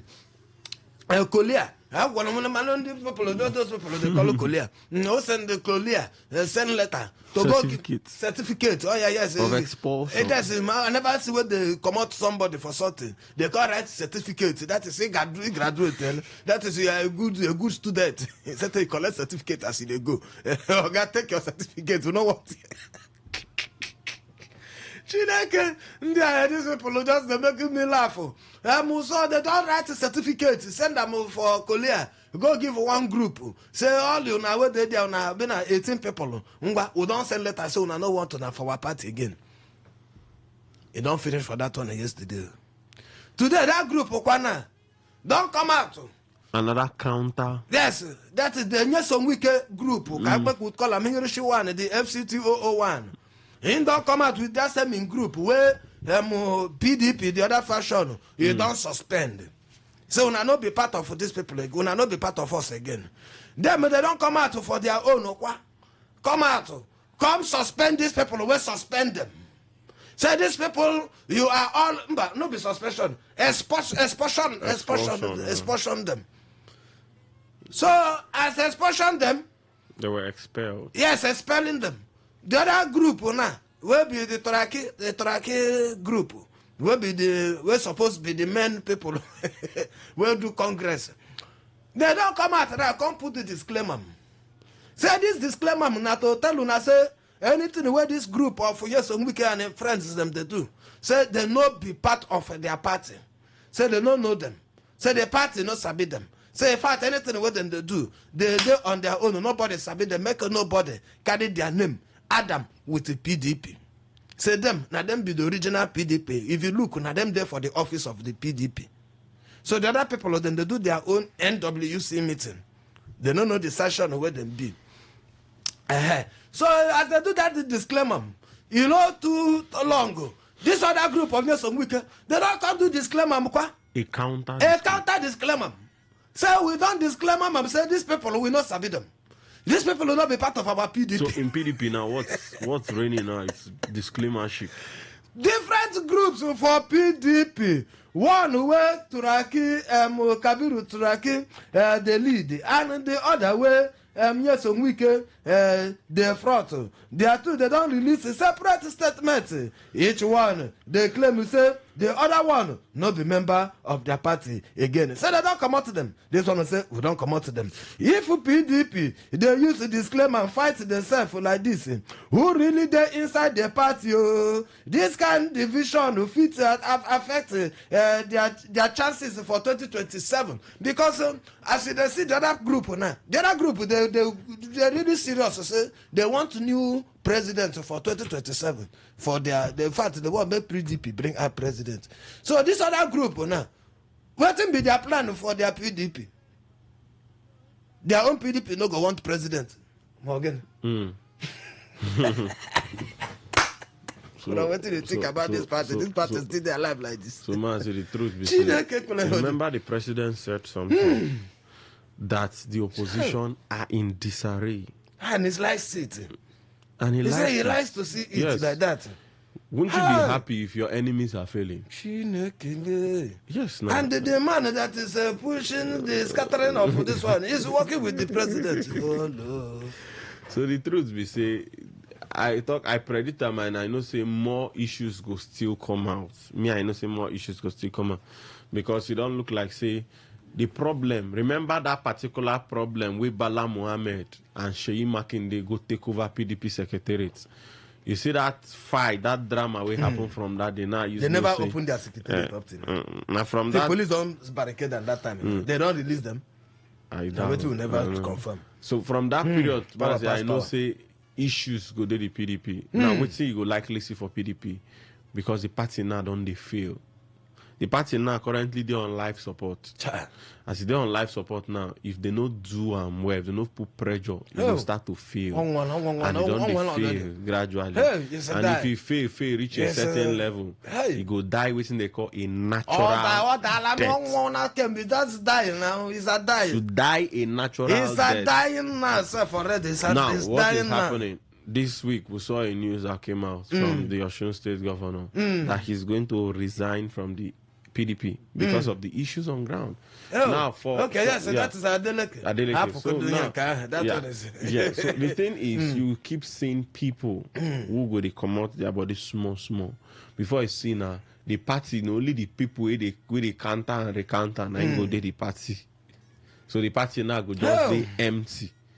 No, only people go they send counter claim because now even you as aspirants when they come out for governorship, you don't even know where the party stand.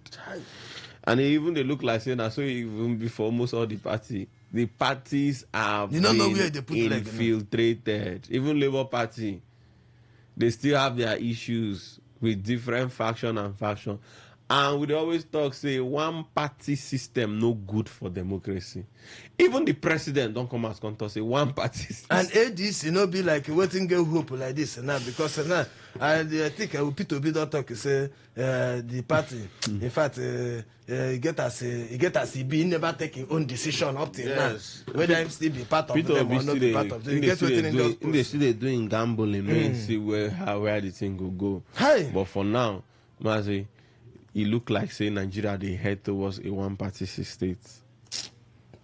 So it be now. But even the president himself don't advise. It's a one-party state, no good for democracy. Now waiting him advice because he's a champion of democracy. And yet he like to see the party in the salad. I like it now. On that aspect, he's speaking as a politician. Yes. But when he speaks like so I want you to put out of a politician. When he speaks out of being a politician. When he speaks like a Democrat, is when he tells you that one party state no good for this country. Okay. But we'll see, Mazi, in the coming days, we'll see more confusion. All right. I'm going to wait till think about them. When we open phone line and tell us what you think is PDP or can they still alive like this or PDP is a die like this. I'm going to move come out from there. Make we enter another story here. I'm on Enugu State Governor Peter Mba. Governor Peter Mba of Enugu State, the other day I see a video where he showed Drum, he don't buy Drum. The man is serious. So that is the one where you go ask, say, what do you use your security vote to do? Also, see the thing here of what do they use our security vote to do? Also, like now, he don't go buy Drum will be that the way that they use they fly for up quick to look use check where bad bomber people today inside the area. They do area surveillance. It's in by and plenty. So you could see the drum for Enugu State. They fly up and down everywhere. So Governor Peter Mba don't buy that one. And Governor Peter Mba don't launch what they call Enugu State Forest Guards. Don't forget to say President be one time say make everybody make the recruit what they call a forest guard. So that they go enter inside, they go pursue bomber people. Like this more side now. They need a forest guard inside that side, and especially that side where school of children they make all the forest there. That is what the local government you people are supposed to do. Although even though now vigilante na call them, but you know strong enough. Like this one where federal government don't give it their backing. Say but why are we like this? Why are we like this? We get what they call national vigilante group of Nigeria. We get them. Yeah, that's true. You never see them before? I've seen. They're there for Equator Road. Their office is there. Every state get them. Vigilante group of Nigeria. We get man of war. Man of war, okay. Man of war not only Liver State. I know everywhere. It's nationwide now. So what be their work? Now we don't come open another group. We call them again and say a vigilante group of forest guard. Maybe one day why they come from this Oberikure, why I see plenty of them. I know forest guard. Somebody come to say na forest guard people. Now the forest here, is this the forest? Like say them go training or jogging. There should be training inside the bush now. Their work is inside the bush. Their family they town now. When they stay for bush, they change them now. You come out from bush, you come see. I just see plenty of that. I can't say, see which kind of people they say now forest guard. And recruit them for Liver State. I say they do their training well for that group side. And we know hear them. You hear when they carry them? I mean, a political voice. Because if it's something of national, everybody hear them. Radio here go carry them and say, oh, government don't they recruit for forest guard or when any time. There was a time they did. I hear recruitment. Recruitment. They tell you where to. You know here the army own how they take the announce army everywhere for radio here. Mokuna come join army. Muna come join army. They hear them everywhere. Or when you get any time you hear anyone for forest guard. I think I've been here. Me, I never hear them. But I'm I hear the army own. So this one will be like a political voice. Are you loyal? Yes, I'm going to go collect the gun. They ever told they go give you better gun. But sorry, they give them better gun. Make you hear the one when Enugu State don't do. Enugu State government, they don't bring out their own forest guard. Give them better weapons to protect the forest and places where no get government presence. But some people, Nigerians don't come worry. Say, which kind of wahala be this? Say some people, the worry say, the kind gun where they give these people, where no even end. Say most of them, they know they end up to 500,000 for their account. You can't carry gun. That kind of machine gun, one you don't see the gun. And that kind of gun, they say I'm for the SS hand. See the people where they give the gun, can you go where they train them? See where they train them. No one. Governor Peter Mba just equip them now with better weapons that will dismantle any kind of kidnapping. I mean, any kind of kidnappers in Enugu State.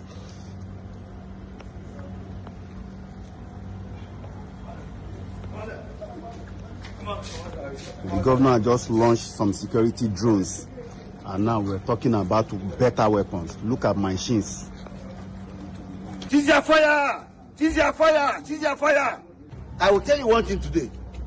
If you hold this gun, somebody with the GPMG, on ambush, you get him down. Once you hold this gun, firmly, the enemy is at in the front or side, left or right. If you not over, you carry your date. Odechi, that person will go down. This is not, you go school. Once we move, we move.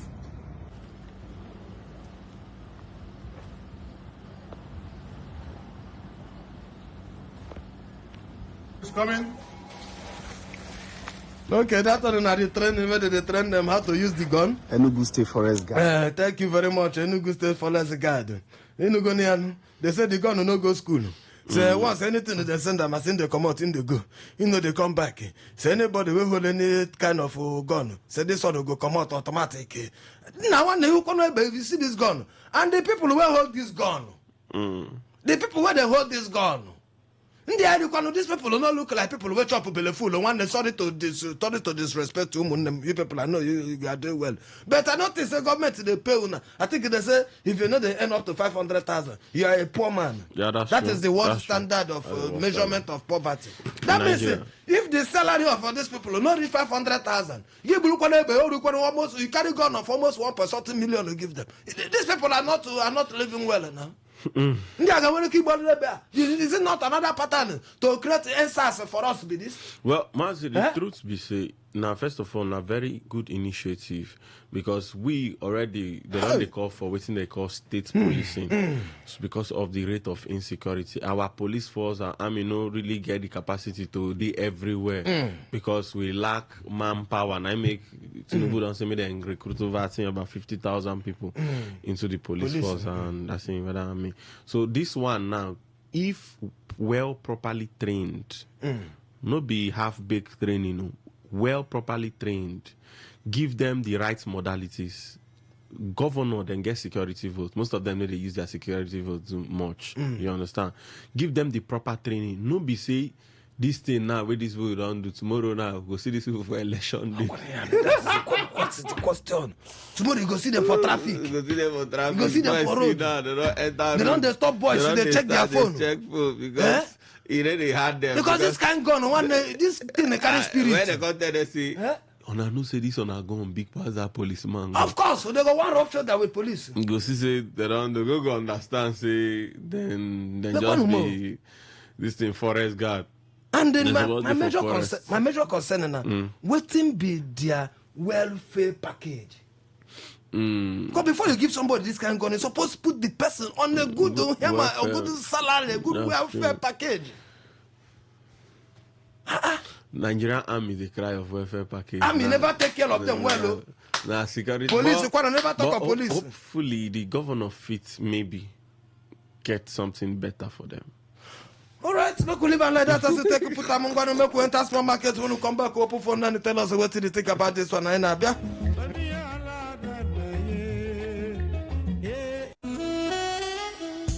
Verberge Imperial Hotel. Experience luxury and comfort. Verberge Imperial Hotel is a premier indigenous catering and hotel services provider in Port Harcourt. Our hotel offers a range of well-furnished rooms with modern facilities ensuring comfortable stay for our guests. Our modern event halls can accommodate over 500 guests, making us the ideal venue for conferences, seminars, weddings, etc. Our state-of-the-art facilities include 24 hours electricity supply, constant and steady internet services, CCTV cameras for enhanced security, fully armed security guards, trained professional personnel. We pose a conducive environment as our hotel is located in a quiet and peaceful environment perfect for relaxation and focus. Our location is at Bank Anthony Avenue off Ordnance Junction, Transamadi, Port Harcourt. Contact us today for inquiries, booking and reservation. Please call 0803-272-4646, 0906-557-0873. Delivering Imperial Hospitality services at Verberg Imperial Hotel.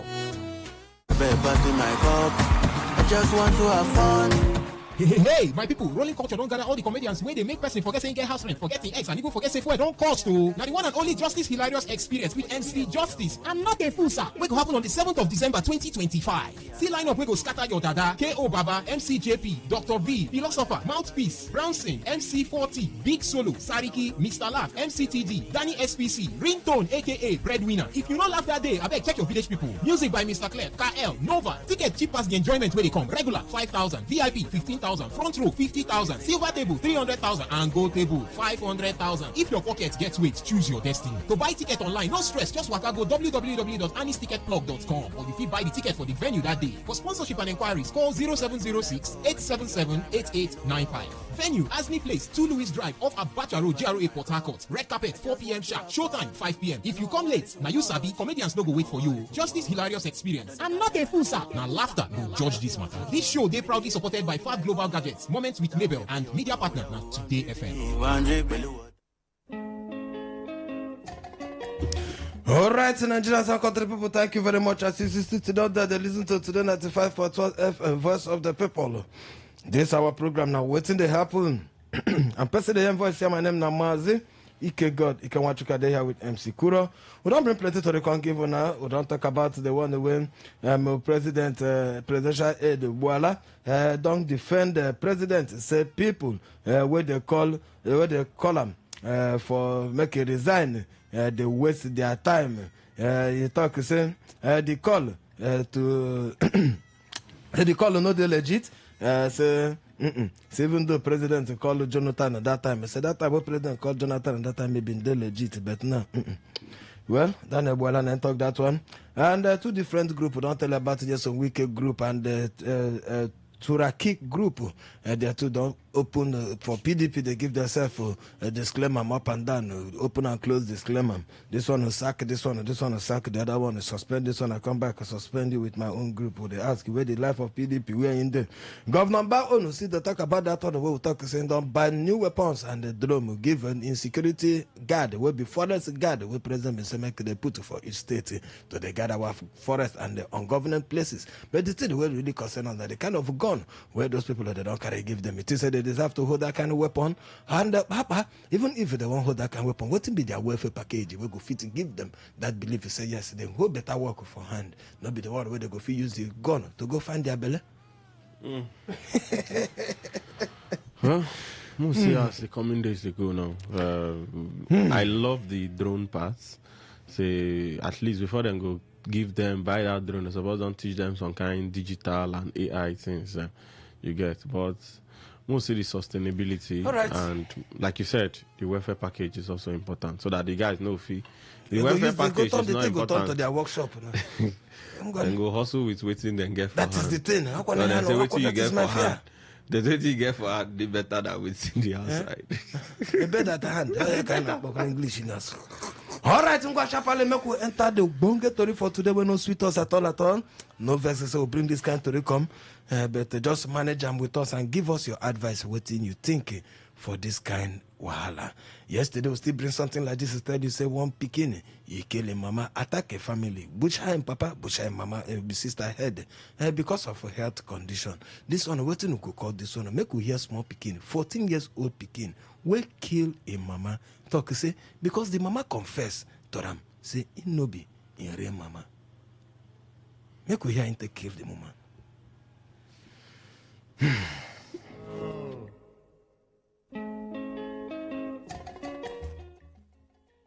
How old are you? 14. What happened between you and your mother before you killed her? I went to school in Delta State, so when I came back, I went to one of our friends' place. So he told me that my mom was causing trouble in the community and she's not my mother. So I now went to the person told you that the mother you are with her is not your mother? The mother of the boy. Okay. My mom is a student. Okay, I understand you now. So I now went to meet my mom. I now told her.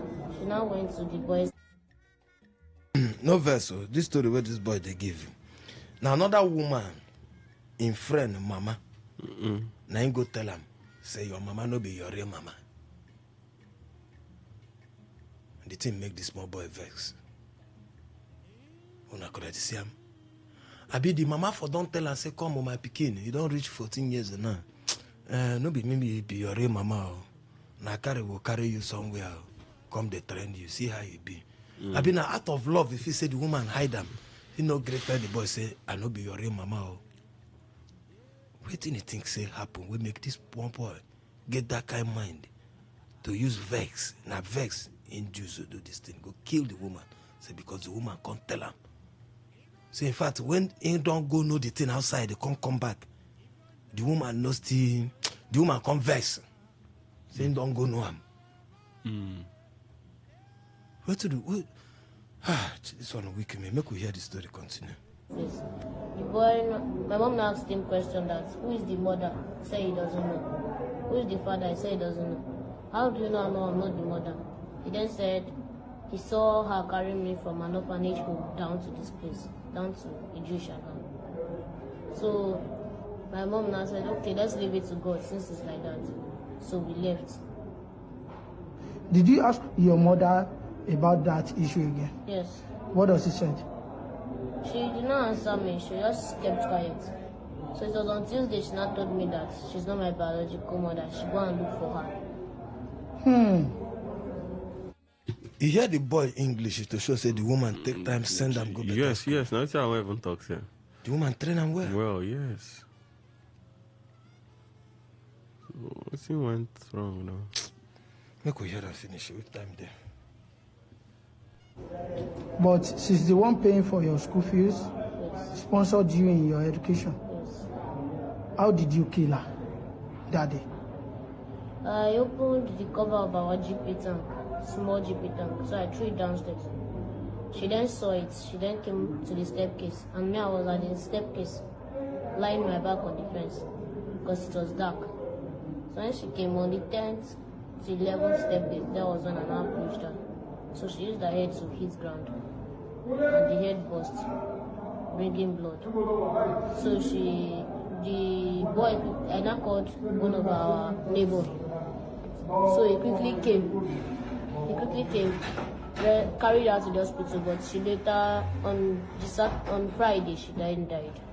But she's the one adopted you from 1 year. 1 year. Yes. And taking care of you. Yes. All because of, she said she's the you are not, she's not your biological mother. That's the reason why you killed her. Yes. Good on. This one will weaken me. He pushed the woman from staircase. He hide for wall. The woman climb up. Which kind of devil enter picking like this? And these days now, these small children, they do the most craziest things. God. It's sad. I don't know. I don't know where they learn these things from. See that they say the world is getting more wicked. Within children, they learn outside to be good. You see that they watch it at films? No, you can't go.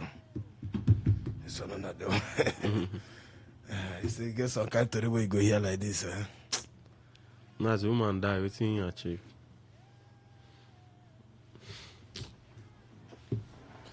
Well, this matter they heavy. Now trauma, anger, or influence cause them. What do you think? How we go take balanced justice and mental help for minors who commit serious crime like this? Now the question we'll throw give you. Make you put your voice inside. 08109510951. Now our phone number be that way. Go use reach us. The first number 08109510951. The second phone number there na 0701-9339-962. That's on our WhatsApp and SMS. Miss Oma, see the OU airtime, no worry. It go reach you, eh?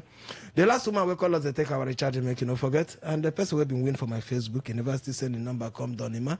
We still remember your own. Okay, I'm going to go phone line and go take your call. Who they talk to us, your name and where they call us 1 minute. Excuse me, for every caller. Make we hear your thoughts. What do you think? If all the story them don't bring come, which one is sweet to, which one is shock you, which one is say, wow, hello? Your name and where they call us from? Mazi. And them good evening. Good evening, MC Koro. Good evening. Wow, wonders will never end. A 14 years boy kill her mother. Wow, it's a sad news. What's in ginger that boy to do that kind of thing? It's not that the woman is not taking good care of him. To adopt children now, is an offense? I don't really understand. I beg God should take care of his children. You do good, bad. You do this one, bad. For the party where PDP and they get to fashion now, I don't know if I may ask. Wike, is he on PDP now or APC? Una know? If una know the answer, una give me a bell. Good night, more other people talk. God bless you. Ngwarunam, thank you very much. Now the question we will throw, give everybody there. Make una answer us. Hello. Hello, Mazan and Sikuro. Good evening, sir. Okay. Good evening. Oh, that's pathetic. Oh God, the thing. Ah, no. What must have led this child into this? And very sound. Look at him. He speaks better than even the people interviewing him. You know, very sound child. A very promising child. Well, justice now. What do you call about justice? Maybe he's still a minor, but I mean, oh God, let God deliver that boy. Honestly. Quickly, Tinubu called Jonathan to resign when Boko Haram was ravaging this country. Me, I want to call him. If he cannot handle Nigeria, if he cannot fight, as he told Jonathan to resign, he should resign. He's an old man. He's not to 90. So if he cannot fight Boko Haram, if he cannot bring security, if he cannot fight insecurity, he too should resign. Here, say back, I beg. No. That child needs total package. He needs to be, to a rebirth. He needs a rebirth. He sounds well. I'm even crying for him. He sounds so well that what must have led to that? Been a pay group. You shouldn't discourage people from adopting. Even as I did now, if I see the one we know, not be so I not get. If I see I can adopt, man, it will help them. Do you understand? Yeah. But the thing is this, Mas, look at the thing is this, tell them, begin to tell them when you know that they have come up of age. Begin to tell them small. Yeah, start telling them small. You know, there's a way you tell them, because it was a big shock for this small child. But if you go hear him outside, Exactly. The boy went outside and heard it, but I know the woman was being the normal, in there, try the protective. Exactly, but there's a way to tell them.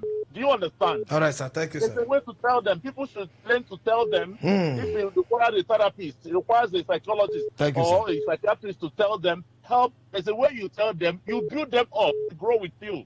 All right, sir. Thank you. Thank you very much. Thank you very much. Yeah, well, a very important thing be that if you adopt Pekin, as in they grow, you need to let them know how it be. You don't need to hide them from them. Now, waiting go don't feed, don't provoke this boy. You don't know whether now waiting the children go don't tell them for outside. They don't use and laugh them. I know be your mama be that. You don't know your mama. You don't know your papa. You be a bastard. They not call them lots of kind of things. You go feel provoke Pekin. Okay. Hello. This is Sam. Carry on. Your name is sir. Not child. Take care of you. Your network will move body. Your network will not hear you when they break. Can you hear me now? Carry on. The best way to take care of you, they carry you go school. If you want to keep person, why you not keep the one when you? Why all this is they work these days?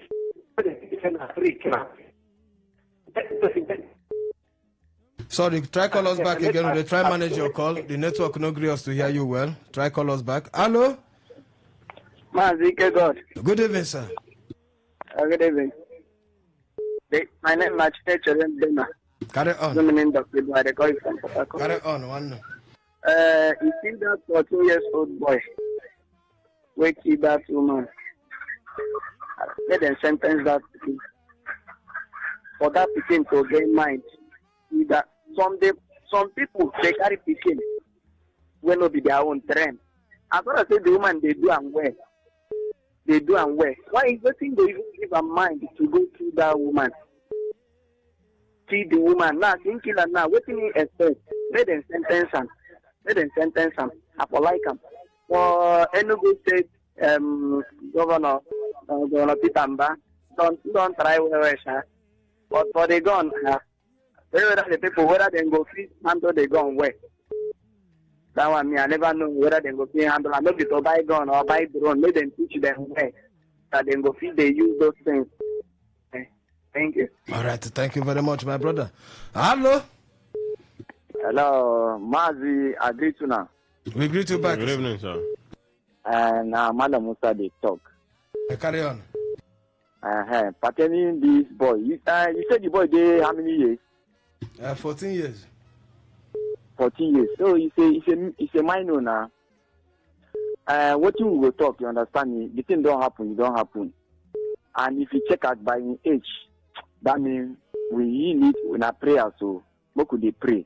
Prayers is because of a boy of that kind age to be that kind of thing, something must stay. And so that boy really needs prayers. Very, very important. And I prayers.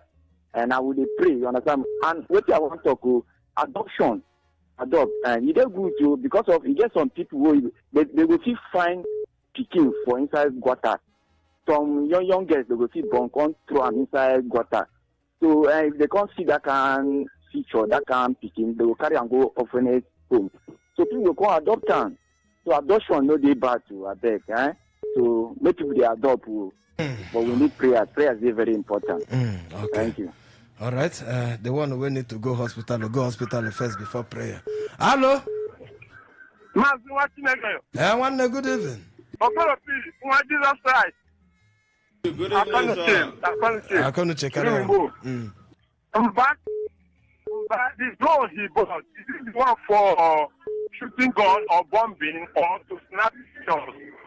That's one. So I want to really know the type he bought. But I know this one too.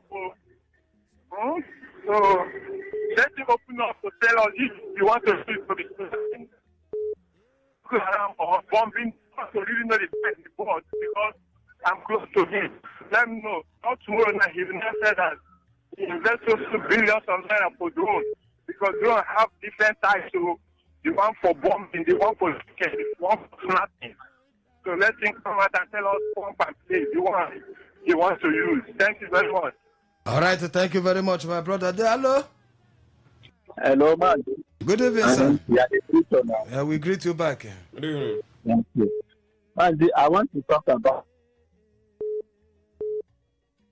killing mother.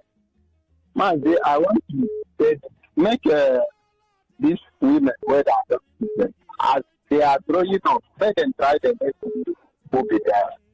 Let them know that they are not there.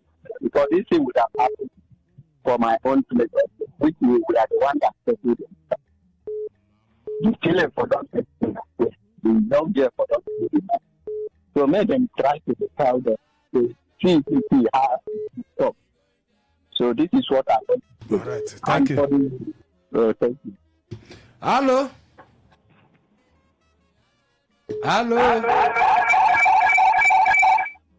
I beg, off your radio. I won't carry my ear, go home.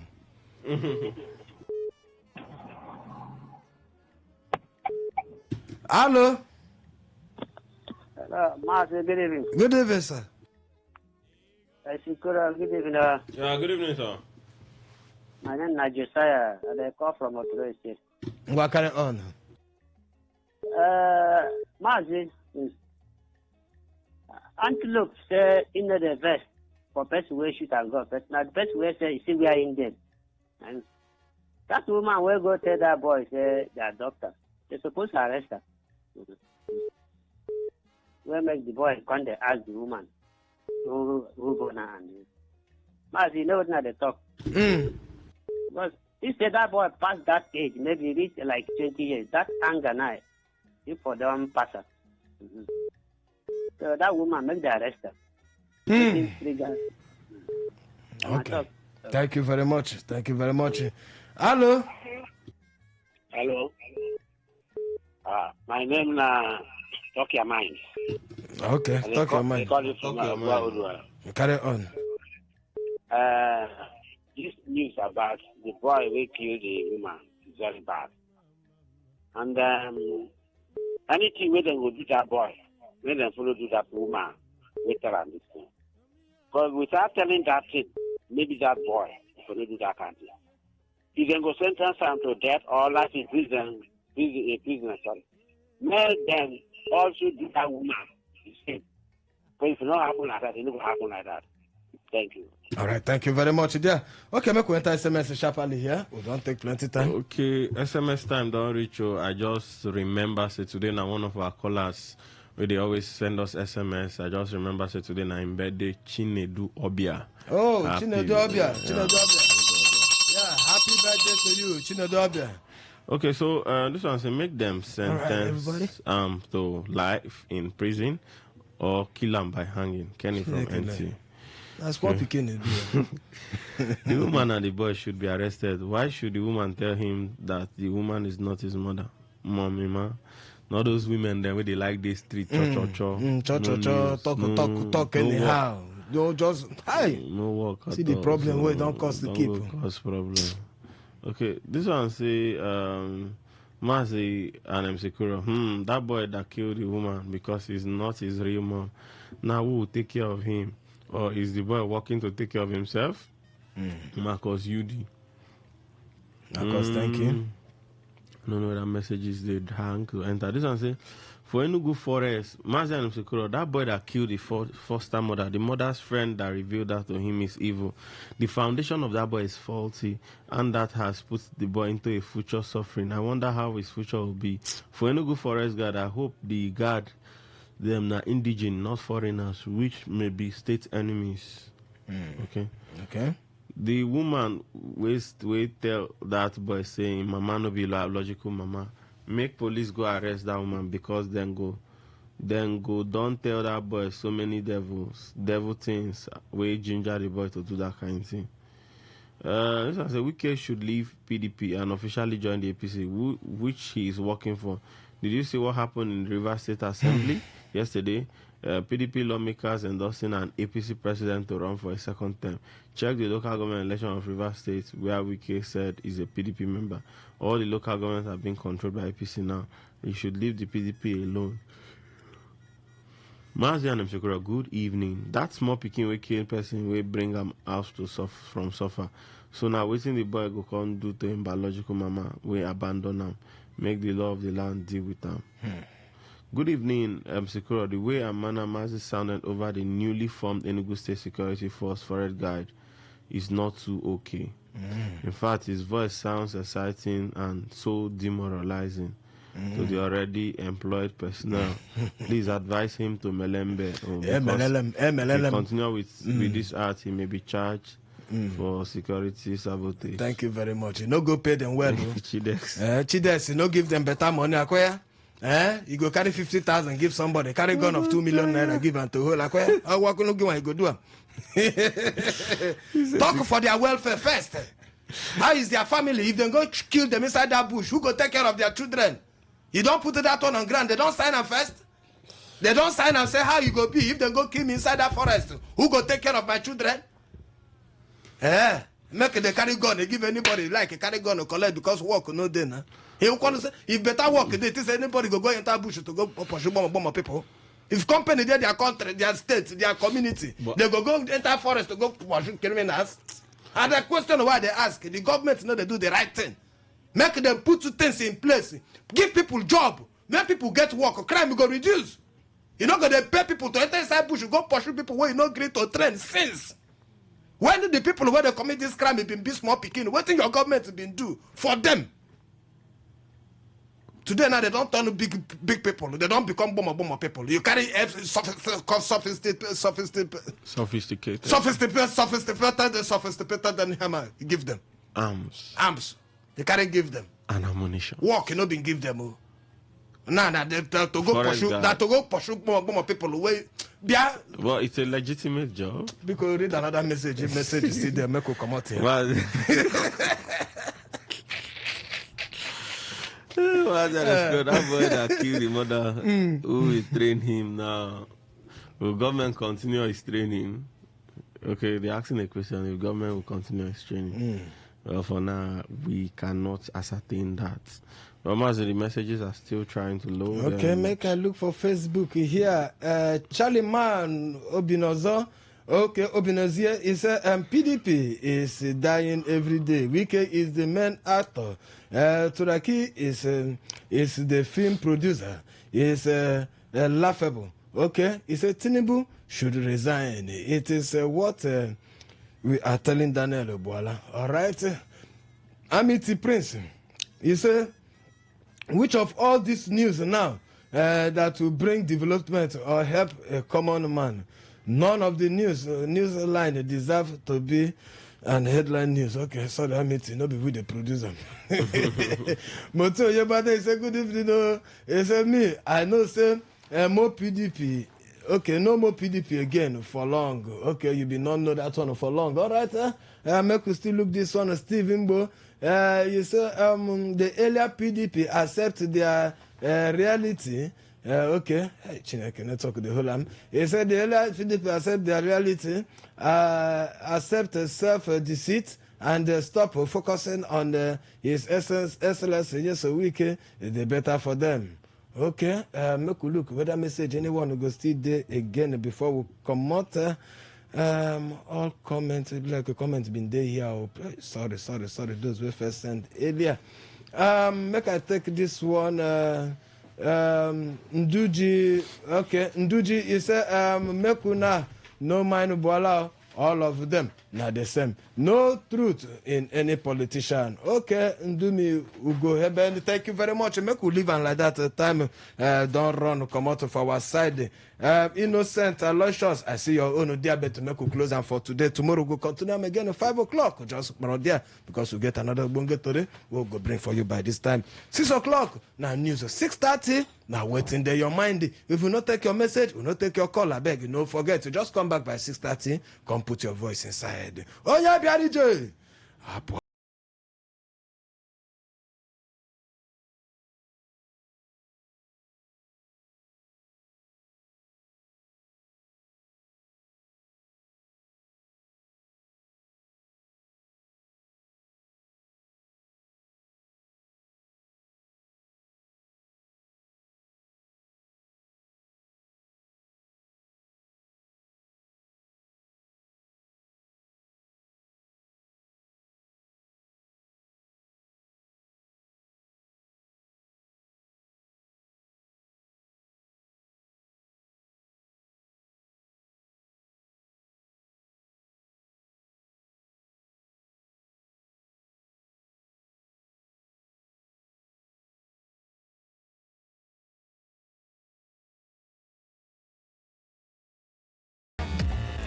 Turn the dial and turn up the thrill. We are not in the same league. We are rewriting the rules. Here on Today 95.1 FM.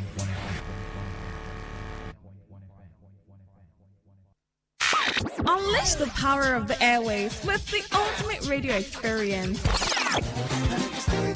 Tune in to Today 95.1 FM, the voice of the people. Don't just listen, immerse yourself.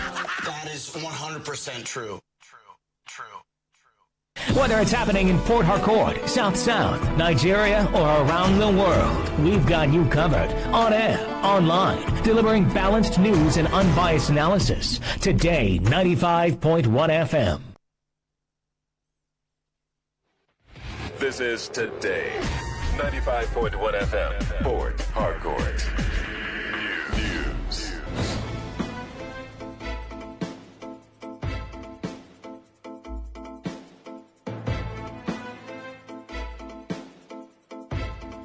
Good evening. Thanks for joining us. This is the world news on your premium talk radio Today 95.1 FM Port Harcourt.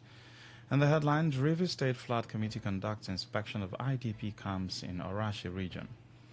Rivers PDP plans sanctions against state lawmakers for endorsing President Bola Tinubu. President Bola Tinubu swears in General Christopher Musa as defense minister. On the foreign scene, UN General Assembly calls for unconditional return of Ukrainian children forcibly transferred to Russia. I am Lucky Maxwell.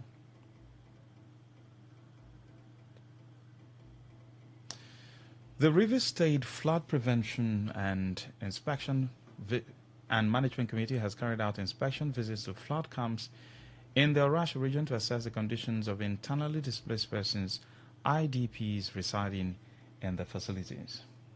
The inspection was led by Deputy Governor Professor Ngozi Odu, who also serves as chairman of the Flood Prevention and Management Committee, which visited IDP camps at Government Primary School Okaki, Government Primary School Mbiama in Ahoda West, The IDP camp in Ahoda East and Central School 1 and Central School 2 in Obwaegbe-Mandoni local government area.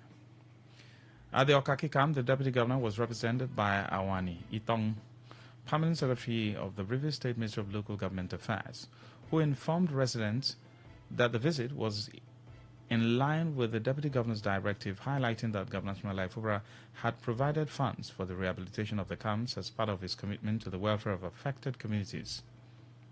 At the Ahoda East and Onelga IDP camps, Itong explained that the committee had previously notified the chairman of the benefiting local government and would monitor the distribution of relief materials to ensure compliance and fairness in assisting affected persons. So that they will come when it happens, on a no day miserable, on a will get place where on a will come the comfortable and make government waste money, put plenty money, they don't waste the money, they put plenty money, build this house, paint them, put lights, put water for now, not before. So we thank God that the floor don't go now. Okay, so people are happy. Because you're happy, the governor of the state, Sasinai Kubra, is happy. In his remarks, the paramount ruler of Okaki Kingdom, Elijah Harry Duan, expressed gratitude to Governor Smalai Fubra for choosing Okaki as a site for an IDP camp, saying that without the facility, many residents would have been left vulnerable to flooding. King Harry Duan added that the camp currently shelters affected persons from 8 communities along the southern stretch of the Orashi River. Her Excellency, we are begging. We have very much confidence of what you can do for us. We thank the PAMSEC who did the marvelous work. We are so grateful. Whatever you have told us, we will definitely make sure that we carry out that. The Chief Judge of River State, Justice Simeon Chibuzo-Amadi, has directed that judges of the High Court of River State will observe their Christmas vacation from Tuesday, 23rd December 2025 to Friday, 9th January 2026. The announcement made through the Chief Registrar, David Ihua Madweni, stated that normal court sittings will resume on Monday, 12th January 2026. According to the statement, the directive is issued in compliance with Order 49, Rule 4, subsection C of the High Court of River State Civil Procedure Rules 2023. During the vacation period, all judicial divisions of the High Court will remain closed except for urgent matters. A vacation judge has been designated to handle only urgent applications filed during this period.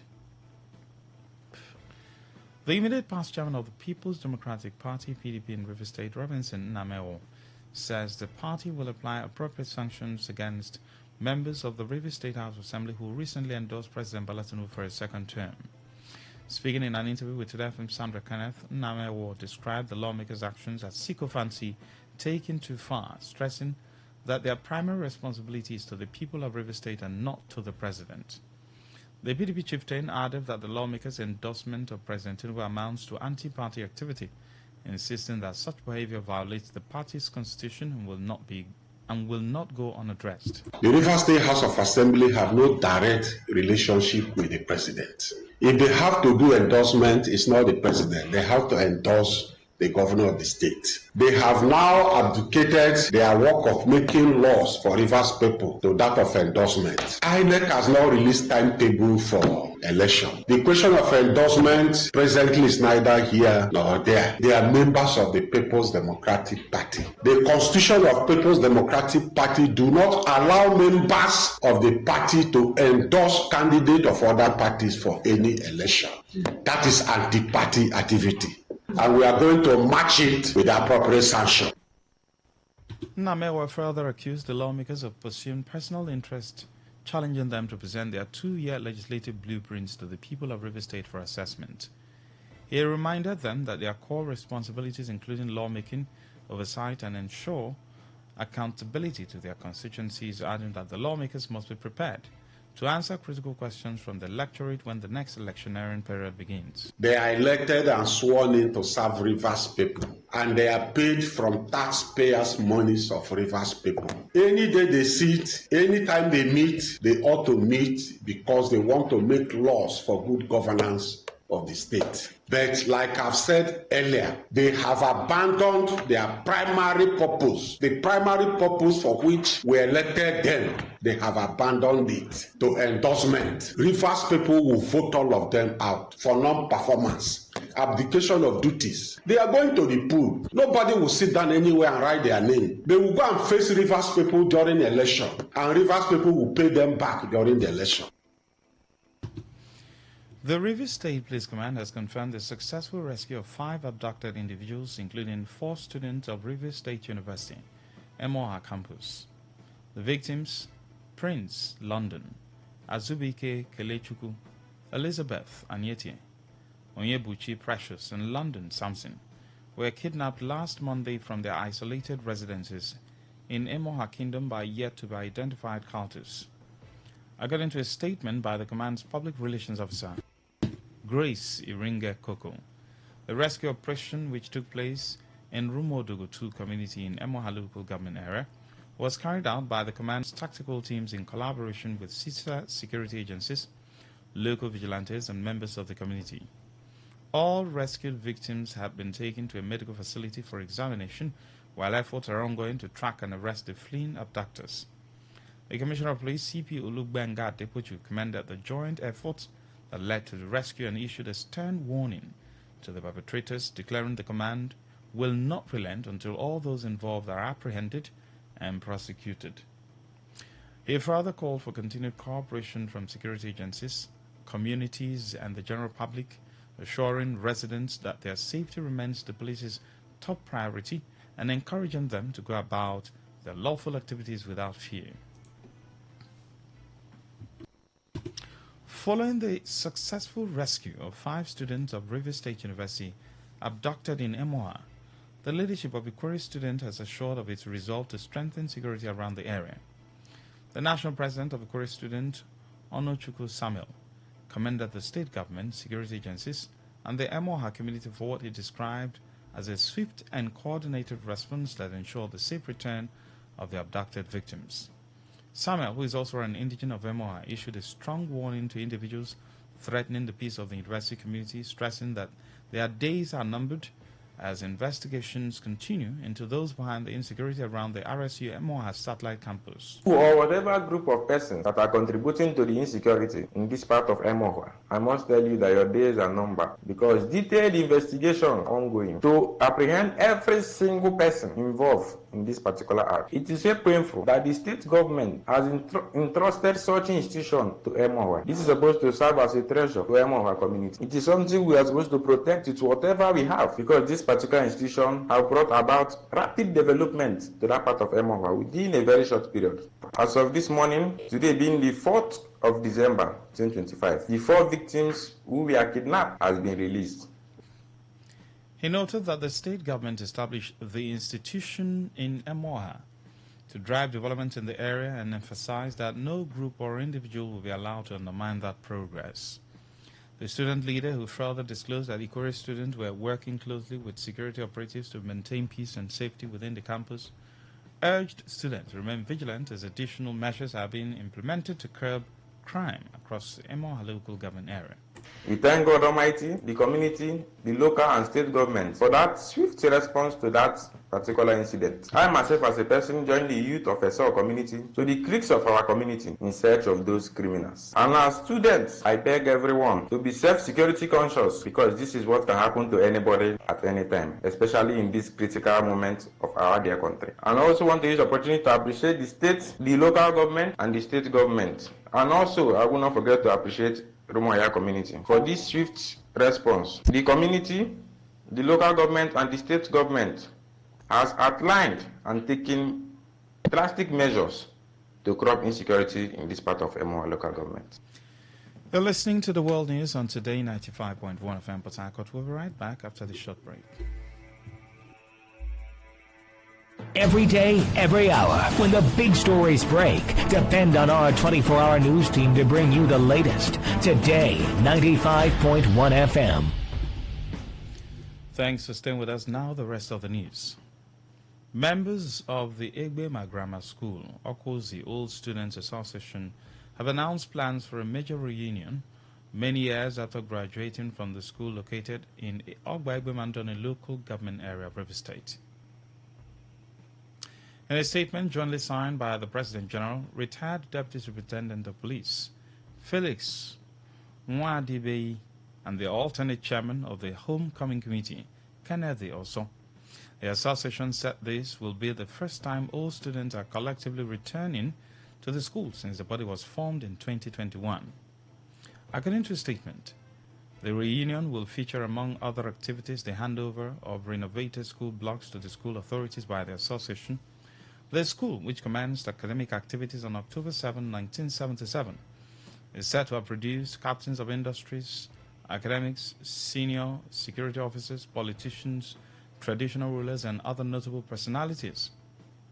The statement urged all old students to participate in the event, which begins at 11 a.m. tomorrow, with members converging at Ikiri Road Junction, Omoko, for a musical motorcade to Okozi, scheduled to depart at 11:30 a.m. The people of Ubi clan in Ahoda West local government area of River State have elected new leaders to steer the affairs of the clan's youth body, with Victor Chinwe emerging as the youth president. The newly elected youth executive is tasked with working closely with traditional rulers and other key stakeholders to promote development across the clan. They are also expected to support security agencies in addressing crime, criminality, and other social vices within the area. Speaking after the election, the electoral committee chairman, Goddale Odiereke, who described the process held in Ubeta community as peaceful and transparent, confirmed that Victor Chinwe secured the highest number of votes and was duly elected. I am happy with the outcome of the election today. The election was conducted peacefully, and as such, winners emerged. In the position of the president, 42 votes were accredited, and 4 votes were avoided, and valid vote 38. And Honorable Chinwa Victor Loveday is declared winner of the election. He is hereby returned elected.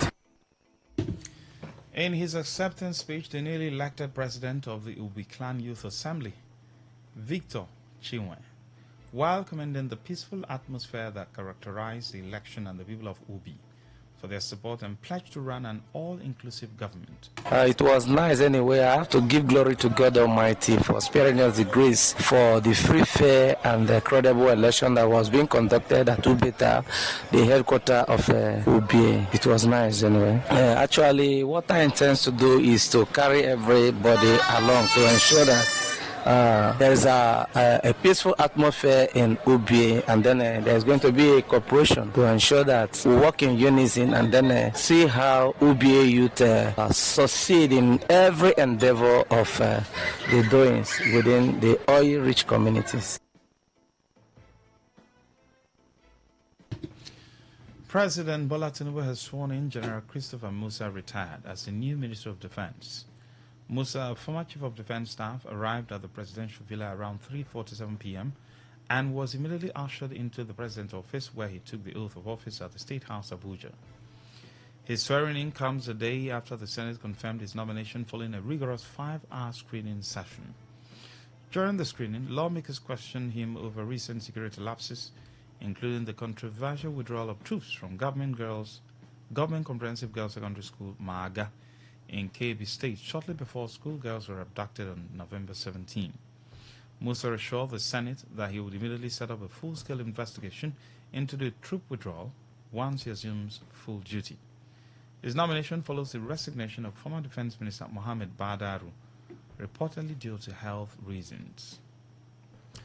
On the foreign scene, the UN General Assembly has called for the immediate and unconditional return of Ukrainian children forcibly transferred to Russia, a delicate issue as Kiev and Moscow try to negotiate an end to the fighting. The Assembly adopted the non-binding resolution by a vote of 91-12 with 57 abstentions. The resolution demands that the Russian Federation ensure the immediate, safe, and unconditional return of all Ukrainian children who have been forcibly transferred or deported. It also calls on Moscow to cease, without delay, any further practice of forcible transfer, deportation, separation from families and legal guardians, change of personal status, including through citizenship, adoption, or placement in foster families, and indoctrination of Ukrainian children. Ukraine has accused Russia of abducting at least 20,000 Ukrainian children since the start of the conflict in February 2022. The vote in the UN General Assembly came as the United States, which voted for the resolution, tries to get both Russia and Ukraine to agree to its plan to end the war. To end the news as a summary of the major stories.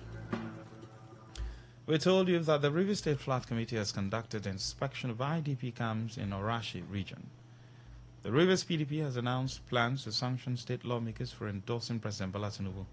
He told you that President Bola Tinubu has sworn in General Christopher Musa as the defense minister. On the foreign scene, you heard that the UN General Assembly has called for the unconditional return of Ukrainian children forcibly transferred to Russia.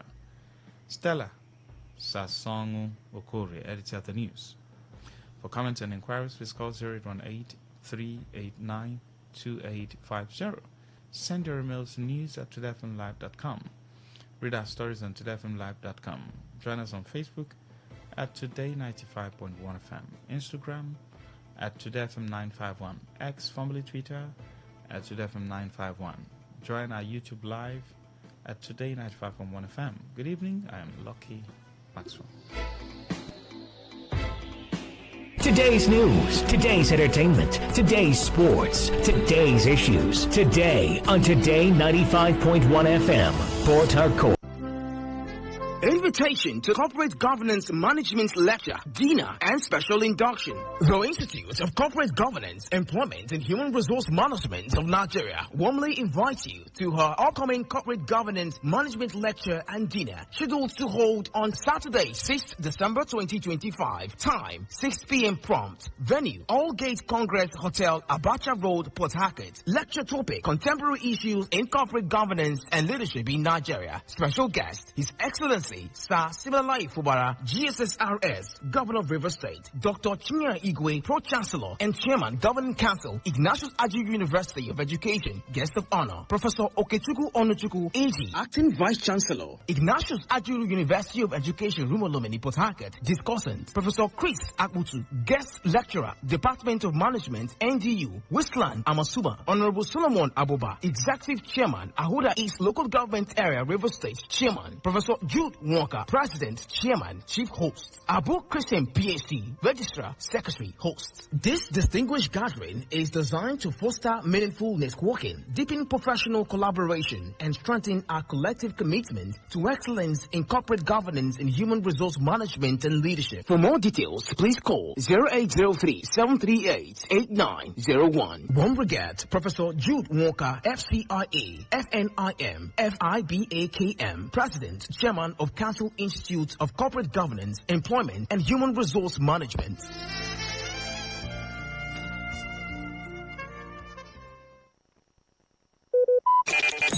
Talk radio. I listen to a lot of talk radio. 95.1 FM. All right, all you need to know about this one is that 95.1 FM? Such a unique style.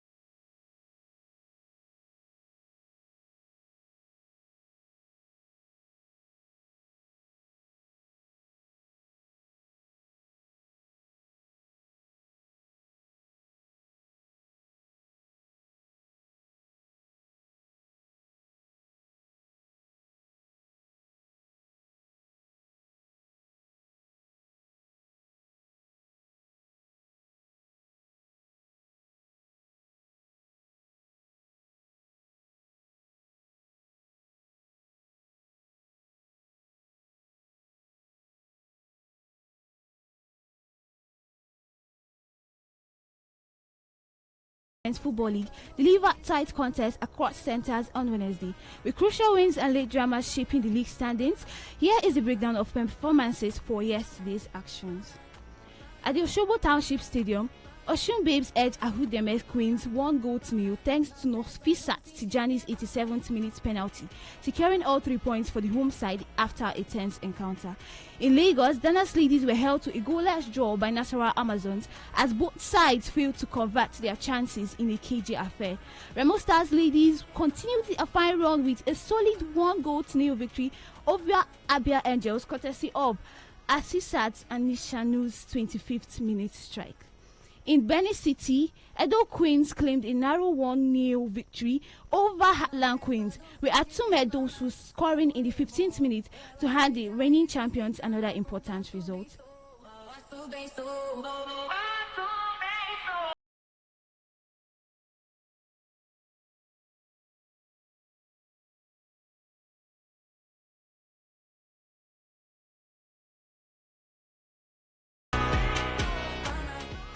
Now we move on to the NFF, where the Nigeria Football Federation has issued a stern warning to referees and assistant referees across the country, vowing to impose strict sanctions on any match official found capable of actions capable of bringing the game into disrepute. This was stated in a memo released by the NFF Refereeing Development Committee and signed by Mohamed Aminu on behalf of the NFF president. The memo noted that while many match officials continue to uphold fairness and adhere to the law of the game, others have engaged in conduct that undermines the integrity of refereeing and the sport. To address these concerns, the NFF president has established a monitoring committee that will deploy personnel to all match venues across the MPFL, NNL and NWFL. These officials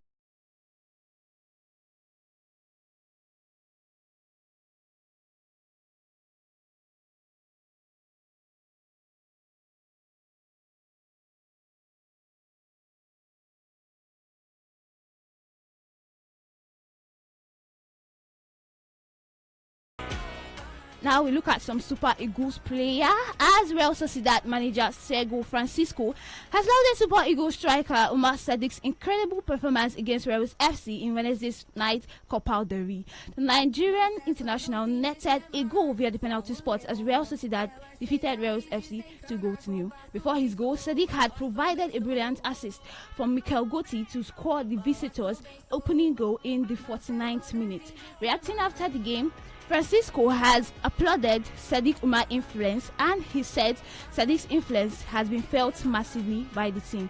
Sadiq Umar will be hoping to be included in Chelsea.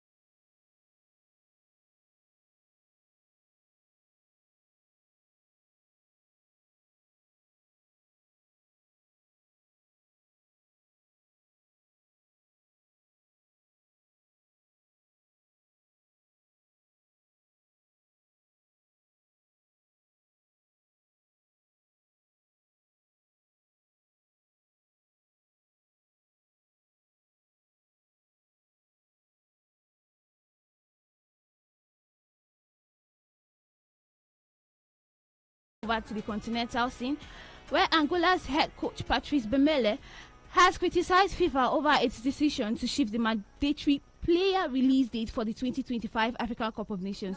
Insisting that the global body continues to undermine African football, FIFA recently moved the release date from December 8th to December 15th, a change widely attributed to pressure from European clubs. With the 2025 edition set to begin on December 21st, African coaches are concerned that the reduced preparation window could affect team cohesion and performance, an issue that continues to fuel long-standing debates about how global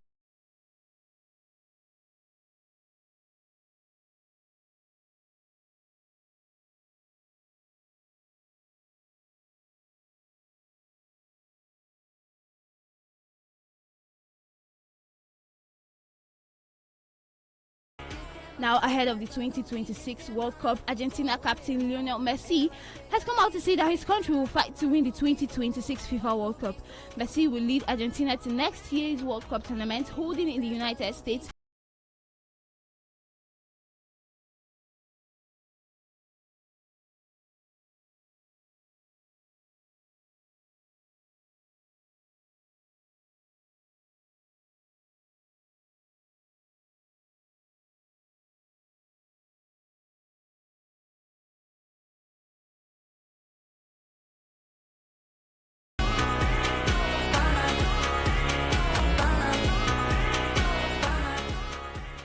Now we look at club football, starting from Spain, where La Liga giants Real Madrid beat Athletic Club resoundingly to end a 3-game winless run and move a point behind La Liga leaders Barcelona.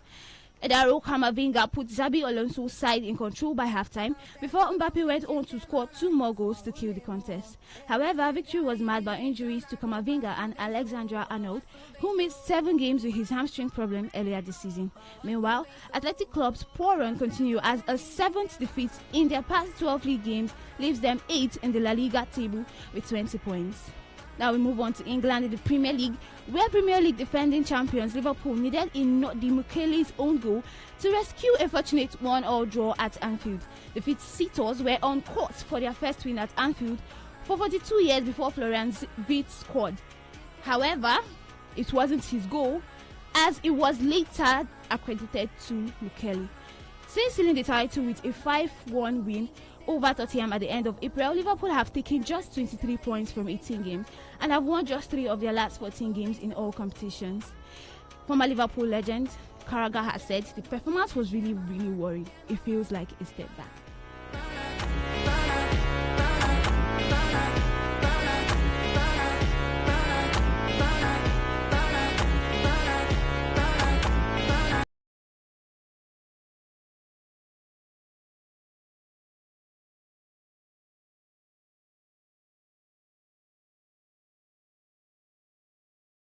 5-point lead at the top of the Premier League table. Manager Mikel Arteta made 3 changes to the side that drew with Chelsea on Sunday, with Ben White, Noni Madueke and captain Martin Odegaard coming in. The victory extends Arsenal's unbeaten run to 18 games across all competitions and was their 8th successful win at home. Still in the Premier League, World Club champions Chelsea fell to a 3-1 defeat to Leeds United in the Premier League on Wednesday night. Jakabijo and Altanaka put the hosts 2 goals up at halftime before Pedro Neto pulled one back after the break. Cavallero took the game beyond Chelsea's control after he pounced on a defensive error to seal victory. This result leaves Enzo Maresca's men 9 points behind table topper Arsenal. Meanwhile, Chelsea's boss Enzo Maresca has come out to name 2 players his team missed during their Premier League 3-1 defeat to Leeds United on Wednesday night. Speaking at his post-match interview after the game at Elland Road, Maresca insisted that Chelsea's midfielder Moise Caicedo and playmaker Kopama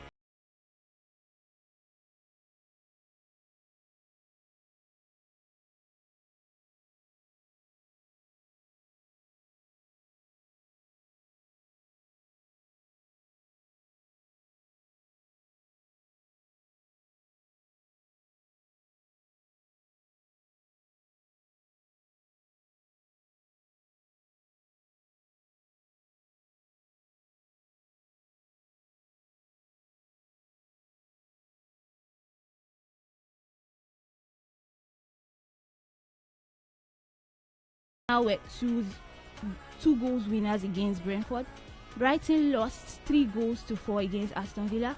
Burnley lost at home to Crystal Palace by a goal. Wolves also lost to Nottingham Forest at home by a goal. Leeds were 3 goals winner over Chelsea. And Liverpool drew 1-1 against Sunderland. Today we're going to be having Manchester United taking West Ham in the Premier League by 9 p.m. Nigerian time.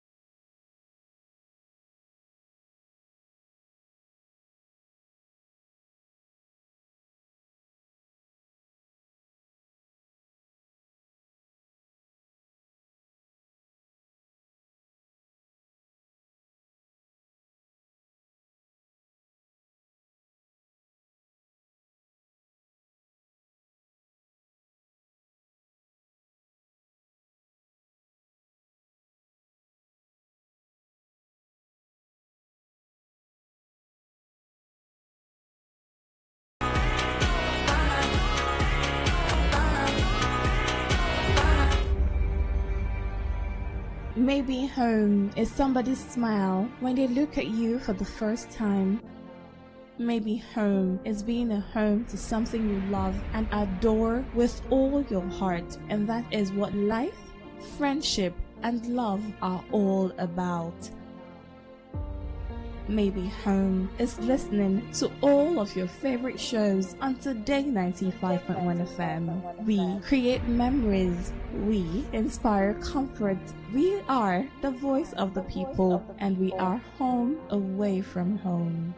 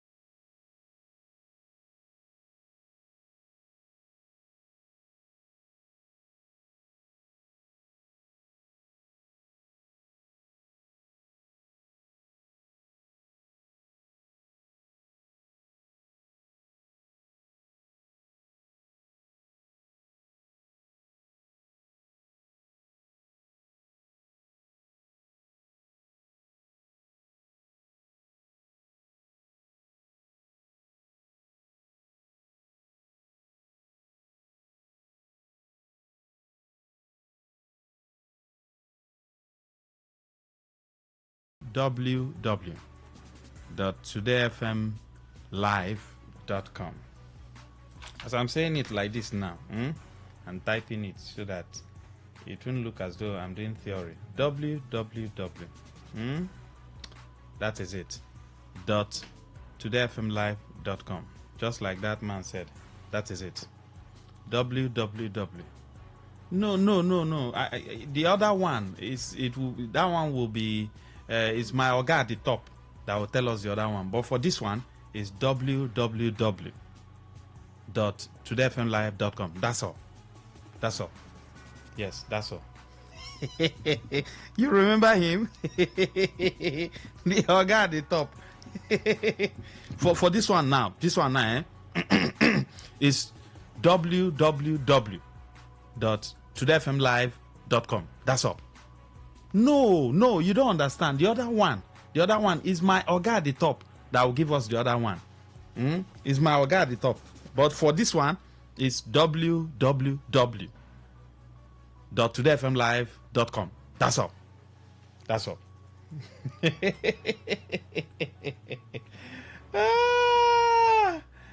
Anyway, nothing we'll never see for this country. It's in this same country that one big ship just got missing. The thing just disappeared. Big ship. You know how big ship is? They call it she. A country is referred to as she. Big ship like this just, you understand? Just disappeared. So once you dial www.todayfmlive.com, you will see listen live. 1 hour live. Just click. Bing. You'll be listening to us. Good evening. Hello, good evening. Go ahead. Yeah, my name is Innocent. I'm calling from Port Harcourt. All right. Max, you have heard our former administrator, sole administrator, Evans, now ambassador designate. Max, are you hearing what I'm hearing? I can hear you. In our country, only the few they are not enjoying the resources of this nation. And go ahead now. Go ahead. Hello. How can Evans be appointed ambassador now when we are even here complaining that Evans allegedly has taken everything that belongs to River State? Nothing. He didn't do anything in this state. No road, nothing, and now he's being promoted. Promoted for what now? For not doing anything in the state. Hey, this country, now, wow, Sir Innocent is my name. Thank you, Sir Innocent. A country that one big ship disappeared. Python swallowed money. Are you surprised? Please don't be surprised, eh? You hear what I'm saying? You understand me? Huh? You know what I'm saying? Huh? That's how Americans speak. Good evening. Black Americans, that's how they speak. Good evening. Yes. Let me talk on this, our debate. You know, the presidency debunked the rumor that appointments are made on the ground of compensation. I seem not to understand why that trend still continues. The BAS is from Cross River State. There are former senators and several other government or politicians that are even more capable than, let me beg to say, than Ibas. Why Ibas? You know, of a recent, the House of Assembly intended to ensure that the Ibas is in the state should be investigated up, that he should be invited for other how he has to account for how he runs the state. Now, ambassador designate, who will now have that impetus to invite an ambassador to come and answer for how he runs the state. So I want to use this medium to ask the president, don't make appointment on the ground of compensation. We are Nigerians, then we deserve that office. Not party, not a relationship, but on the ground of competence. That is what is in my mind, Mr. Joseph in Elena. Thank you, Mr. Joseph. Chisom says, Oga Maxwell.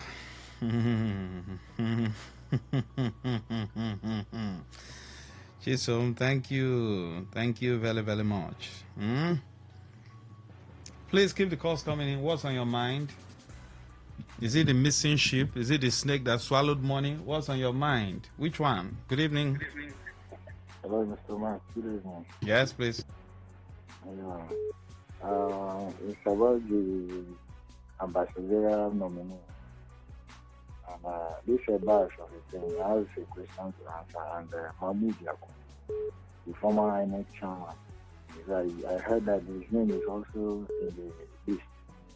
I want to urge the country that they may want to send them to, that they should scrutinize them, they should, in fact, they should check them well, investigate them first. If they have any case to answer in Nigeria, they should come back and answer that question before they will accept them as an ambassador in their country. If not, any country that will accept them, it means that they are enemy of this our Nigeria. Thank you very much. All right. Thank you. Good evening. Hello, Mr. Maxwell. Good evening, brother. Go ahead, sir. Yes, so my dear brother, my name is Kingsley calling from Opokoro. Yes, what's on my mind is about our lawmakers in River State endorsing President Ahmad Bola Tinubu for 2027. I now ask, are there 9 in APC? The last time I checked, they said, according to them, that they are still in PDP. How can you be in PDP and endorsing an APC presidential aspirant? I don't understand. Is that time they tell themselves the truth and stop deceiving the gullibles? Because how can you be? Does it mean that the people doesn't have someone that could man that office even better than the president? Or are they now? I don't even understand what they are trying to, the kind of game they are trying to play here. Although I didn't blame them, I blame the PDP leaders who have allowed these people to stay and still bear the name of the PDP, PDAPC. Is that time they show them the way out? Let them focus or even go to that place they think they can do better or even have the voice to speak, and allow other people, because as long as I'm concerned, they are still blocking other people from that place. And Nigeria should just open their eyes and watch the kind of people, if at all, the Nigeria elect them. If not, I think these people find a way into that position. Nigeria did not vote them in. If Nigeria vote them in, how many of their constituents have they consulted and know if these people really want these people they say they are endorsing? Someone they elected you. You have not even done nothing. You are endorsing a president who have, Thank to you me, very much for your time. does nothing to this country. All right. Thank you, Mr. Yes, good evening. Mr. Mark. Go ahead, sir. Good evening. How are you? Yeah, this is Okidim Jr. from Abua. Mr. Mark, what is in my mind is this our local government chairman. Mark, what is happening? We are approaching 100 days in office, and yet I have not seen any meaningful blueprint from any of them. apart from the one in a shade that we see transformers and all of that, we have not seen mass in my community, in Abua Odwal, in Ottawa precisely. I had a 3-pole.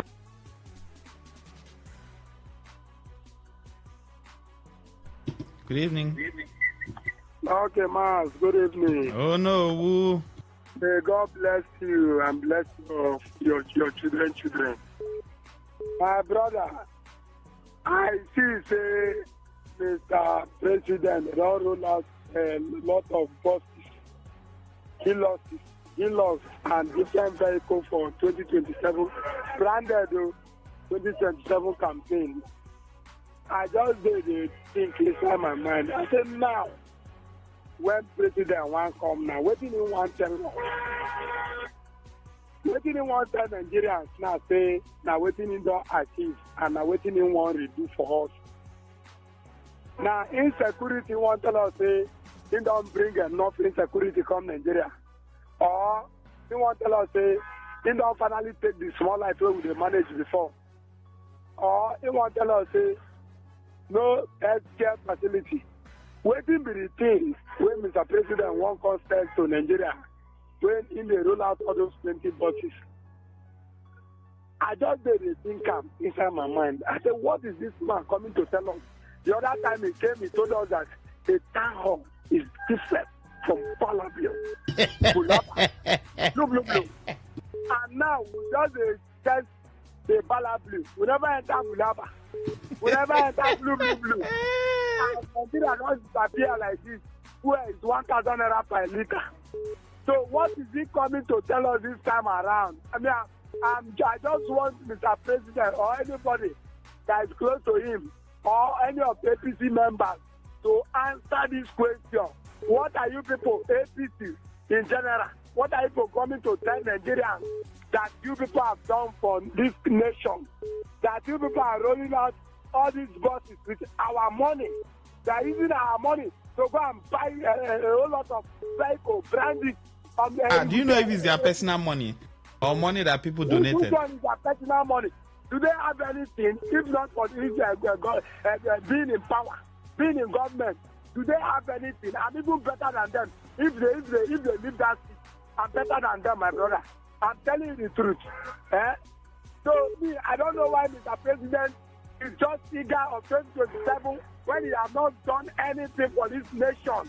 In fact, all the APC governors, in fact, all the leaders currently, they are not doing anything for us.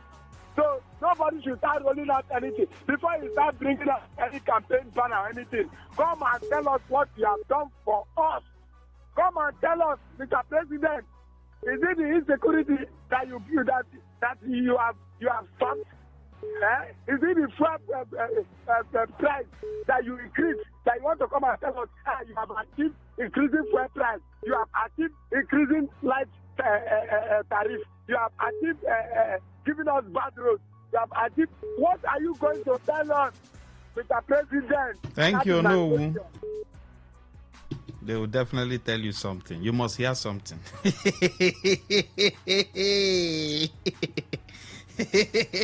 You must hear something. Can't you see that inflation has gone down? Is that not something? The coastal road, is that not something? What more can you ask for? Good evening. Uncle Max. Sorry, the network cut me off. Go ahead, sir. Yes, I said in my community, it's just 3 poles that fell. And for some couple of months now, the community is in total darkness in Abua Odua, Ottawa precisely in Ward 7. So I'm not talking about the deplorable situation of our primary schools. I'm not talking about network, the bad road network. Just 3 poles. So I keep wondering, what are the local government chairmen doing? We clamored for local government autonomy. and it has been given to them. What are they using our money to do? Uncle Mas, before I leave, I also heard that the people has been restricted into the secretariat of Abua Odua local government. I heard from it that before you enter there, you must show ID card, a public office. See, Uncle Mas, I'm angry. I'm angry. Please, the local government chairman should do something. It's not about the state government only. We have different tiers of government, and every of these tiers is scheduled with the responsibility of developing these areas. Please, I call on them to wake up. I don't know what has been distracting them, but let them use Rivers money for Rivers people. Let them develop the locals. Let them build the primary schools for our children. Let them develop the road infrastructure so that Rivers will be a better place for all of us. Thank you very much. Hey, well, oh no, we have something now. And they start campaign. Wonders shall not end in this country. Ibas is now an ambassador without giving us the details of how he misused allegedly our money. There's Gordo, and for this country we heard say snake swallowed 36 million. Hunters asked them to show the way the snake ran away. Up until now, then no Grishos. Engineer Don from El Pramo. I think we'll take one more. Good evening. Good evening, sir. Hello, what is in my mind about my problem, my money, pension money?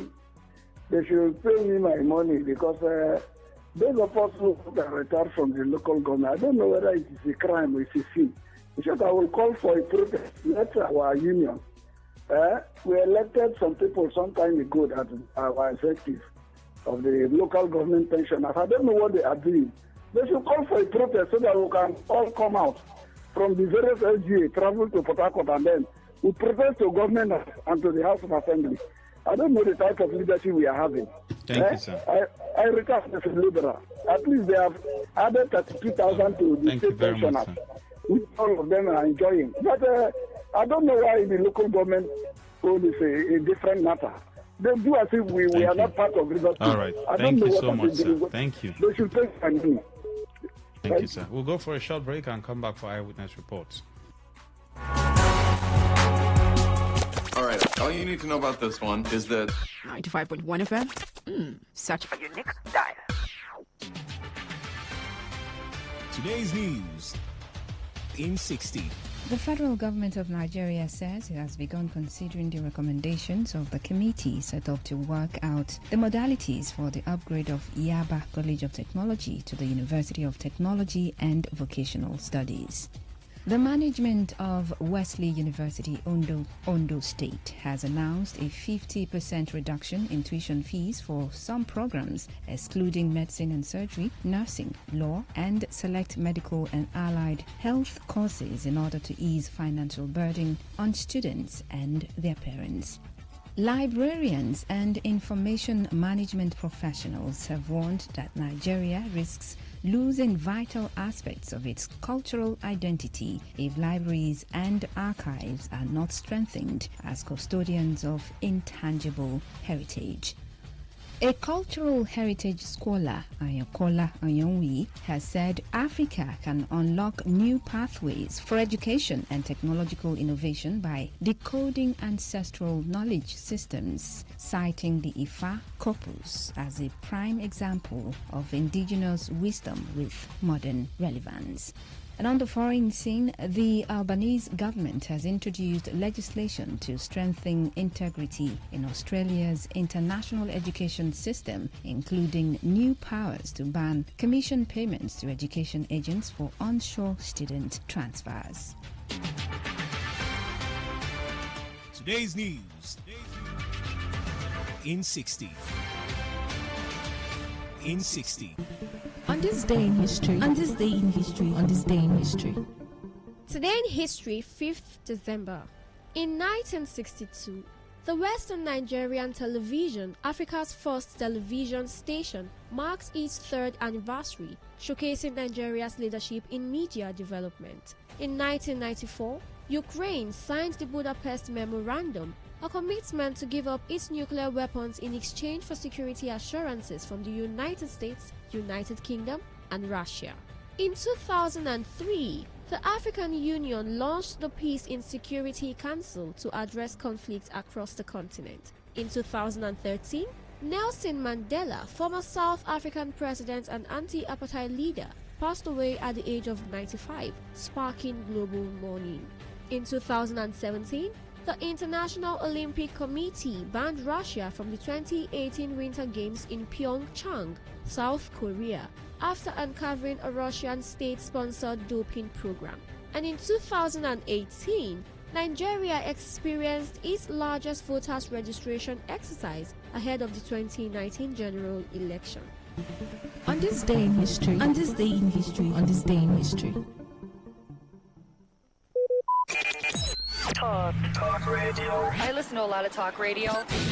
95.1 FM.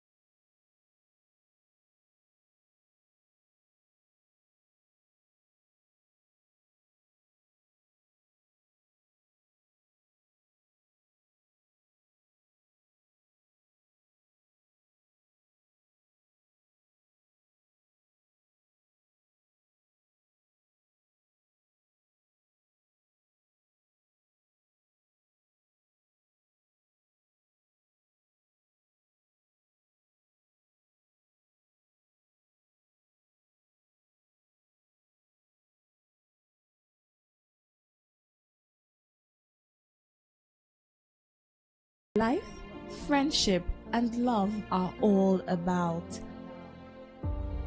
Maybe home is listening to all of your favorite shows on Today 95.1 FM. We create memories. We inspire comfort. We are the voice of the people, and we are home away from home.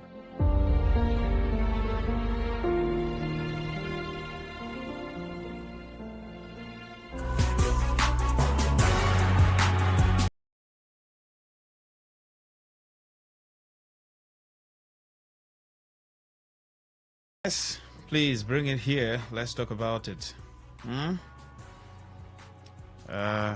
It's called Eyewitness Reports. You can send messages, you can do voice notes, you can call in on Eyewitness. What you can see, feel around you, both the ones you like and the ones you don't like. All right?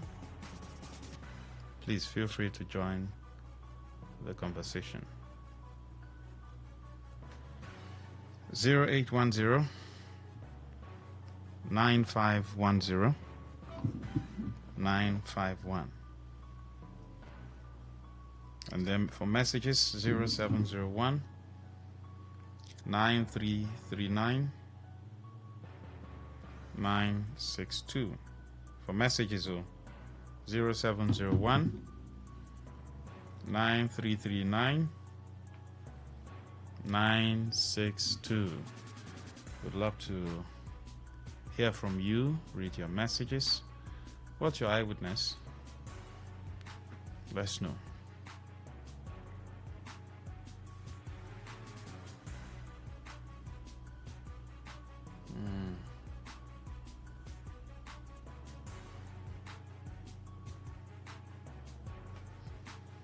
All right.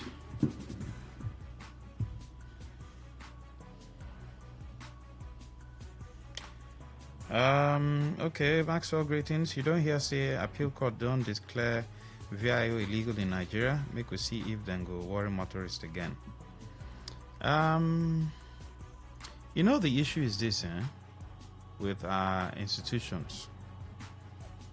One of the major issues with our institution is the fact that Nigerians are not united to be able to stand their ground when they know something is illegal. Good evening. Hello.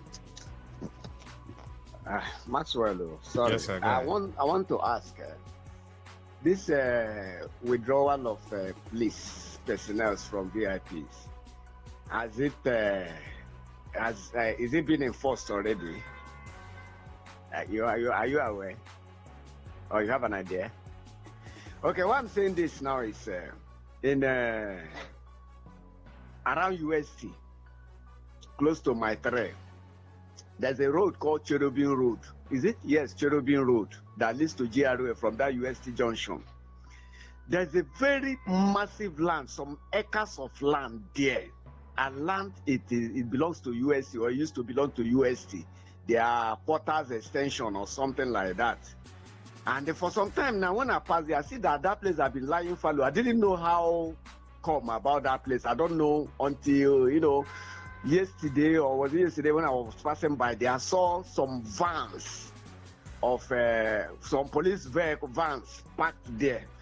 So today when I passed, I saw that their place that was being cleared. They are bulldozing the place. They are clearing the place. I saw bulldozer inside, So making further inquiries, I learned that land ordinarily that is supposed to be for UST, the extension, that when this our guy was in power, he took over the land.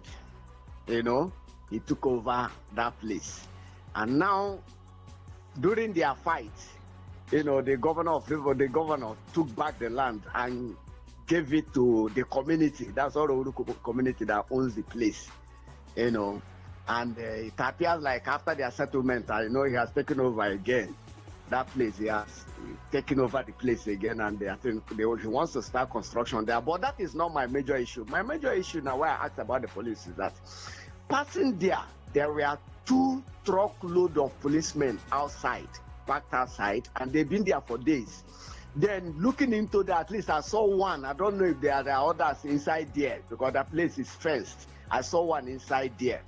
Now, what I'm asking is, if they've withdrawn, what is it called now, police personnel from this.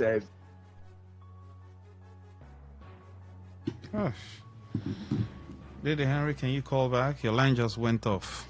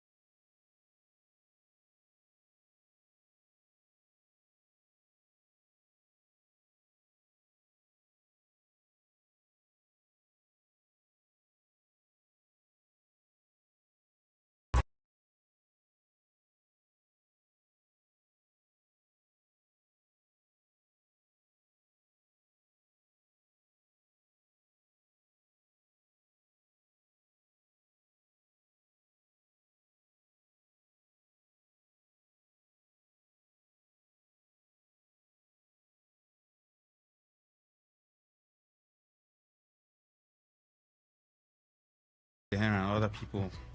The issue with our institution is the fact that sometimes, even when they know what they are doing is illegal, the people, I mean, the residents, the citizens, don't know how to stand their ground. And when I mean stand their ground, I'm not talking about just one person. Some Nigerians have a way of seeing someone who is in the middle of an issue, and everybody will just be going their way. That's how some of us behave. Many people behave like that. You see somebody in the middle of something, and then you feel it does not concern you, in as much because it's not, it hasn't happened to you. So you feel, concern me, you just go your way. But you forget that an injury to one is an injury to all. If a particular agency succeeds in dealing with an individual, they will try it on the next person, try it on the next. Before you know it, it will become a norm. So Nigerians must note that this is our country, right? And the institution is meant to serve us. So if an institution, some staffs in an institution, government institution, is going contrary to the norms and laws, the people have the right to call them to order. Not violently, please, so you don't misquote me, but you can stand your ground in such a way that they will know that these guys know their right. And you will see them retreat. That's the truth. If they illegally detain a keke or a driver, and every other driver comes around and say, okay, what is the problem? If this man did something wrong, they can. But knowing that they are not supposed to be on the road, why are they now on the road? And everybody, all we do is just call, complain, until I think the House of Assembly, State House of Assembly, they brought up their matter. Maybe it might have happened to one of the lawmakers, because our officials also, what they do basically is they don't attend to issues. They don't attend to what? To issues until it happens to them.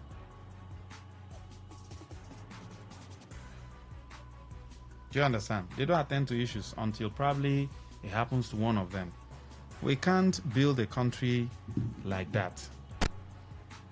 We can't do what? Build a country like that. No country goes. So this I don't care attitude on the part of citizens has to stop.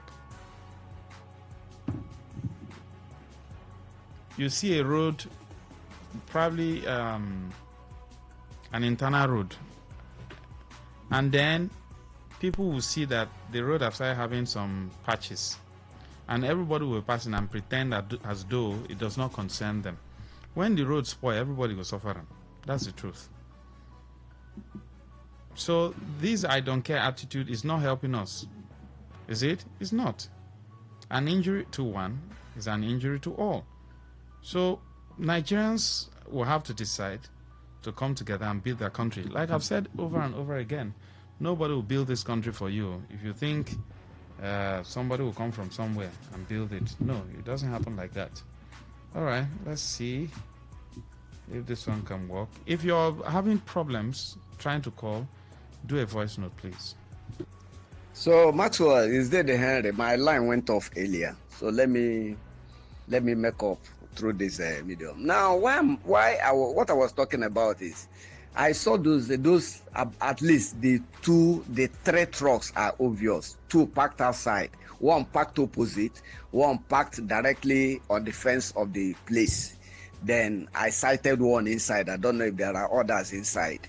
So if we have such number of policemen just coming because a development want to start in a property, if we have such number, so how many will remain in the station? Secondly, what do you need police for? If genuinely you got a property that you want to develop, you got your property genuinely, what do you need such number of policemen? What do you need troops for? To guide the place while you are just clearing. It's not like construction, just to clear the place with bulldozer. What do you need it for? So I saw it today and I was wondering. So that's why I wanted to ask if it's the enforcement. I know he's entitled to play because he's a government official, but the entitlement to police, is it troops coming to guide his piece of land where he wants to start construction? That's my eyewitness, Maxwell. Thank you.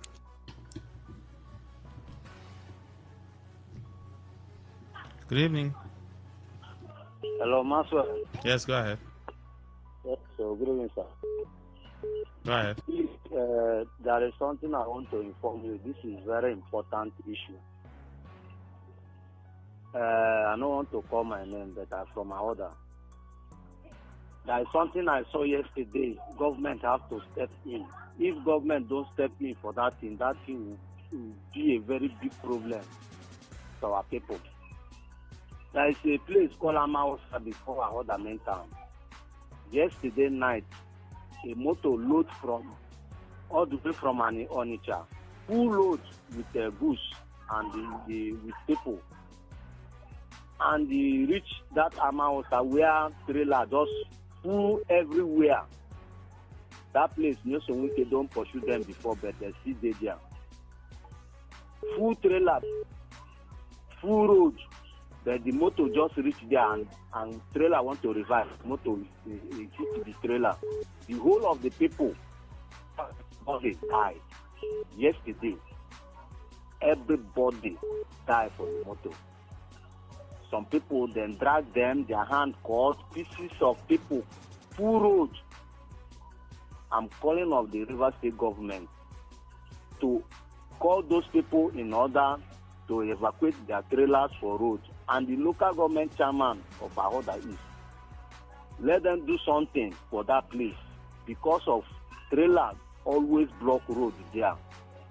Look at the people just lost their lives. 18 sisters, nobody survived. 18 sisters. Yesterday, this thing happened yesterday. 18 sisters. They should call the River State government, and I'm calling of Bahoda East chairman to step into this matter, to evacuate all those trailers for road. How can trailer go block roads? When motor want to pass, now the time when they go revise their motor, and nobody survive for that motor. This is what I tell you. You have to verify very well if I'm lying. The motor now, new bus coming from Onitsha with full load. Those load now, this station now. So please call the river. I'm to that matter. Those people to pass their for road. Thank you. Good evening. Good evening. Yes, sir. Go ahead. My name is Oscar. I'm calling from Igrita. You see this policeman which they said they withdraw from the VIP. Yes, I was having to worry from Shoba Bridge down to worry itself. Be very careful. The one that I used to block the road. I was surprised for the first time we're not collecting money from those commercial boxes. The road was just pretty fast. But when I was coming back around that time between collecting money. You cannot stop collecting motorists on the road. What is the problem? This collecting money is it that the drivers they don't have particular are waging armed robbers against them, or they are waging that they are collecting money from the drivers. As I've had this question several times, nobody has answered me. Why are they collecting money? There is 2 years for us. Any apart must drop 200 naira. Oh, so sorry. Your line is breaking. Can you call back, sir? Or do a voice note? Good evening.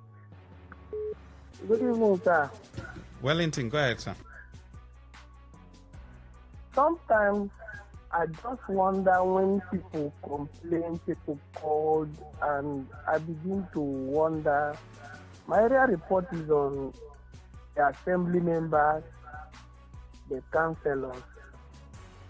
Sometimes I ask myself some questions. You are representing people. How do you make laws when you don't communicate to the people?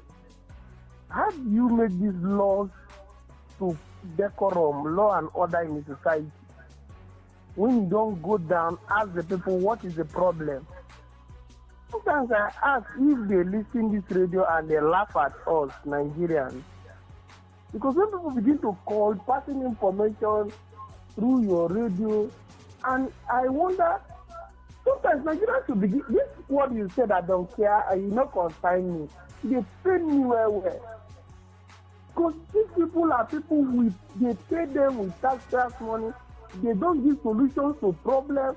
The following you will complain, the following you will complain. Is it that the money is not there? Or the problem is we ourselves, we are not putting the right person who knows that their purpose of being in governance is to solve problems. There are things to hear you as a representative of that conservative. Wellington, tell us your eyewitness, eh? Oh, that's my eyewitness. That's my eyewitness. Yeah, you sure? All right, thank you. Thank you. Thank you. Eyewitness report. If you can't call, send message, right? Or do a voice note. Do a voice note on WhatsApp 0701 9339 962. Good evening. Hello, man. Go ahead. Good evening. Are you hearing me? Very clear. Yeah. I want to tell you what is in my mind for this rivers man about BIO. If they are hearing me, they listen well. They will carry them with broken legs come out for that road. I'm warning them now, they are saying, let them hear well. But I will not stay inside my steering and one woman or one child stop me in respect of BIO for this protocol. I will wound people. So if they are hearing me... Don't fight, eh? Don't fight. Not to fight. I will use my steering to break legs. That's what I'm saying. Don't fight anybody. I will not fight now. I will not fight. I say breaking legs. It's the same thing now. Don't break leg now. They will not catch you. They cannot Don't break any person's leg. I beg you, eh? I beg you. I'm telling you. Please don't break anybody's leg. Let them be out. And maybe this Port Court. I will break people's leg. Thank you. Please don't break someone's leg. Please, I beg you. They will not come, they will not stay on the road again. Don't break someone's leg. Please, don't be violent. Calm down. I know it's very painful. It's very painful. And we don't want to, I don't know. It looks as though because of the gap in governance, some institutions are taking advantage of the bad leadership in the land and then extorting citizens. And we don't want to get into a state of fiasco where people start reacting negatively. So I think the institutions should, their organs at the top, should call them to order. We don't want, Nigerians are already going through pains. Nigerians are already tired. So, if you push them to the wall, they might react. So I think the police, every other agency, what you are also suffering is the same thing. I have a friend who's retired. Up until now, she said she has not received her gratuity nor pension. I was just looking at her, I was just dumbfounded. So that's the thing. So everybody should be pushing towards good leadership. All this, I belong to APC, I belong to PDP, they are doing well. It's not helping matter. Everybody's going through the same thing. That's the truth. Good evening. Yes, please. Yes, I'm Chino calling from Ajit area of Naka. All right. I want to use this platform to, and first and foremost, let me thank you and for creating this platform for people to air their view. It has helped the society so much. Thank you and God bless you for that. So let me urge the chairman of Chile local government to please. They have been electrifying almost all the local government, all the communities in the year. But my community, he has not done anything in terms of his electrification project. I want to plead with him to please send it to Ebeke in the Chile local government. Please, let the chairman do all this good. And God will bless him and we'll never forget him. Thank you very much. Thank you very much. Please do a voice note. If you're having difficulty calling in, just do a voice note. Okay? Do a voice note. Send it to 0701 9339 962 0701 9339 962.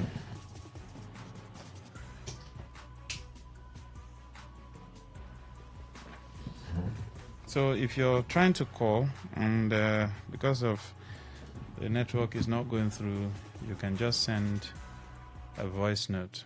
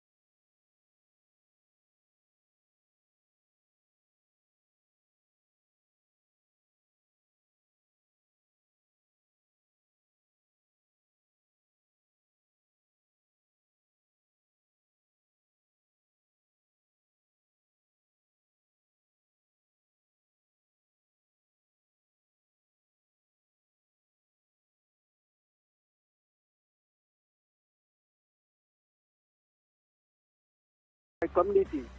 I went to that opera and they installed solar street light here, ignoring my community. Now they've extended this light to our place here, but my own road leading to that opera site, I was not getting this solar energy. So please, I want to urge them, if he's hearing me now, he should help us. We have 2 polling units in this my community, Omonia. So he should come and help us and install this solar street light in my community. Please, we're voting for him, and it is our right. Or even our road yourself is in a deplorable condition. I'm urging local government chairman, Mr. Kema Boniface Njoku, to come and grade this road in motorable condition. Please, this is my eyewitness. Thank you. Yes, good evening. Okay, Master. Good evening. Hello. My eyewitness. There is a flyover. After what you have been going through, I think the fact now is the fear of the is the beginning of wisdom. Now, because of hold up, the hold up that is coming out from that news, I don't know the cause of that hold up. I want to call on the commissioner of police to be sending them to that place to control the traffic. Because now everybody wants to. Oh no, can you do me a favor? Can you call back? Or can you do a voice note?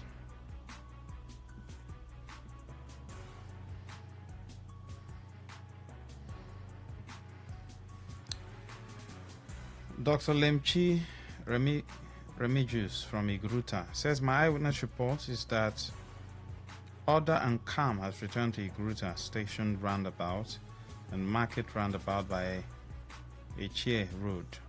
These places used to be blocked and congested by street traders, often extorted and paying fees to the indigents. Now traffic is free at those spots. I say kudos to the chairman of the Ikure local government area. All right, thank you, Dr. Lemchi.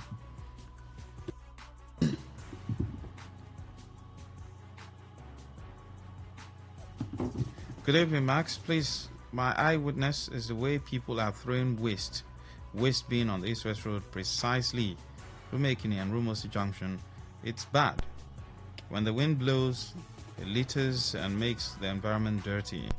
I plead that the LJ chairman should build a place where people will throw their waste bin and set up a monitoring team that will hold anyone that will litter Obiakwas the way Akwa Ibom State government did. Kelvin from Rumekini. They just need to keep receptacles, big receptacles. That's what they did in Aba. Do you understand? They just built they just positioned receptacles, very big receptacles, at a distance. So you just go there and dispose it. Do you understand? So by the side of the road, on the East-West Road, they can. How much will it cost to buy big receptacles now?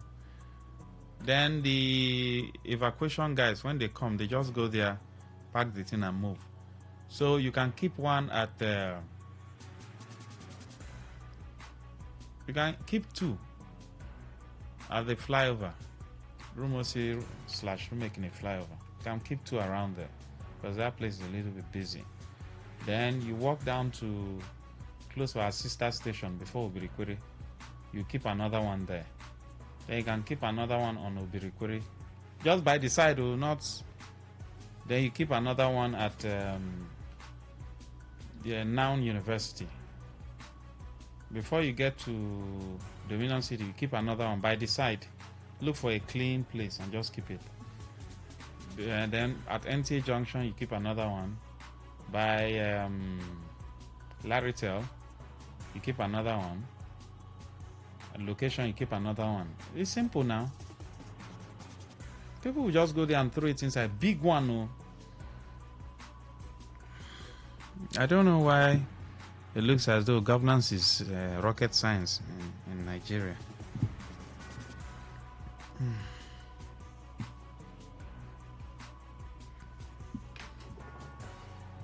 Kanu is asking me, why is it that VIOs are still standing on the road? And that's what I'm saying now. That it is the citizens that will ensure that the court order stands. You get what I'm saying? It's the citizens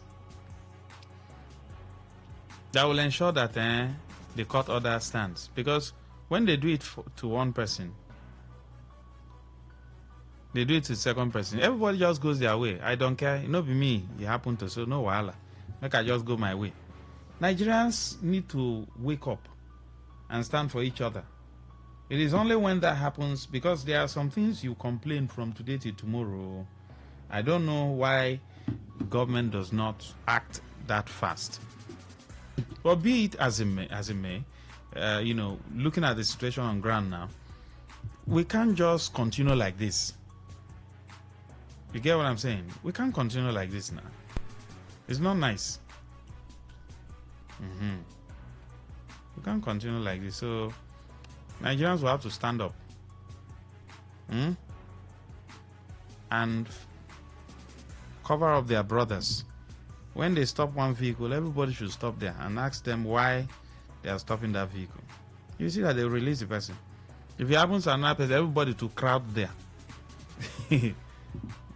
But when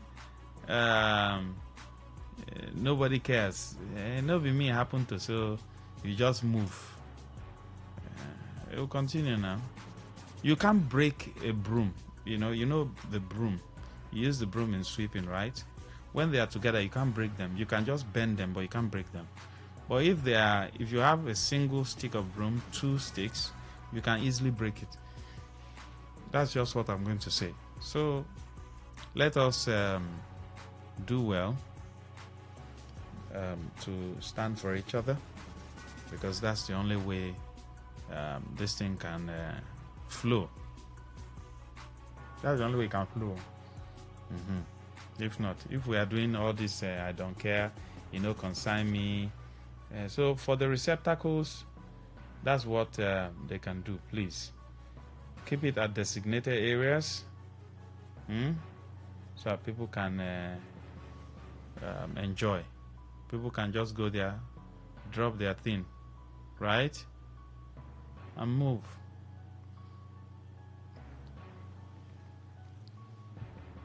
Receptacles should be purchased by Riwama and kept at designated areas. If you don't want, look, I got to close to Leme Junction. When you get to, what do you call it now? White House. That's after tank, within that environment. If you see how dirty that place was looking, oh my God. Oh my God. Oh my God. The place was something else. Because there are no receptacles. No receptacles.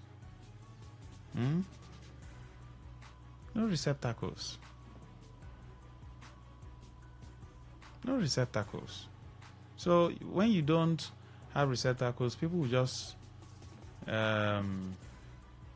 drop things anyhow.